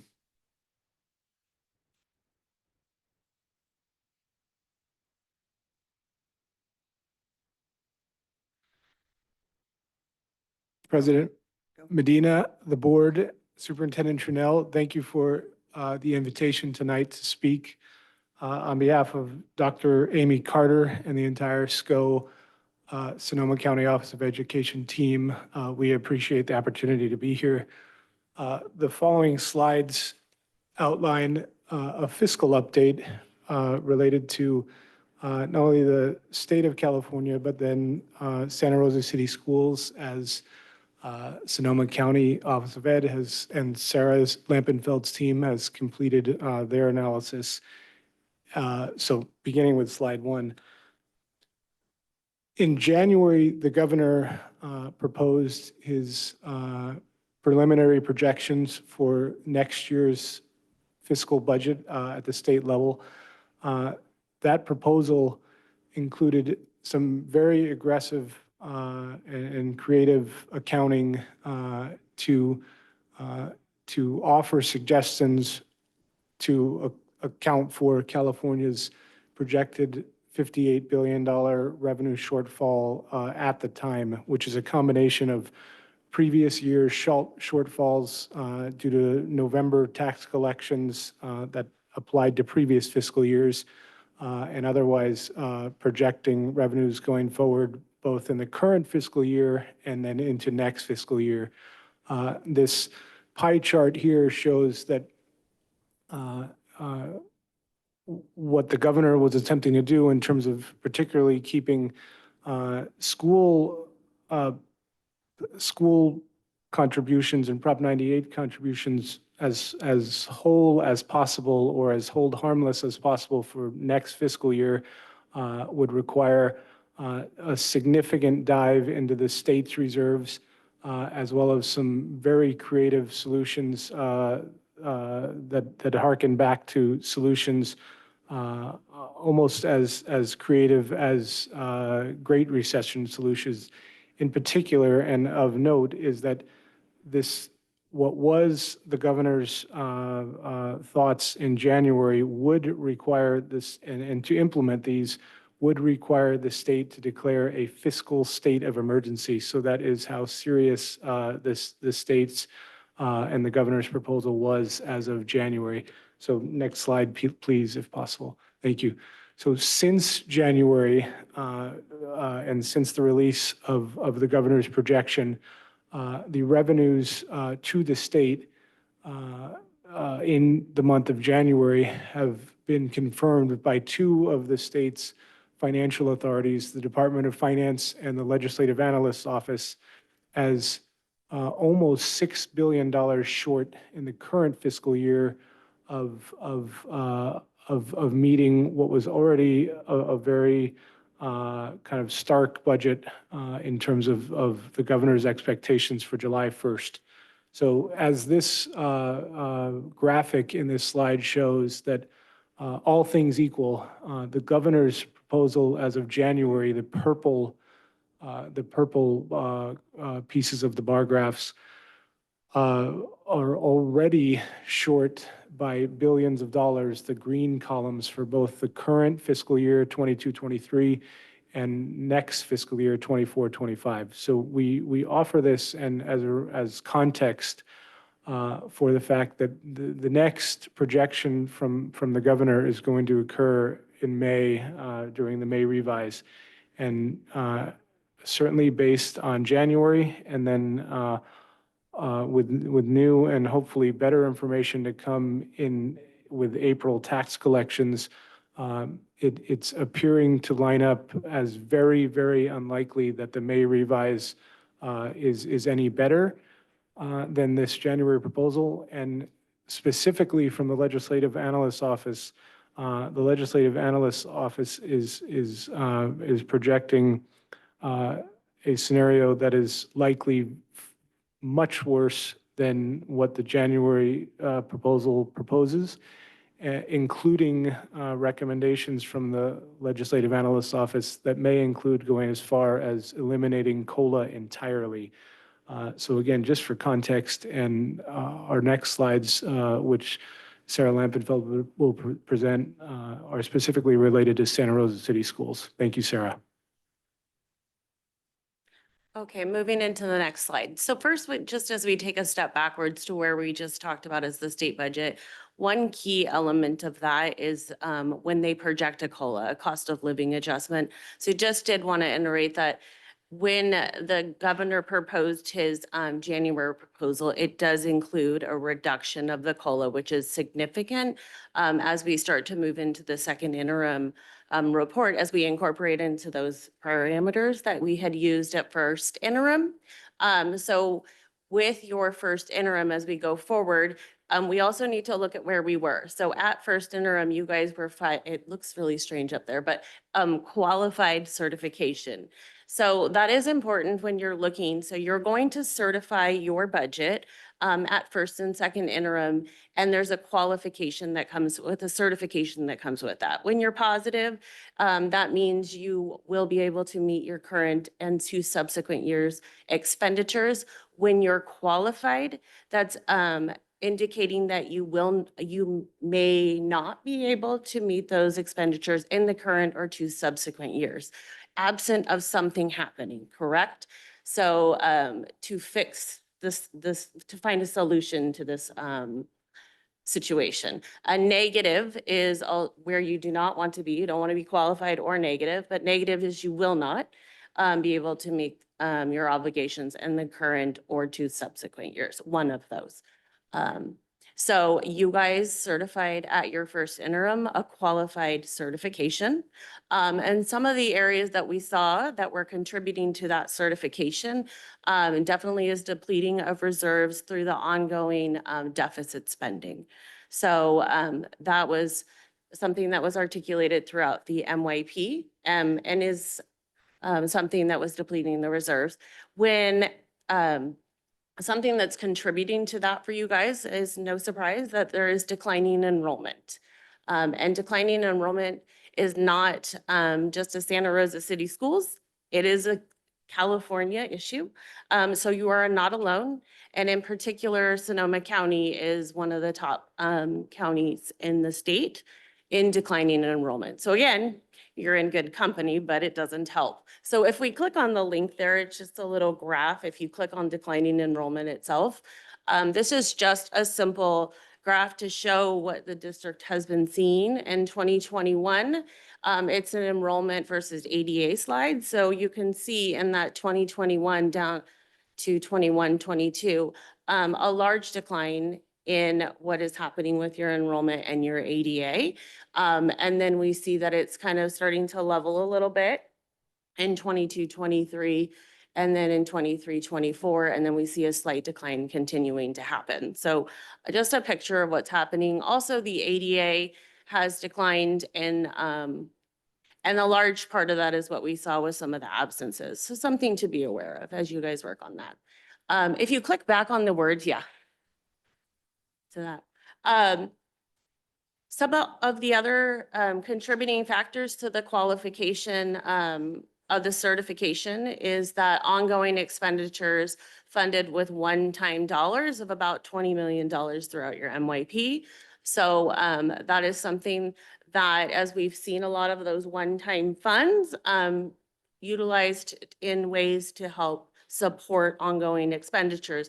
And through that, as you start to use those dollars and they start to expire, that means that you have to reevaluate how your MYP looks or your expenditures and see if you can support those funds ongoing or if reductions would need to be happening.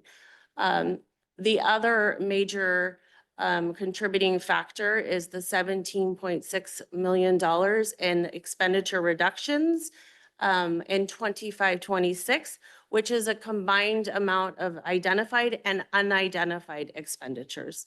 So those were incorporated into your multi-year projection and to ensure that you were showing that you were meeting your 3% reserve that is required of this district, but it was really dependent on those those prior 2 bullets that are included in there.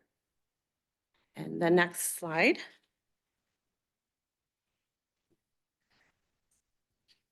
My next slide looks a little wordy, just like me, but there you go. Santa Rosa City's second interim is coming up. And what would need to be included into that second interim is we identified you were a qualified district.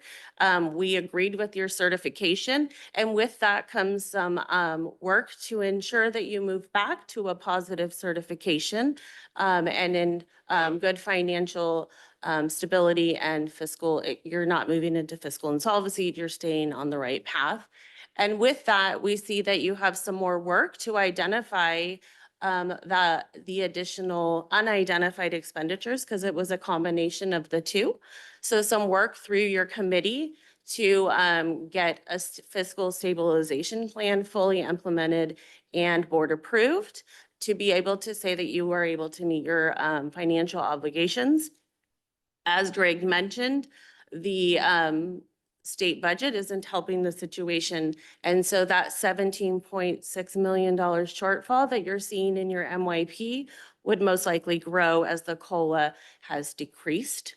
At first interim, you were using in next year the projection of 3.94, and with that latest projections from the state, it's a 0.76 next year. So you can see a significant reduction in revenues. If that was assuming everything stayed constant, right? So even you add the in declining enrollment, it makes it a little bit harder with that. It makes a bigger reduction. The county office is asking you to only include board-approved reductions into your MYP to avoid a negative or qualified certification. Absent of that, then it would be a qualified or negative certification, and we would expect the district to self-certify in that way.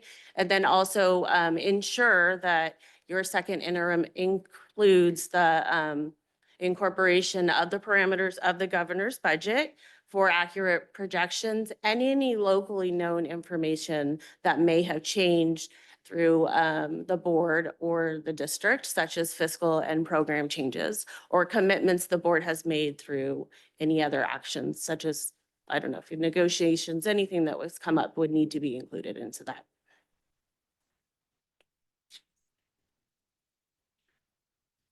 I think this is you. Thank you, Sarah.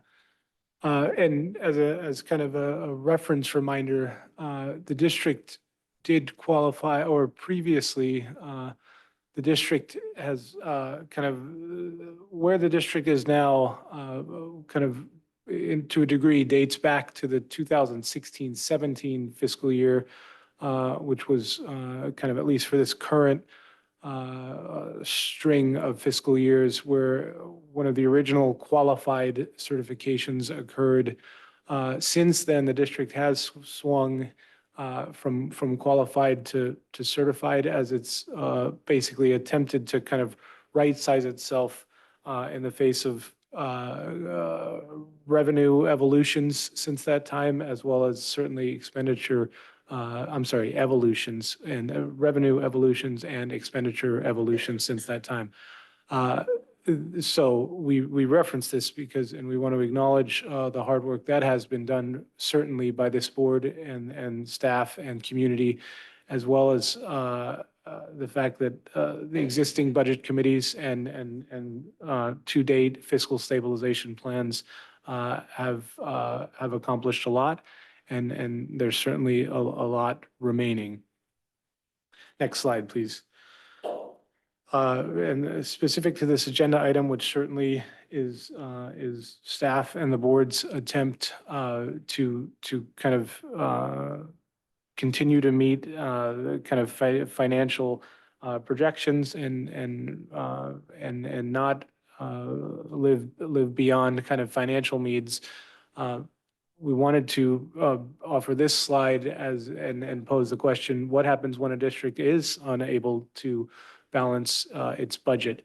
And so, under California law, in education code, in basically the 42,000 series, but specifically 42127.2, 42,127.6, I apologize, very specifically outlines that if a local board, through whether it's through the qualified or negative certification process, or potentially a downgrade by the county board, the county superintendent and the fiscal authority in Dr. Carter's office, or otherwise at any time for any school in our county or throughout the state, for that matter, in the 58 counties, if there is a decision that there is a financial crisis in between interim certification periods, what is called a lack of going concern letter is issued. Any of these scenarios will automatically engage the state's fiscal crisis management assistance team. This is an entity, an agency that is actually codified in Ed Code with, for all intents and purposes, the specific task of helping school districts become financially sound once they have fallen into a state of lack of financial soundness. The role of the local board piece on this is very specific in the sense that there is certainly opportunity, and tonight's agenda item is example of the opportunity for a local board to continue to control kind of its financial destiny and make decisions that can bring a school district into kind of financial alignment. But in Ed Code and through some of these scenarios, it is possible and likely, if proper action is not taken, that the County Office of Education, the State Department of Education, and otherwise the parameters of Education Code take financial authority decisions away from a school board and place them in the hands of fiscal advisors and basically other agencies that will be tasked to align finances so that a district can remain financially solvent going forward. So stark as that sounds, it is a reality. Now, the exact scenario, and again, with great appreciation that the Santa Rosa City Administration and this board is taking the scenario, the financial scenario as it stands very seriously. We want to make sure to note that Santa Rosa City Schools is one of many school districts, not only in Sonoma County, but throughout the state that is grappling with similar decisions. So we know these are difficult financial decisions, and ultimately staff and students in the community are directly involved and impacted. But Santa Rosa City is not in this alone, and the Sonoma County Office of Education is here to help however possible. Trustee Flores, you got a question? Yeah, just a couple of concerns and questions here. So you mentioned that we've been in this sort of scenario before, and we've been able to, as the fiduciary duty that we have, we've been able to navigate out of that. I'm just a little bit concerned because I don't understand why, we are having this discussion with SCO instead of our, personnel in here, right? We've been working closely with you, for all these years, and I just find it a little bit out of character for us to have this discussion right now in here instead of with our staff and making sure that this sort of thing happens, right? I understand our duty of being fiduciary, of trustees. And then with that in mind, this is why we had this line item on the board to make sure that we are sound fiscally, right? So I'm just a little bit, taken aback that this is the first report I've ever seen, by SCO given to a school board in terms of being, declared qualified. So I'm just telling you, because I've been in this community for 21 years, and I haven't seen SCO be this proactively asking a board to do something, right? So I feel a little bit weird, for lack of a better word, having Big Brother telling us what to do at this juncture. Having said that, I also appreciate the fact that we have this, ability to talk to you, right? And I just don't, I'm still in a state of, buggleness right here because I don't understand why we have SCO having this report. So you also, hold on a second. So I also want to mention that you mentioned only reductions that are board approved should be included. Have we had a history of not including board approved reductions in the past?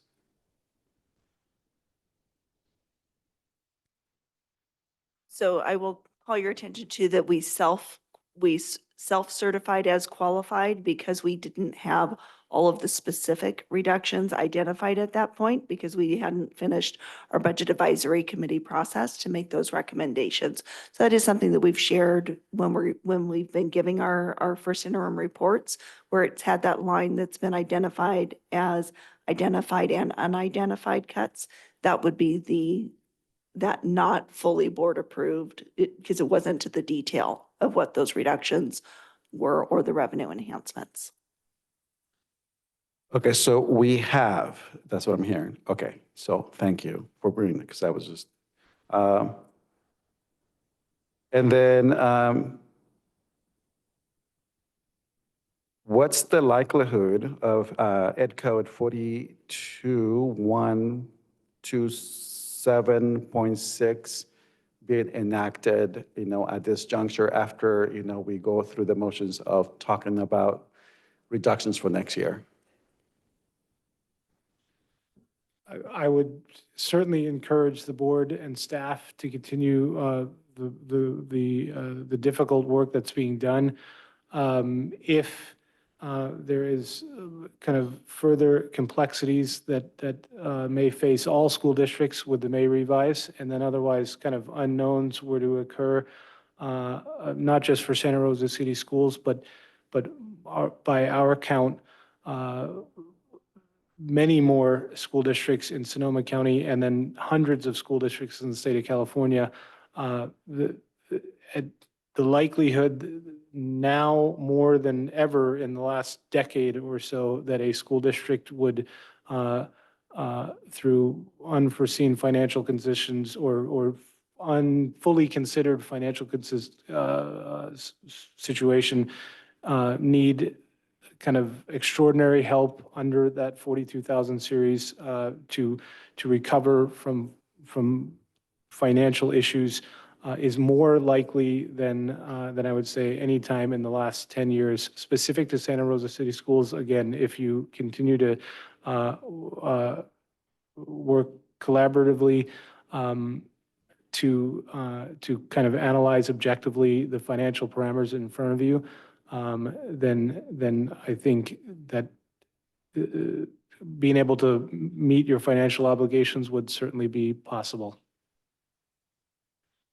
Thank you. And Superintendent Trinnell, you wanted to answer the question I had posed previously. Go ahead. Thank you. Yes, thank you, Vice President Flores. So I want to acknowledge your question and also own the fact that I invited the team from Sonoma County Office of Education to join us tonight because this conversation is not just about Santa Rosa City Schools. This is about something that is happening in our county and across our state.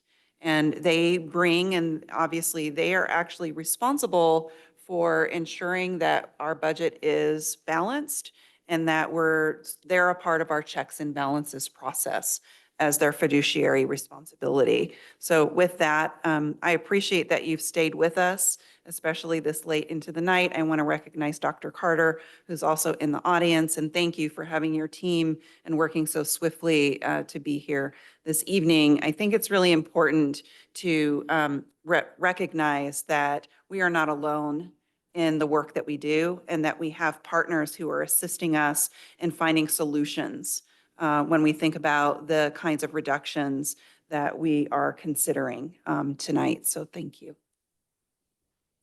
Other board questions? None? Okay, so I do have about 20 speaker cards under public comment, but I did want to see if maybe we could get a motion to extend the meeting before we move on to that. Move to extend the meeting to 11 p.m. Motion to 11, is there a second? Second.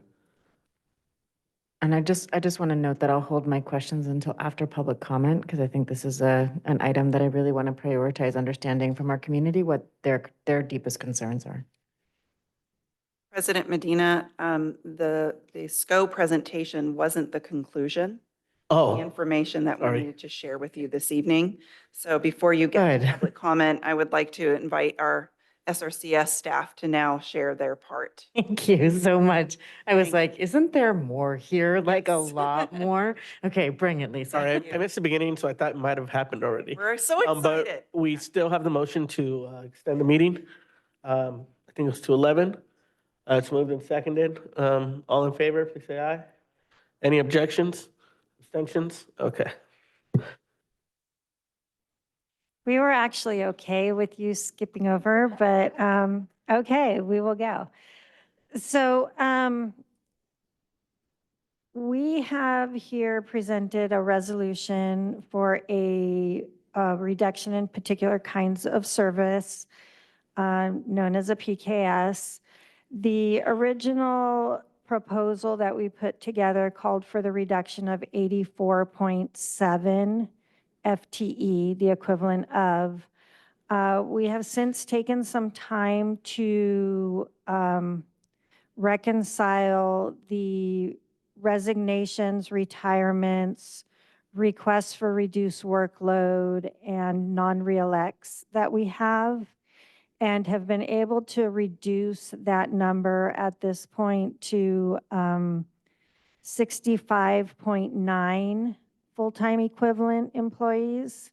So that's still a significant number, but a little bit smaller than what we had originally presented on Monday, what we put out publicly on Monday. So I did want to bring that to your attention.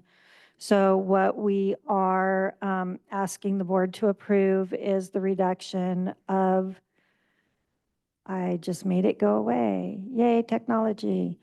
We're asking for the reduction, the board to approve the reduction of 65.9 full-time equivalents for the 24-25 school year.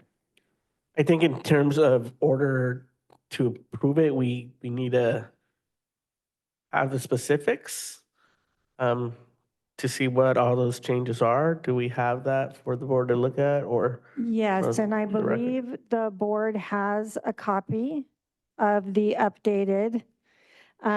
So what you will see is there is a strikeout of any numbers that were changed are stricken out, and the new Just to number is hold, do written we have a next to them. copy for community to see that you have Yes, it? yes, there were copies available to the community as well, Okay. next to the agendas. Thank you. We can't put it up on the screen. Can we put it up on the screen? It looks like there are folks Yeah, I will share it. online, yeah. Thank you. If I may share the fiscal impact of the reductions or the projected fiscal impact while she's getting that up on screen. The reduction of the original number of FTE still occurs. It's just the number of notices that would be reduced. So on the unrestricted budget side, it's equivalent to almost $7.7 million. And on the restricted side, it's equivalent to about $2.1 million. The 2.1 would actually, it is not, it's out of the ESSER funds and our other one-time funds, so it's part of that reduction to that ongoing deficit.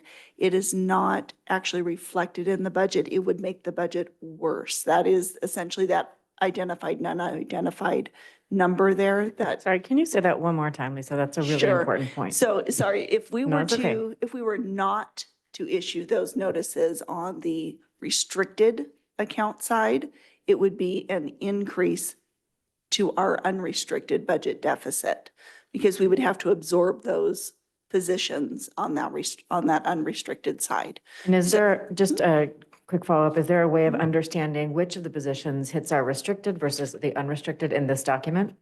Not in that document, but we do have it identified separately. So the TOSA positions are identified from restricted funds. From restricted? Sorry? From restricted. From restricted. As is the coordinator of extracurricular interventions. And I believe that, sorry, as I'm looking at this, those are the positions that specifically from the one-time funds.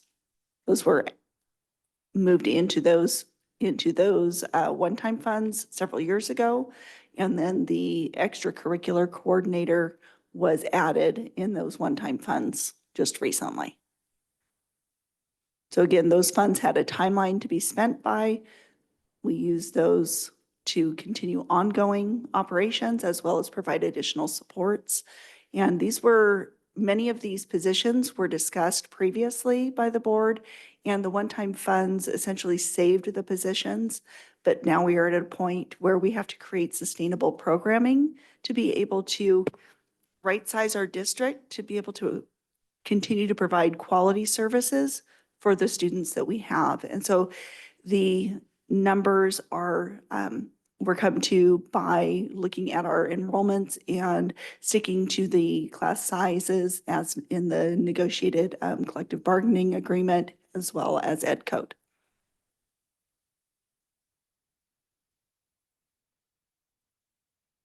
Board, additional questions? Yeah, I'm still confused, as to which is restricted and which is unrestricted, because they're all listed in one sheet of paper. So I would like to know specifically what, can you go line by, the ones that you strike through, can you let us know if they're restricted or unrestricted funding? So again, what I will reiterate is that all of the positions that were originally on there will still be eliminated. It's just there are only 65.9, I believe it is, that will actually receive notifications. Because the reductions are still for all of the positions that were originally listed. So essentially like almost 20 positions emptied out. So now they're just sitting there empty. They still go away, but they're not, Correct. they don't have people in But- them right now. Exactly. They would just be Okay. positions that were not filled rather than being noticed. So just to follow up on Ever's question, anything that has TOSA in it Yes. falls under that restricted fund. And then the coordinator of extracurricular interventions, Yes, that is correct. which is on That's towards the bottom. towards the bottom. It's an administrator position. Yes, that is correct. Okay. And so anything else would be our unrestricted general fund. So again, just to clarify, this is people getting noticed. Things could change afterwards, but it's our legal requirement to notice. Correct. As we talked about earlier, our process over the next few months is we have our LCAP development, our budget development. We have those interactions with our stakeholders to determine what priorities are. The board will provide direction on what where we really do need those additional supports versus our base level of staffing. So those are all processes that will happen, and we have until I believe it's May 15th to issue the final notice of layoff or rescind. And then we have our budget development that actually goes into June as well. Another question. Given that TOSAs feel like this is a really big chunk of, what I understand is the hardest thing to deal with is the the restricted funds. Sorry, unrestricted, restricted. Can you tell us what TOSAs are and what they do? So TOSA is an umbrella term for a teacher on special assignment. There's not a specific job that a TOSA does in this particular case. A lot of the TOSAs that are on the list are what are K-6 TOSAs, and they work to support the elementary schools. We do have 2 high school TOSAs, both of them. One works for the A through G, works on A through G completion, and one is a math TOSA. There is an EL TOSA as well. So TOSA, again, is just an umbrella term for a teacher who is on a special assignment. There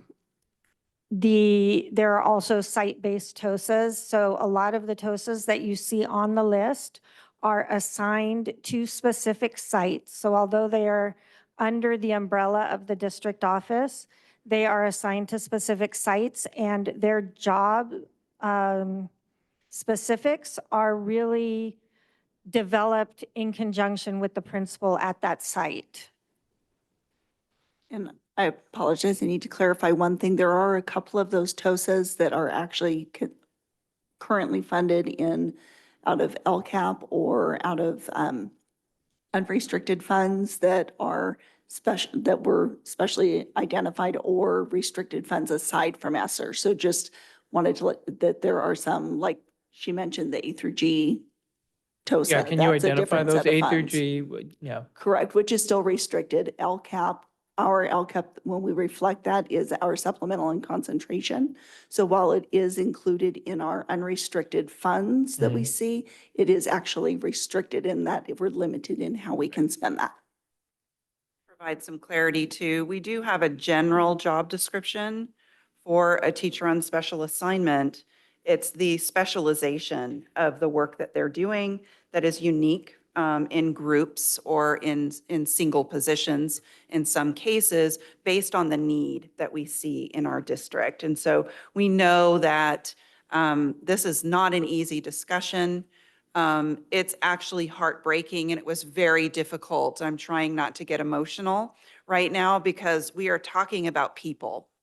And we are talking about people who have invested in our community, invested in our students, invested in supporting our staff, and invested in supporting our families.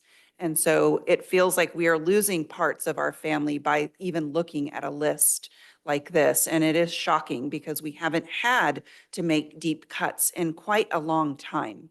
And it's unfortunate that we are in this position. And so we are trying to do this in the most informed way that we can, ensuring that we are not in a position where we have to have the county come in and make some decisions and the state to make some decisions for us. We need to be really smart about how we move forward and try and work with the staff that we have and helping them to understand and hopefully stay within our district and continue to be a part of our family, perhaps in different ways.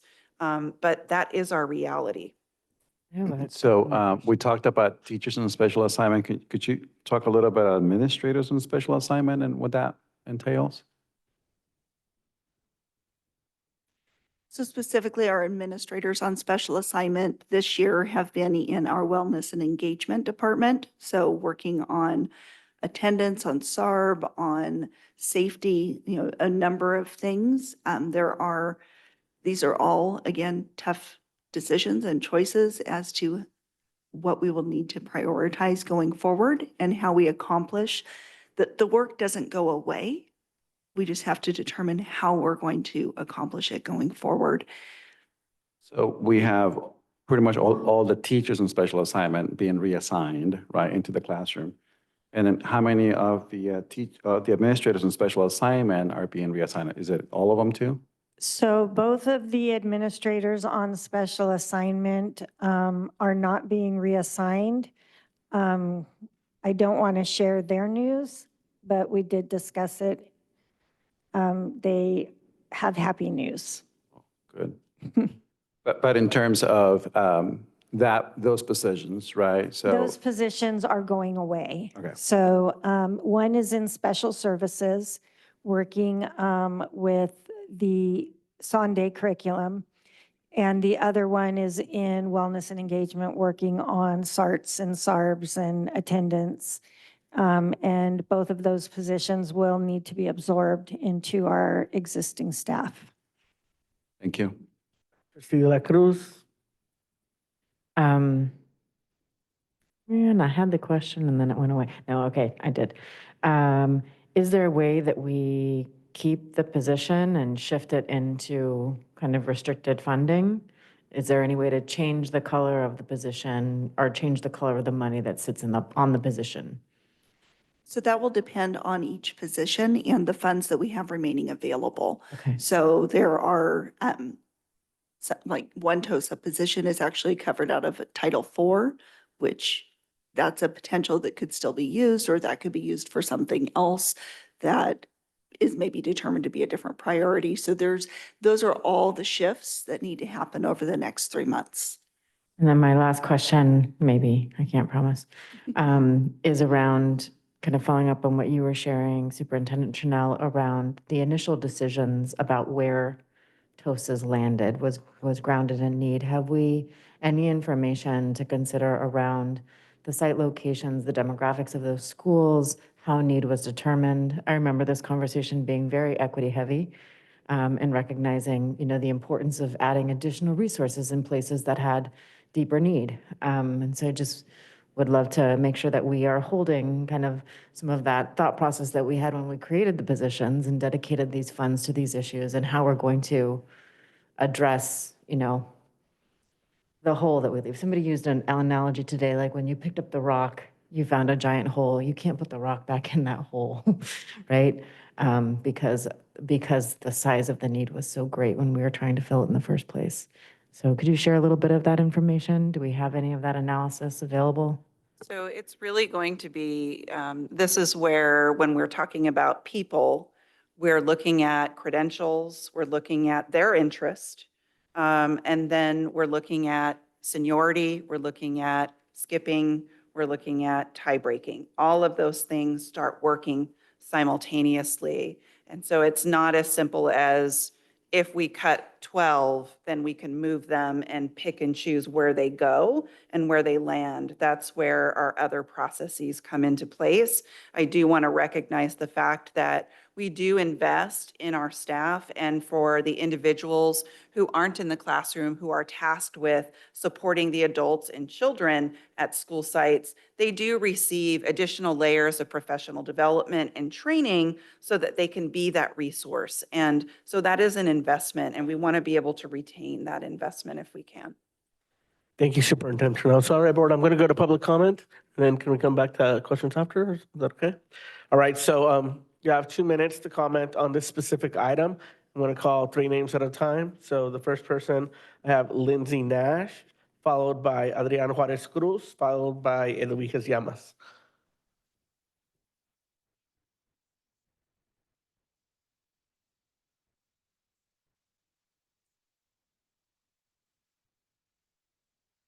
Good evening. My name is Lindsay Nash, and I'm an English learner specialist with the Multilingual Services Department. Last June, this board unanimously approved the revision of the English Learner Master Plan in order to serve the over 7,000 students in our district who come to us with multilinguistic backgrounds. This resolution effectively eliminates the Multilingual Services Department, which begs the question, if our department is not here to implement the master plan, who will? In our work, we have the privilege of working directly with teachers, administrators, and most importantly, our multilingual students at the site level. Our team provides in-classroom support and collaboration, conducts demonstration lessons, and provides professional development relating to designated and integrated ELD in order to improve student achievement and accelerate the learning of English learners in all content areas. We connect the research with the classroom. What will be put in place to support these school communities in this way if these cuts are approved? Along with our EL TOSA and SOL counselors, we support sites with their LARCs, where we help provide and analyze data so the sites can support their unique populations of multilingual learners in a way that is tailored directly to them. Will site administrators have the time to lead this type of work in service to students with everything else that is asked of them? The 2023 master plan states that those sites with fewer than 15% of English learners may share an EL specialist, while sites over 15% will have a full-time specialist on site. Currently, all 24 sites are sharing 6 EL specialists. As our newcomer population has increased, teachers are asking daily for support so that they can serve their students at varying language proficiencies in all content areas. As educators, we all want to provide the best education. Thank you, Lindsay. Your time is up. Next, I have Adrián Juárez Cruz, followed by Eloíjas Llamas, followed by Katie Loomis. Buenas noches, mi nombre es Adrián Juárez, presidente del comité de ILAC. Quisiera mencionar algunas posiciones que no me gustaría que fueran eliminadas. Nuestros especialistas de aprendizaje de inglés se reúnen con maestros en grupo, individualmente, para la planificación de lecciones y apoyos para los estudiantes. Repasan los dominios de ELPAC para preparar a grupos de estudiantes. Cada mes ofrecen entrenamientos específicos para las escuelas, maestros y administradores. Revisan necesidades individuales de estudiantes y hacen recomendaciones a los maestros y administradores. El Plan Maestro de Aprendizaje de Inglés dicta que debería existir una posición de tiempo completo para escuelas que tienen un 15% de estudiantes aprendices de inglés. Aún no se ha logrado esto y estas posiciones son necesarias para apoyar a nuestros estudiantes. Maestras en asignación especial TOSA, de aprendices de inglés y de doble inmersión. Ellas preparan desarrollo profesional para maestros, están al frente de organizar entrenamientos, días de colaboración, organizan eventos para maestros, asisten a entrenamientos y comparten la información que reciben.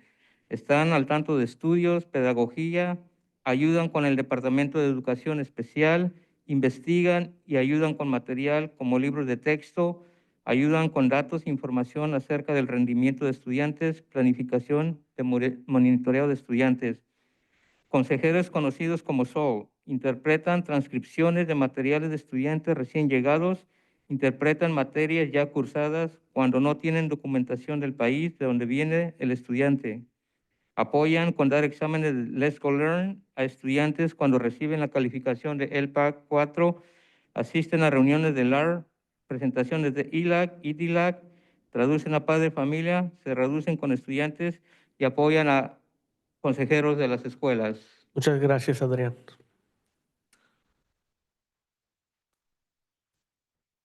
Good evening. My name is Adrián Juarez. I want to mention a few positions that I do not believe should be eliminated. Our English learner specialists meet with teachers by grade level individually and lesson plan, support students, and review LPAC domains to prepare groups of students for the assessment. They offer training to schools, teachers, administrators monthly. They review individual student needs and make recommendations to teachers and administrators. The English Learner Master Plan dictates that there should be full-time position for schools with 15% or more English learner students. This has not yet been achieved, and these positions are necessary to support our students. Teachers on special assignment for English learners and dual immersion. They prepare professional development for teachers. They are in charge of organizing training collaboration days. They organize events for teachers. They attend trainings and share the information they receive. They are aware of research, pedagogy. They support special education department.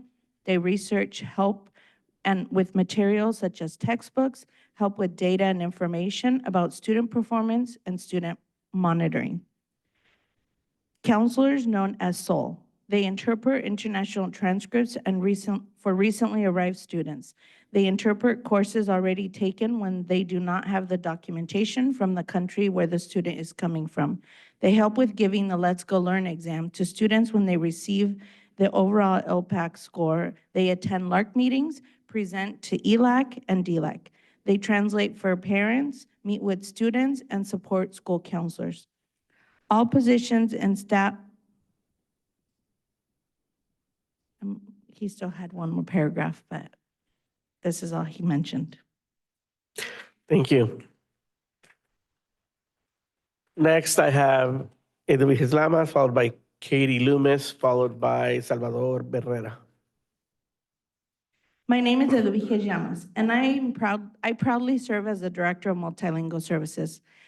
5 years ago, when I began this position, I knew there were considerable tasks, such as implementing the new secondary ELD courses and curriculum, the implementation of the elementary ELD curriculum, full implementation of the EL Master Plan, and ensuring we built a team to support our students, our staff, and our families. Implementation of this work has taken time, and slowly and indeed, it has steadily begun to happen.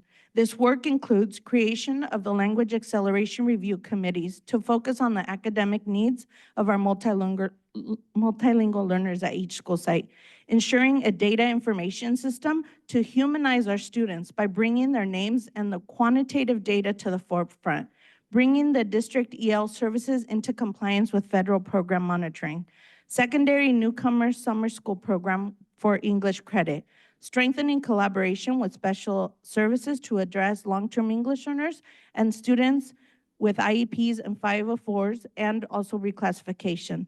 The reclassification and sealed by literacy community celebration. the revision of the EL master plan grounded in the asset-based pedagogy that is aligned with the state EL roadmap and our district's MVP, and an upcoming multilingual community engagement night. This work has happened because of the passion, commitment, and the hard work of the Multilingual Services Department team. Each member of this team is an integral part to our district. As a team, we are working on moving away from a model that more or less outsources services for our EL students, especially with respect to designated ELD, to one that all required components of ELD is offered in the student's classroom by our teachers. Our team is integral in supporting our teachers by Thank you, promoting best Enriquez. practices. Thank you. Time is up. Next, I have Katie Loomis, followed by Salvador Barrera, followed by Ann West. Hello, my name is Katie Loomis, and I am the ArtQuest Program Coordinator at Santa Rosa High School. This school year marks ArtQuest's 30th year anniversary. Students and families come to us from across and beyond Sonoma County. And what should only be a celebration of the positive impact that ArtQuest has had on the thousands of students who have benefited from being a part of a specialized arts community, we are instead faced with the integrity of our program being jeopardized. Since the pandemic, our program has been impacted due to numerous reasons, and now we are faced with the reality of our coordinator position being reduced to a 0.8 FTE. The AQ coordinator position needs to remain full-time as realized and supported by SRCS and the board in 2007. ArtQuest is heavily based on recruitment, program articulation, and numerous events, performances, and showcases throughout the year, which requires the oversight and support of a full-time coordinator and full-time assistant. ArtQuest was created to help grow enrollment at Santa Rosa High School. The program accomplished just that, bringing in 600+ students from inside and outside the district not too many years ago. With the help and support of the district and board, the program will once again see growth, driving and increasing enrollment numbers across the district. ArtQuest needs to be supported in the way it was envisioned and intended to be. There can be no meaningful in-between. Diluting the program down is unfair to the 325 students who specifically seek out ArtQuest for their high school experience. And our program's vision, mission, if our program's vision, mission, and staff are slowly chipped away at, the unfortunate reality is we will no longer be able to continue to attract and retain students.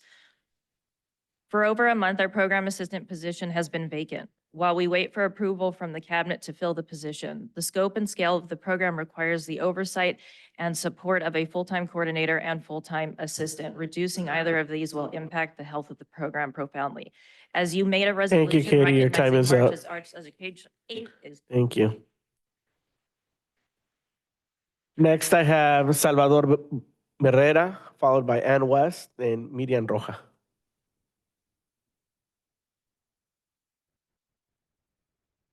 Good evening. My name is Salvador Barrera, and I am a permanent employee of Santa Rosa City Schools and have been a sole counselor for more than 8 years. I am here to advocate for our English learner students. Eliminating the sole counseling position will only hurt our under-recognized population. Our school system is bursting at the seams with newcomer students, and with more than 80 newcomer students this school year arriving at one of the 5 secondary schools I serve. Our work around supporting newcomers to transition into our school system will not occur to the extent now without our positions. Prior to our positions, numerous students arrived without transcripts and were never given credit for their schooling abroad, resulting in EL students dropping out and not graduating. We are proud to say currently every student who attended school outside of the country during their high school years has been awarded or in the process of receiving their just credits. To remind and inform new board members, Soul Counselors spearheaded the international transcript evaluations. However, another area of public work includes reclassifying all secondary students who qualified and which have successfully helped 100% of students who met LPAC requirements. Practically every student that met the district reclassification criteria has been reclassified under our guidance. Although we understand the need to eliminate positions and reduce budget, retaining sole counselors and cover secondary schools will not have a great financial impact given the support needed for our EL students and families. Thank you, Salvador. Next, I have Ann West, followed by Miriam Roja, followed by Emily Turk. Good evening, board members, Superintendent Turnell. Thank you all for your service. I wanted to speak to you tonight about the upcoming staff cuts, especially regarding our hardworking TOSAs. I can only speak for Luther Burbank, but our TOSA works with between 40 to 50 students, grade K through 5 daily, and teachers. She is a part of a Walk to Read program, which is a focus of our district's literacy strategy. What you may not know is all of our TOSAs, or elementary TOSAs, are site-based and not at the district. They support students from many grades with critically needed reading support. This cut would harm our most vulnerable students. Our district LCAP goal commits us to focus on literacy. So please, please consider putting literacy first and fund these needed literacy support TOSAs through LCAP, especially at the Title I schools. Thank you very much. Thank you, Ms. West. Next, I have Miriam Roja, followed by Emily Turk, followed by Damas Cordero. Buenas noches, mi nombre es Miriam Rojas.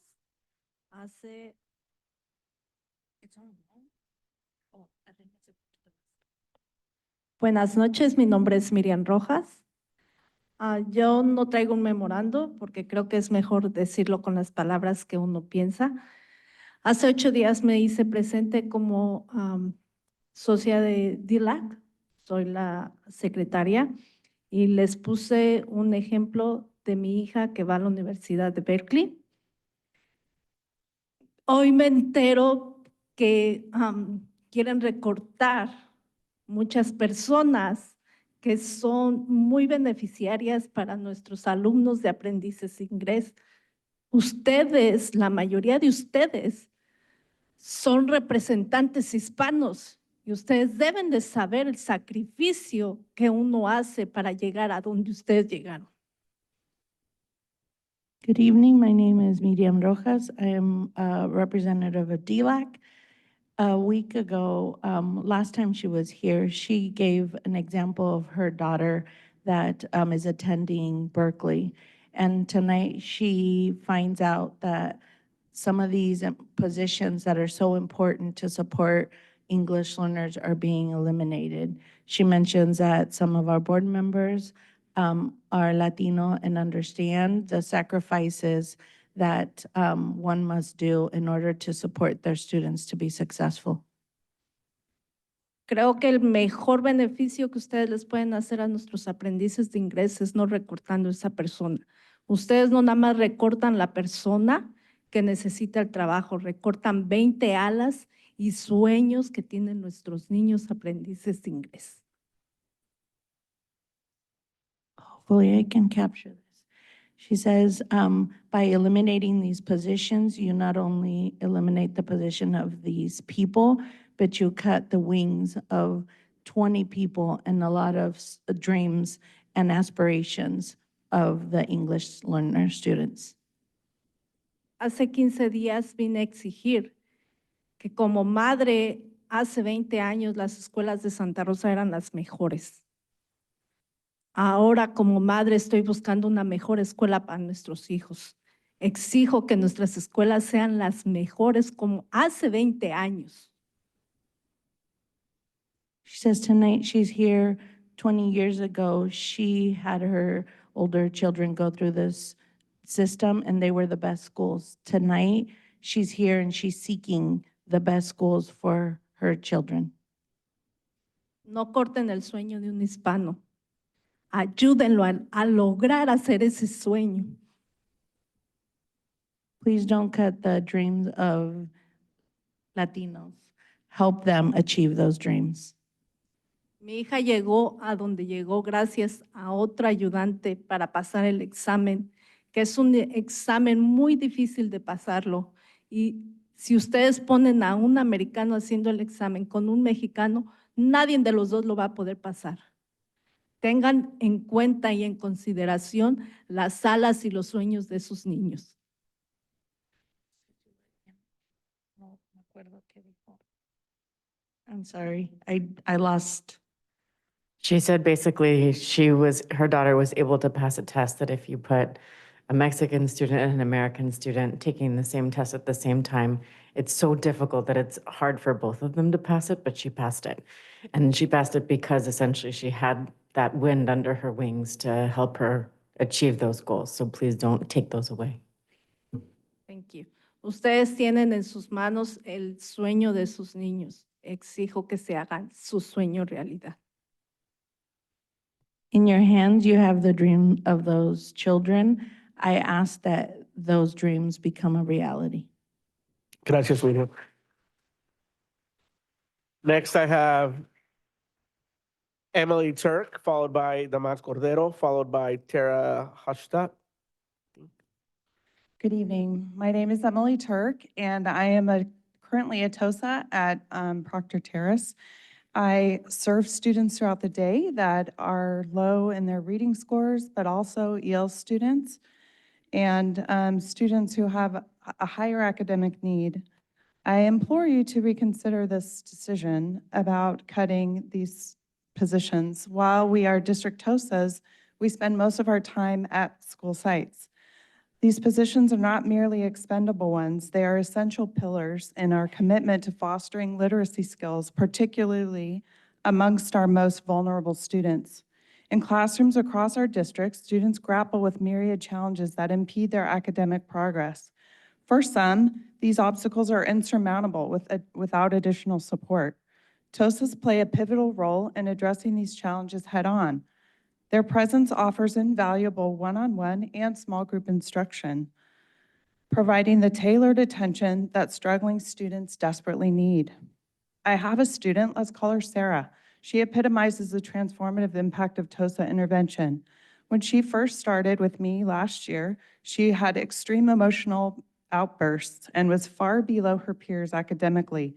Despite facing homelessness and significant academic hurdles, Sarah has flourished under the guidance of her dedicated teacher and her TOSA support. In just a few months of this year, she has made remarkable strides, advancing nearly 2 years academically, putting her right where she should be. Her story is a testament to the power of targeted assistance. Eliminating TOSA positions jeopardizes the futures of students like Sarah. She was allowed the space to be behind and start where she needed, and moved along as she learned skills. Without this vital lifeline, countless vulnerable learners will slip through the cracks, perpetuating cycles of Thank you, Emily. academic disadvantages. Thank you, Emily. Your Thank time's you. up. Next, I have Damas Cordero, followed by Tara Hashtat, followed by Caitlin Shabe.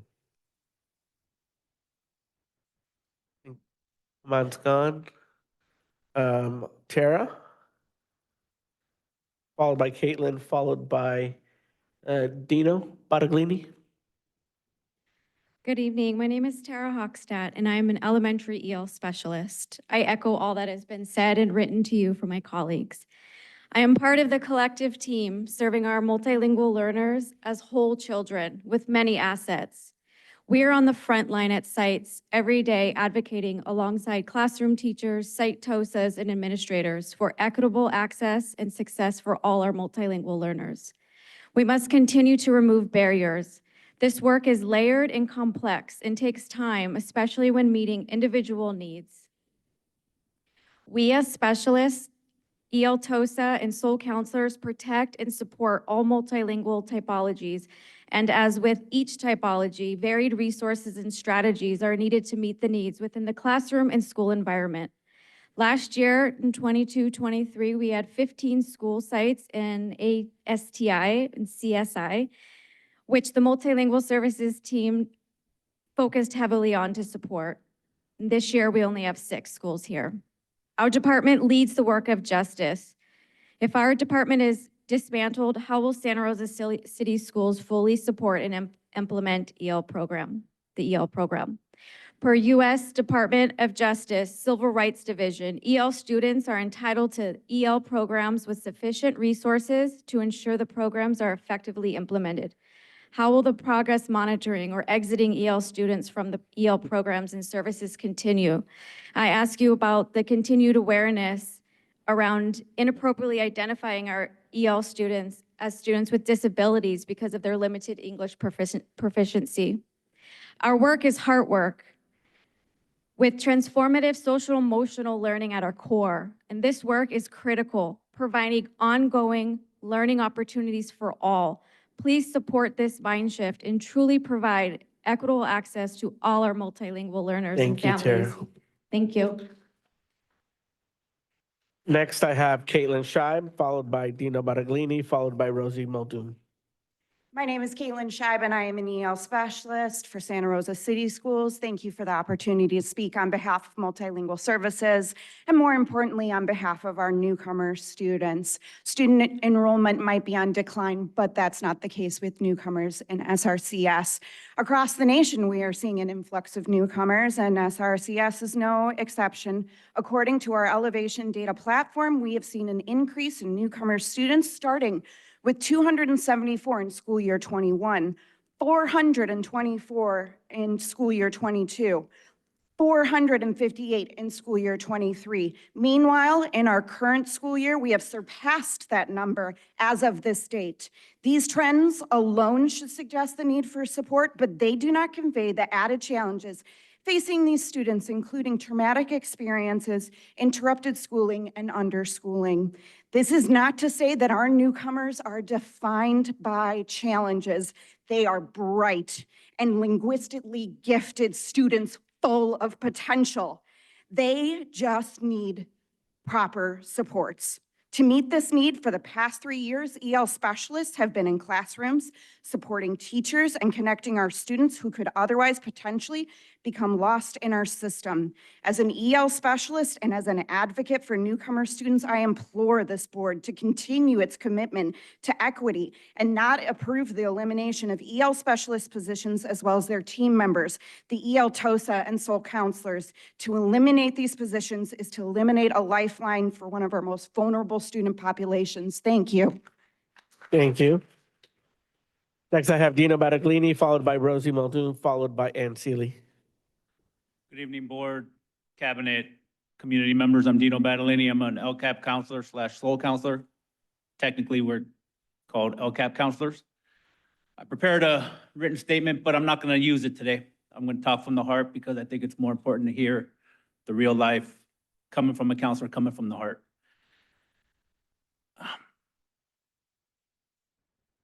I'm going to use the words of Sandy Garcia, our Multilingual Services Secretary Admin. What the heck?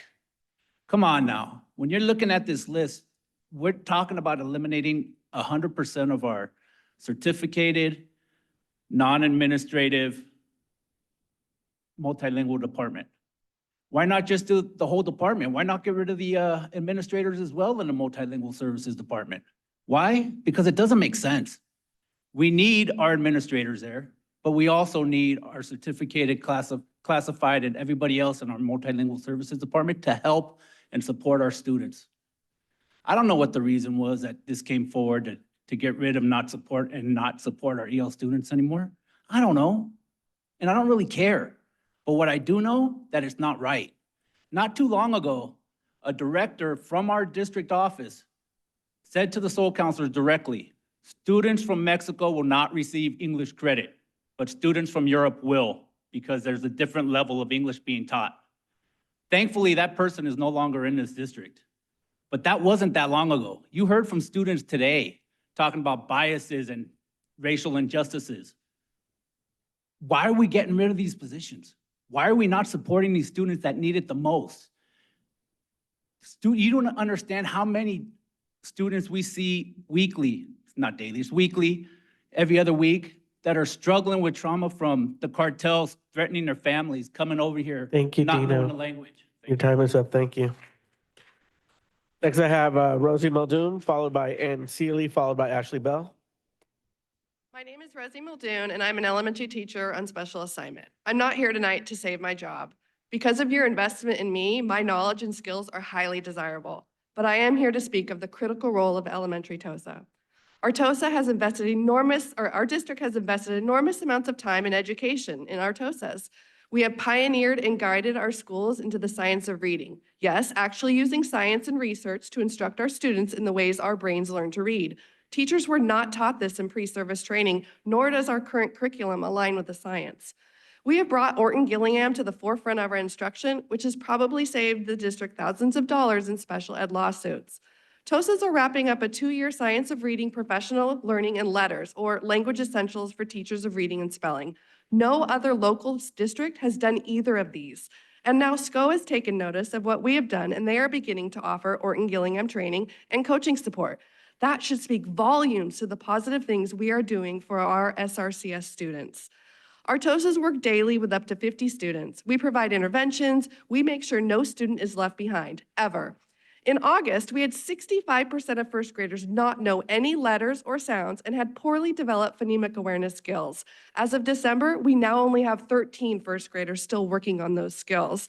This is because TOSAs are leading data review cycles to monitor student progress and adapt instructional content and groupings. With the state mandate of universal screenings coming within the next 2 years, the TOSAs have created a phonics assessment that many of our K-3 teachers use to inform their instructional practices. Without TOSAs, there are no other academic supports on school campuses that can help teachers and students. No other academic supports. Do we want to be a district that produces skilled readers who have a world full of opportunity, or a district that contributes to illiteracy and the pipeline to prison, the pipeline to homelessness, and the pipeline to generational poverty? Which ones are we willing to commit to? Thank you, Rosie. Next, I have Ann Seeley, followed by Ashley Bell, and then President Howe. Ann Seeley here? Or Scully? Maybe it's Scully?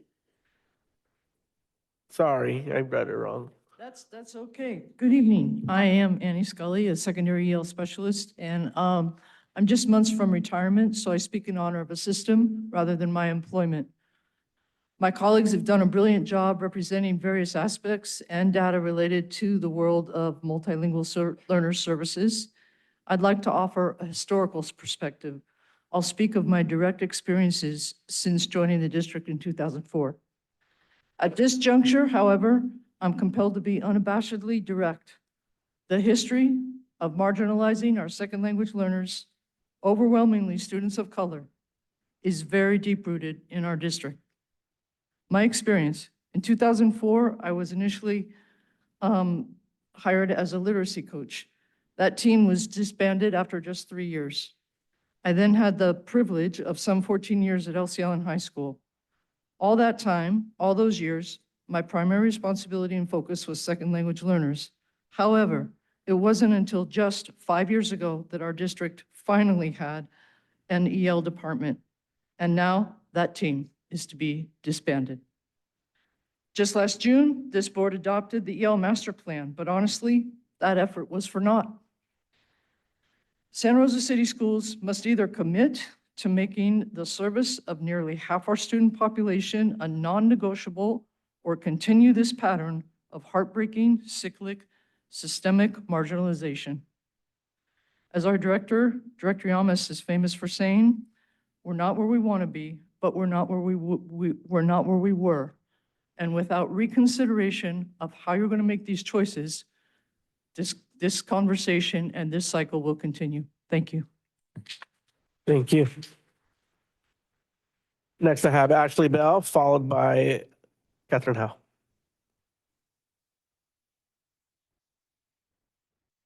Hi, Ashley Bell, Santa Rosa High School. I'm not here to defend a specific position, but more so this idea that we were making cuts away from the classroom.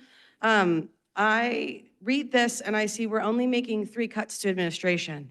with the exception, of course, of the Santa Rosa High AP. So I guess 4. But this is not keeping cuts away from the classroom.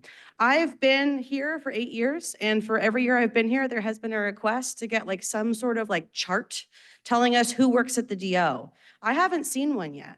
I also saw the seniority list that came out that had about 8,000 errors. There was someone who had died on that list. There were 4 people who had retired on that list.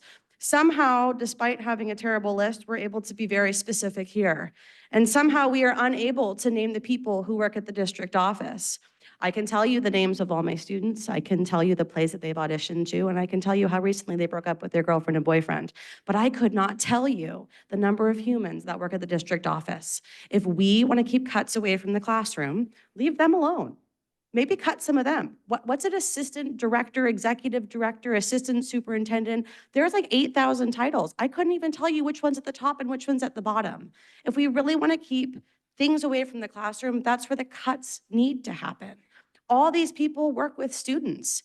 I can tell you of the people who work at the DO, I have yet to feel any immediate difference in my working conditions. When I'm in the classroom, I am the whole thing. I am distributing Band-Aids. I am their mental and emotional support. I am the content person. I am the skills person. I am the EL person. I am all the things. So to cut people from the classroom inherently goes against our values as a district. I would like to see a chart of who works at the DO, and I would like to see that look a little bit leaner before we start cutting in the classroom. Thank you, Ms. Bell. Now, President Howell. Good evening. I would also like to put my voice into the administrative cuts, and I'm going to ask a couple of questions. But first, to say that cutting from the classroom, cutting TOSAs that are working with our students directly, these are choices that will have everlasting, unreturnable, repercussions, right? These kinds of cuts happen and they don't get restored. And I speak from a place of experience when it comes to that. Having once been a librarian in this district where that will never happen again, I'm quite sure. But I do want to bring your attention to the administrative cuts. So with the exception of the cut at Santa Rosa High School, there are 3 administrators. And speaking of positions and not people specifically here, the coordinator of extracurricular intervention, when it was presented as a new hire, was presented as, oh, this is temporary money. I specifically asked, does that mean when this money runs out, this position will be eliminated? The answer was yes. So this was a planned cut to begin with. This is not a savings or a sacrifice to the district office. This was something that was going to happen. The same is true with the administrators on special assignment, a position that has never existed in this district ever before. And then all of a sudden there were 2 of them. When asking questions about the positions, again, not about the people, but about the positions, I was reassured that this was a temporary thing, that it wouldn't last, that happily both people are doing something happy. We hope it's very happy. We're happy for them. But at the same time, again, planned obsolescence of these positions as they were being created does not equate to, oh, these are budget cuts that are hitting the Thank you, district President Howell. office. Your time is up.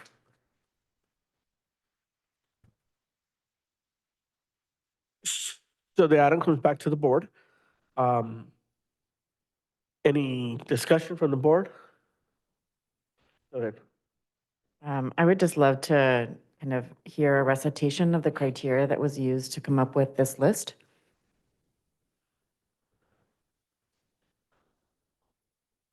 That's possible. I know we've talked a little bit about kind of the restricted nature of the funds and what's going on there, but I'm saying just kind of generally, maybe outside of the restricted versus unrestricted. Sure.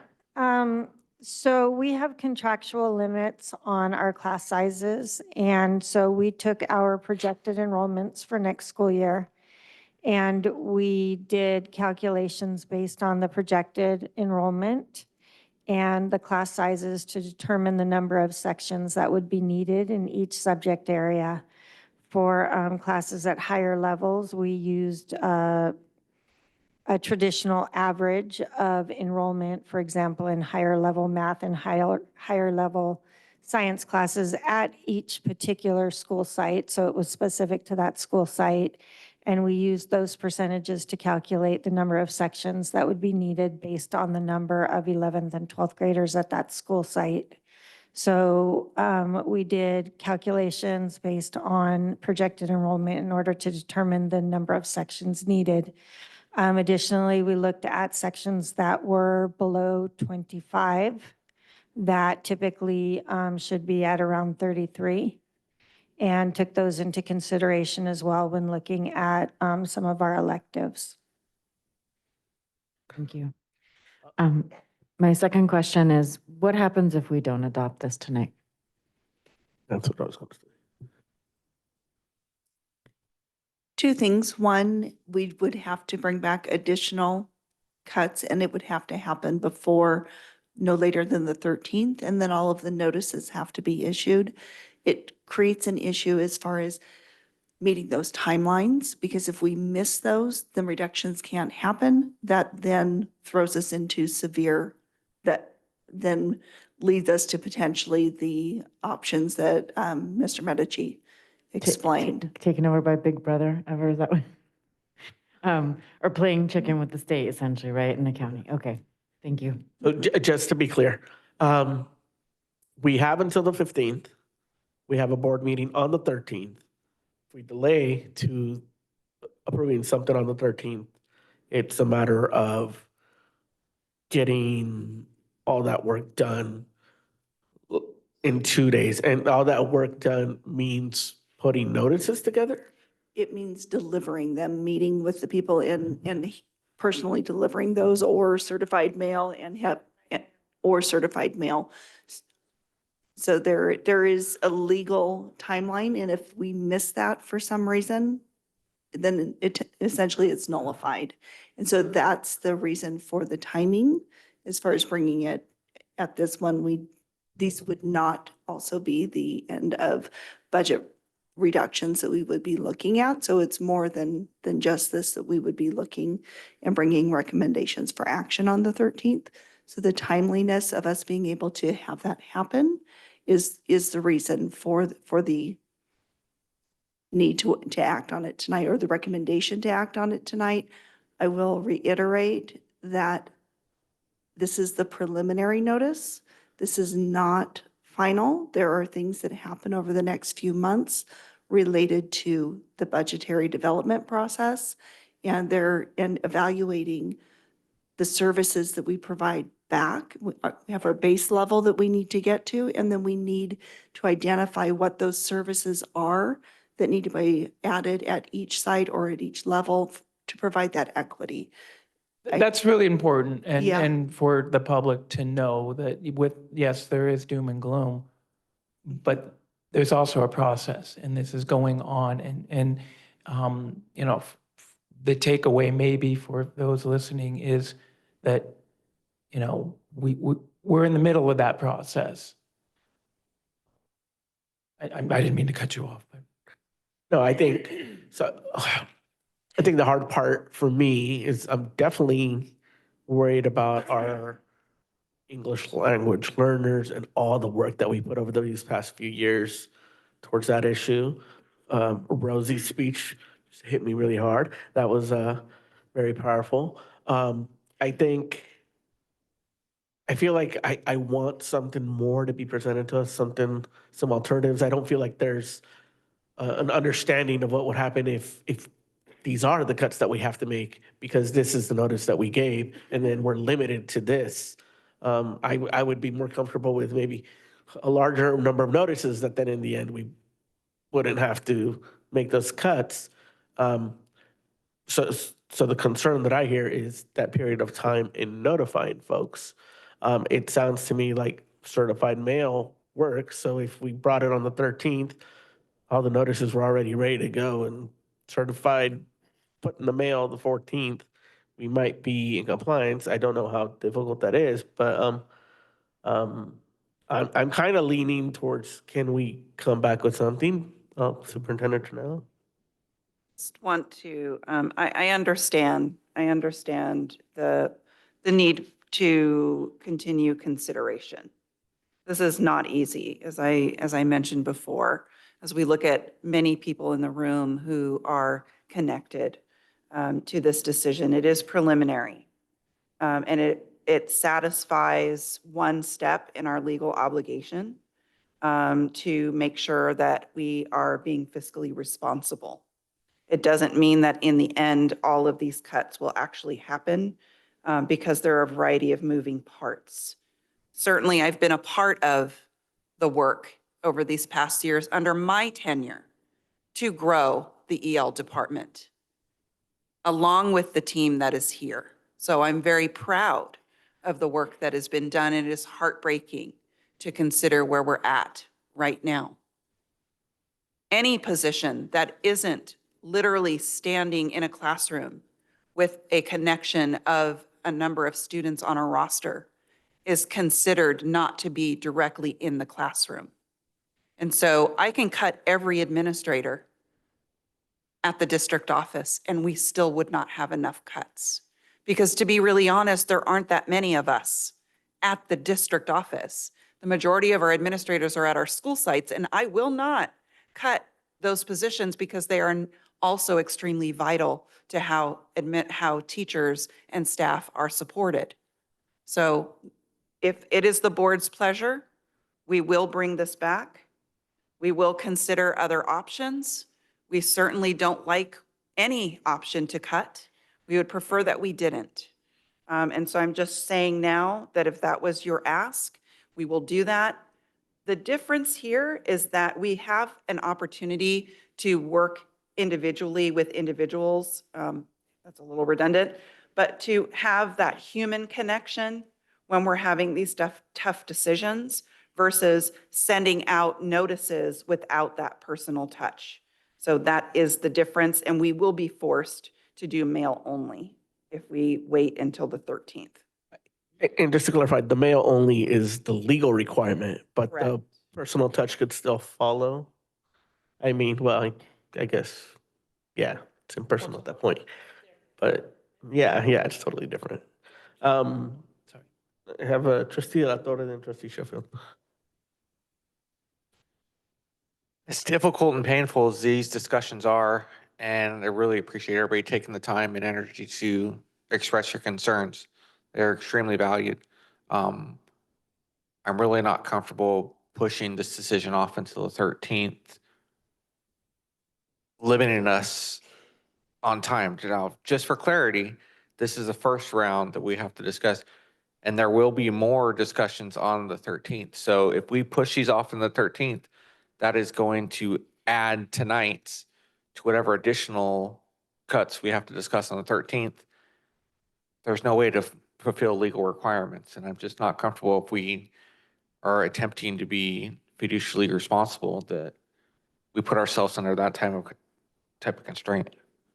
Trustee Sheffield and then trustee De La Cruz. Just, it was mentioned in the first part of the presentation, as stark as it sounds, this is the reality, and it is really sobering. And some of the signs were already there, and the school community needs to know that we have some really challenging days ahead. Declining enrollment that we heard about, it's a reality, and we've been talking about it for the past few years, and that reality is now hitting us. And so is the increase in newcomer students that was mentioned during public comment. And that just, makes it even more complicated. And, federal and state and global economies have also been really difficult to forecast since the pandemic. And this just creates more confusion. We don't know where we're going direction-wise when we're looking at budgets that impact us at the local level. The proposed reduction in cost of living adjustments, that really hits hard. And the end of one-time funds is another sock to the gut. We've navigated these stormy waters before, going back a few years, but it's been a really good long time since we've had to make significant and serious cuts. Um, And as Superintendent Trunell pointed out, regardless of how we cut, the impacts are going to be felt everywhere. And, it was great to have public comment on this tonight, and I actually would consider more public comment. But the reality is that any staff that is let go is our family. And this will disrupt the whole school community. And it's not just city schools that's facing this, it's neighboring districts and it's districts across the state. And this is sadly a boat that we're all in together. I do think that it is important to have SCO here tonight to help express the weight of the seriousness of the situation. And I'm the old timer on the board, so I do remember 2016 and 2017. And it was a evening like this where we had these discussions. We heard a lot from our school community, from our staff as well. And this is how the pendulum swings. And that's the cycle of it. We have a messed up system around public education. And it's sad. It makes things really hard. As I said before, I am open to more public comment on this. I know it's going to make it's going to be tough for staff to do that, and pushing it down as Jeremy had mentioned, it's not going to, it's going to make it hard. The last thing that I want to say is that everyone in this room should also share their concerns with their state legislators. Yeah. Thank you, Trustee Sheffield. Trustee De La Cruz, and then Trustee Flores, and then just keep in mind, we only have 15 minutes left. I think I just want to start by saying, Scully, I think your newcomer ELD class was the first class that I visited as a board member, and you oriented me on, in such a beautiful, loving way about the priorities that just hit my heart immediately. And I just want to say thank you for that. And Eduviges, I see you, and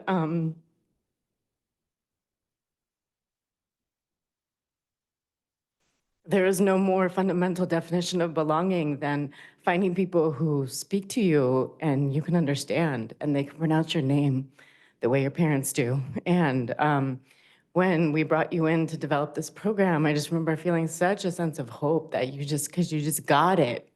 And when you listen to your staff tonight, se nota how much you met all of those expectations and just leaned into leadership. I've heard from EL parents in feeder districts who are dying to bring what you all do and the magic that you bring to those kids, into those elementary schools, and knowing that Santa Rosa City Schools is leading right in this county and is setting expectations and standards super high for the ways in which we love our kids and we meet them where they are and give them the kind of, experience that allows them to catch up and meet them at their own paces. I am going to try to figure out how to split this up a little bit because I cannot vote to eradicate the multilingual services departments and to take away, the kind of service, Dino, that I saw you give a couple weeks ago to a kid who just got here and who was holding on to you like a life raft when I walked in that room.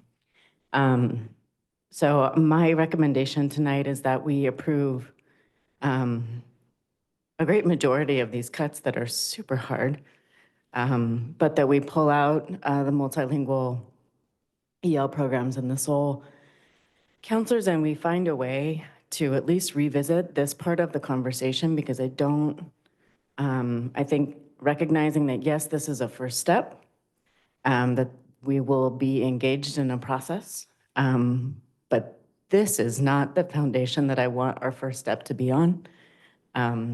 And I just I know this is painful, I know this is hard, but this is not the kind of pain that I think our kids can withstand. Trustee De La Cruz, I'm not sure, was that like a motion or recommendation you said? Yeah, so I think my motion would be to approve the resolution, but pulling out the multilingual service department impacted departments here, as well as the LCAP counselor, which is just confusing to me, because if we're gonna deal with LCAP later, why are these LCAP counselors getting cut here? No councils. Okay. So just to be clear, is it lines 29 and 30? So I think that- it's 29, 30.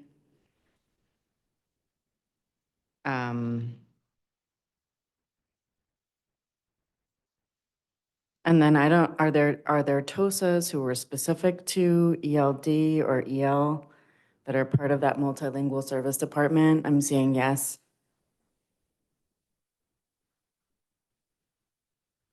Yeah. So I'm not sure exactly how to split this up because this is in another language. Imagine that. Could you provide clarity on that, Superintendent Trinnell or Trustee De La Cruz? Sorry? Oh, I'm asking if she could provide clarity for you. Yeah.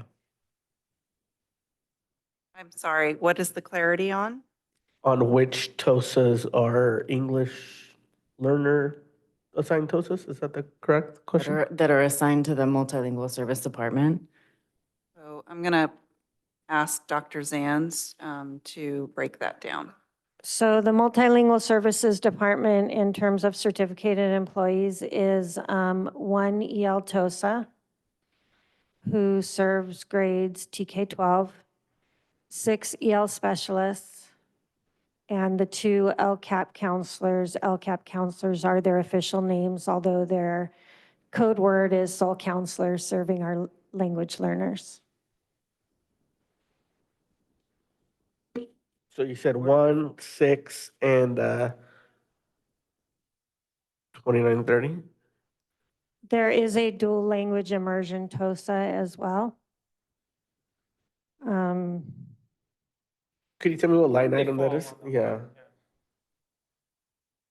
Okay, so the EL TOSA is 0.7 of the secondary TOSA and 0.3 of, What line item? What? okay.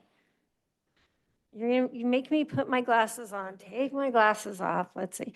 Okay, so the EL TOSA is 0.3 of line 1 For and elementary? Okay. 0.7 of line 4. And the dual immersion TOSA, I actually do not believe is included on this list at the moment. I believe that's Mariel Montesinos, and she is not included on this list at the moment. Is she B-clad certified? Is that why? She is B-clad. Okay. So, right. Yes. So that was the So exemption that we made earlier. that's not part of these reductions. And then there is line 29 and line 30. And line 6, right? The EL coordinator, is that the one that was mentioned? That is a site position that is not part of multilingual services. That is a site fund, that's a position that a site was using. So Trustee De La Cruz, just to clarify, so line 1, 0.3 of that, line 4, a 0.7 reduction on that, line 29 and line 30. Willie, is that correct? For a total of 9 FTE. Is that correct? Yeah, 9.0 FTE. Okay, so that's a motion with those reductions from what's been presented in the amendment, the amended list. Is there a second to that? I'll second that. Seconded by Trustee Sheffield.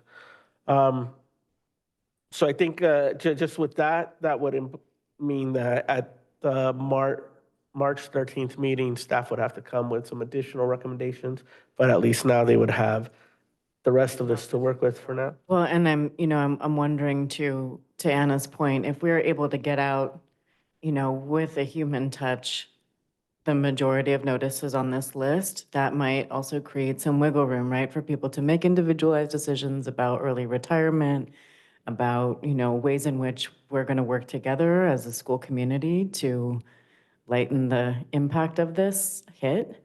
I really appreciate, your dedication to doing this in a way that recognizes the human impact to our entire community. And I recognize how hard it would be for, staff to come back to do all of that it would not let us do this in a way that is loving. And so I really want to protect your ability to do that. And then I think that also, maybe it gets us somewhere closer to having additional open positions for consideration. Before we vote, for me to vote yes on this, I would have an ask to make sure that we have in return, that you do another analysis in terms of what other positions or FTEs can be reduced that are away from the classroom. And these may include administrative positions, right? So I would really need that commitment from the district as a fiduciary of this school district to make sure that we're in line, that we don't end up with a negative certification. So that's my ask, right? If I were to vote yes on this, this is what I need to, this is the commitment that I need from the district to make sure you come back with an analysis as to what other positions away from the students that we can do in the total of at least 9.0 FTE. So as a response, we will have to do that. So I hear your ask, automatic. We're going to have to do that. All right, so if there's no further discussion, can we go to the vote? It's a motion by trustee De La Cruz, second trustee Sheffield, with the amendments as trustee De La Cruz presented to the amendments to the amended list. And thank you so much for your really hard work. Student Board Member Rao. Aye. Trustee De La Cruz. Aye. Trustee Sheffield. Aye. Trustee McNally. Aye. Trustee De La Torre. Aye. Trustee Flores. Aye. President Medina. Aye.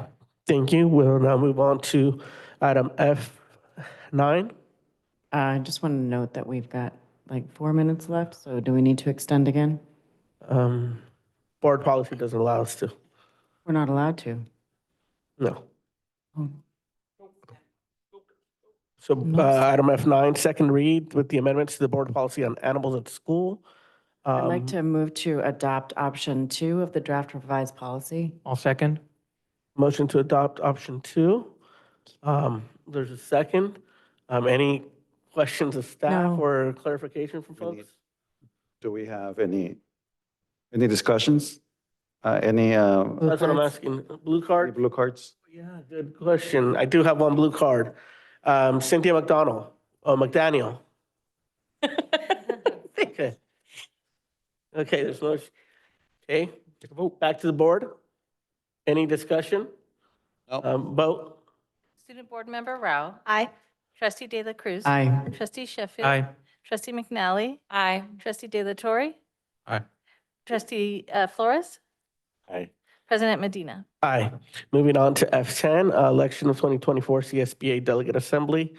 I'd just like to entertain a motion to vote for Stephanie Manieri. Second. So I entertained. Oh, I'd move. Moved by trustee La Cruz, second by trustee Flores. Any discussion? No. No blue cards. To the vote. Student Board Member Rao. Aye. Trustee De La Cruz. Aye. Trustee Flores. Aye. Trustee Sheffield. Aye. Trustee McNally. Aye. Trustee De La Torre. Aye. President Medina. Aye. On to consent items. I'd like to entertain a motion to approve items G1 to G2 and G4 to G15. So moved. Second. Moved and seconded. No cards to the vote. Student Board Member Rao. Aye. Trustee De La Cruz? Aye. Trustee Sheffield? Aye. Trustee McNally? Aye. Trustee De La Torre? Aye. Trustee Flores? Aye. President Medina? Aye. Item G3, trustee De La Cruz, you have the floor. I wanted to pull G3. These are vendor warrants for payment.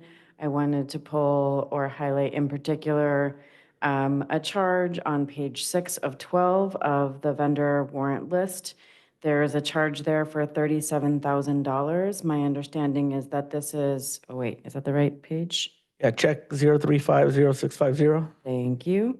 To the city of Santa Rosa, clarifying, Superintendent, this is the check to the SRPD for the days that we have asked them to serve towards the last 2 weeks of last year's school year.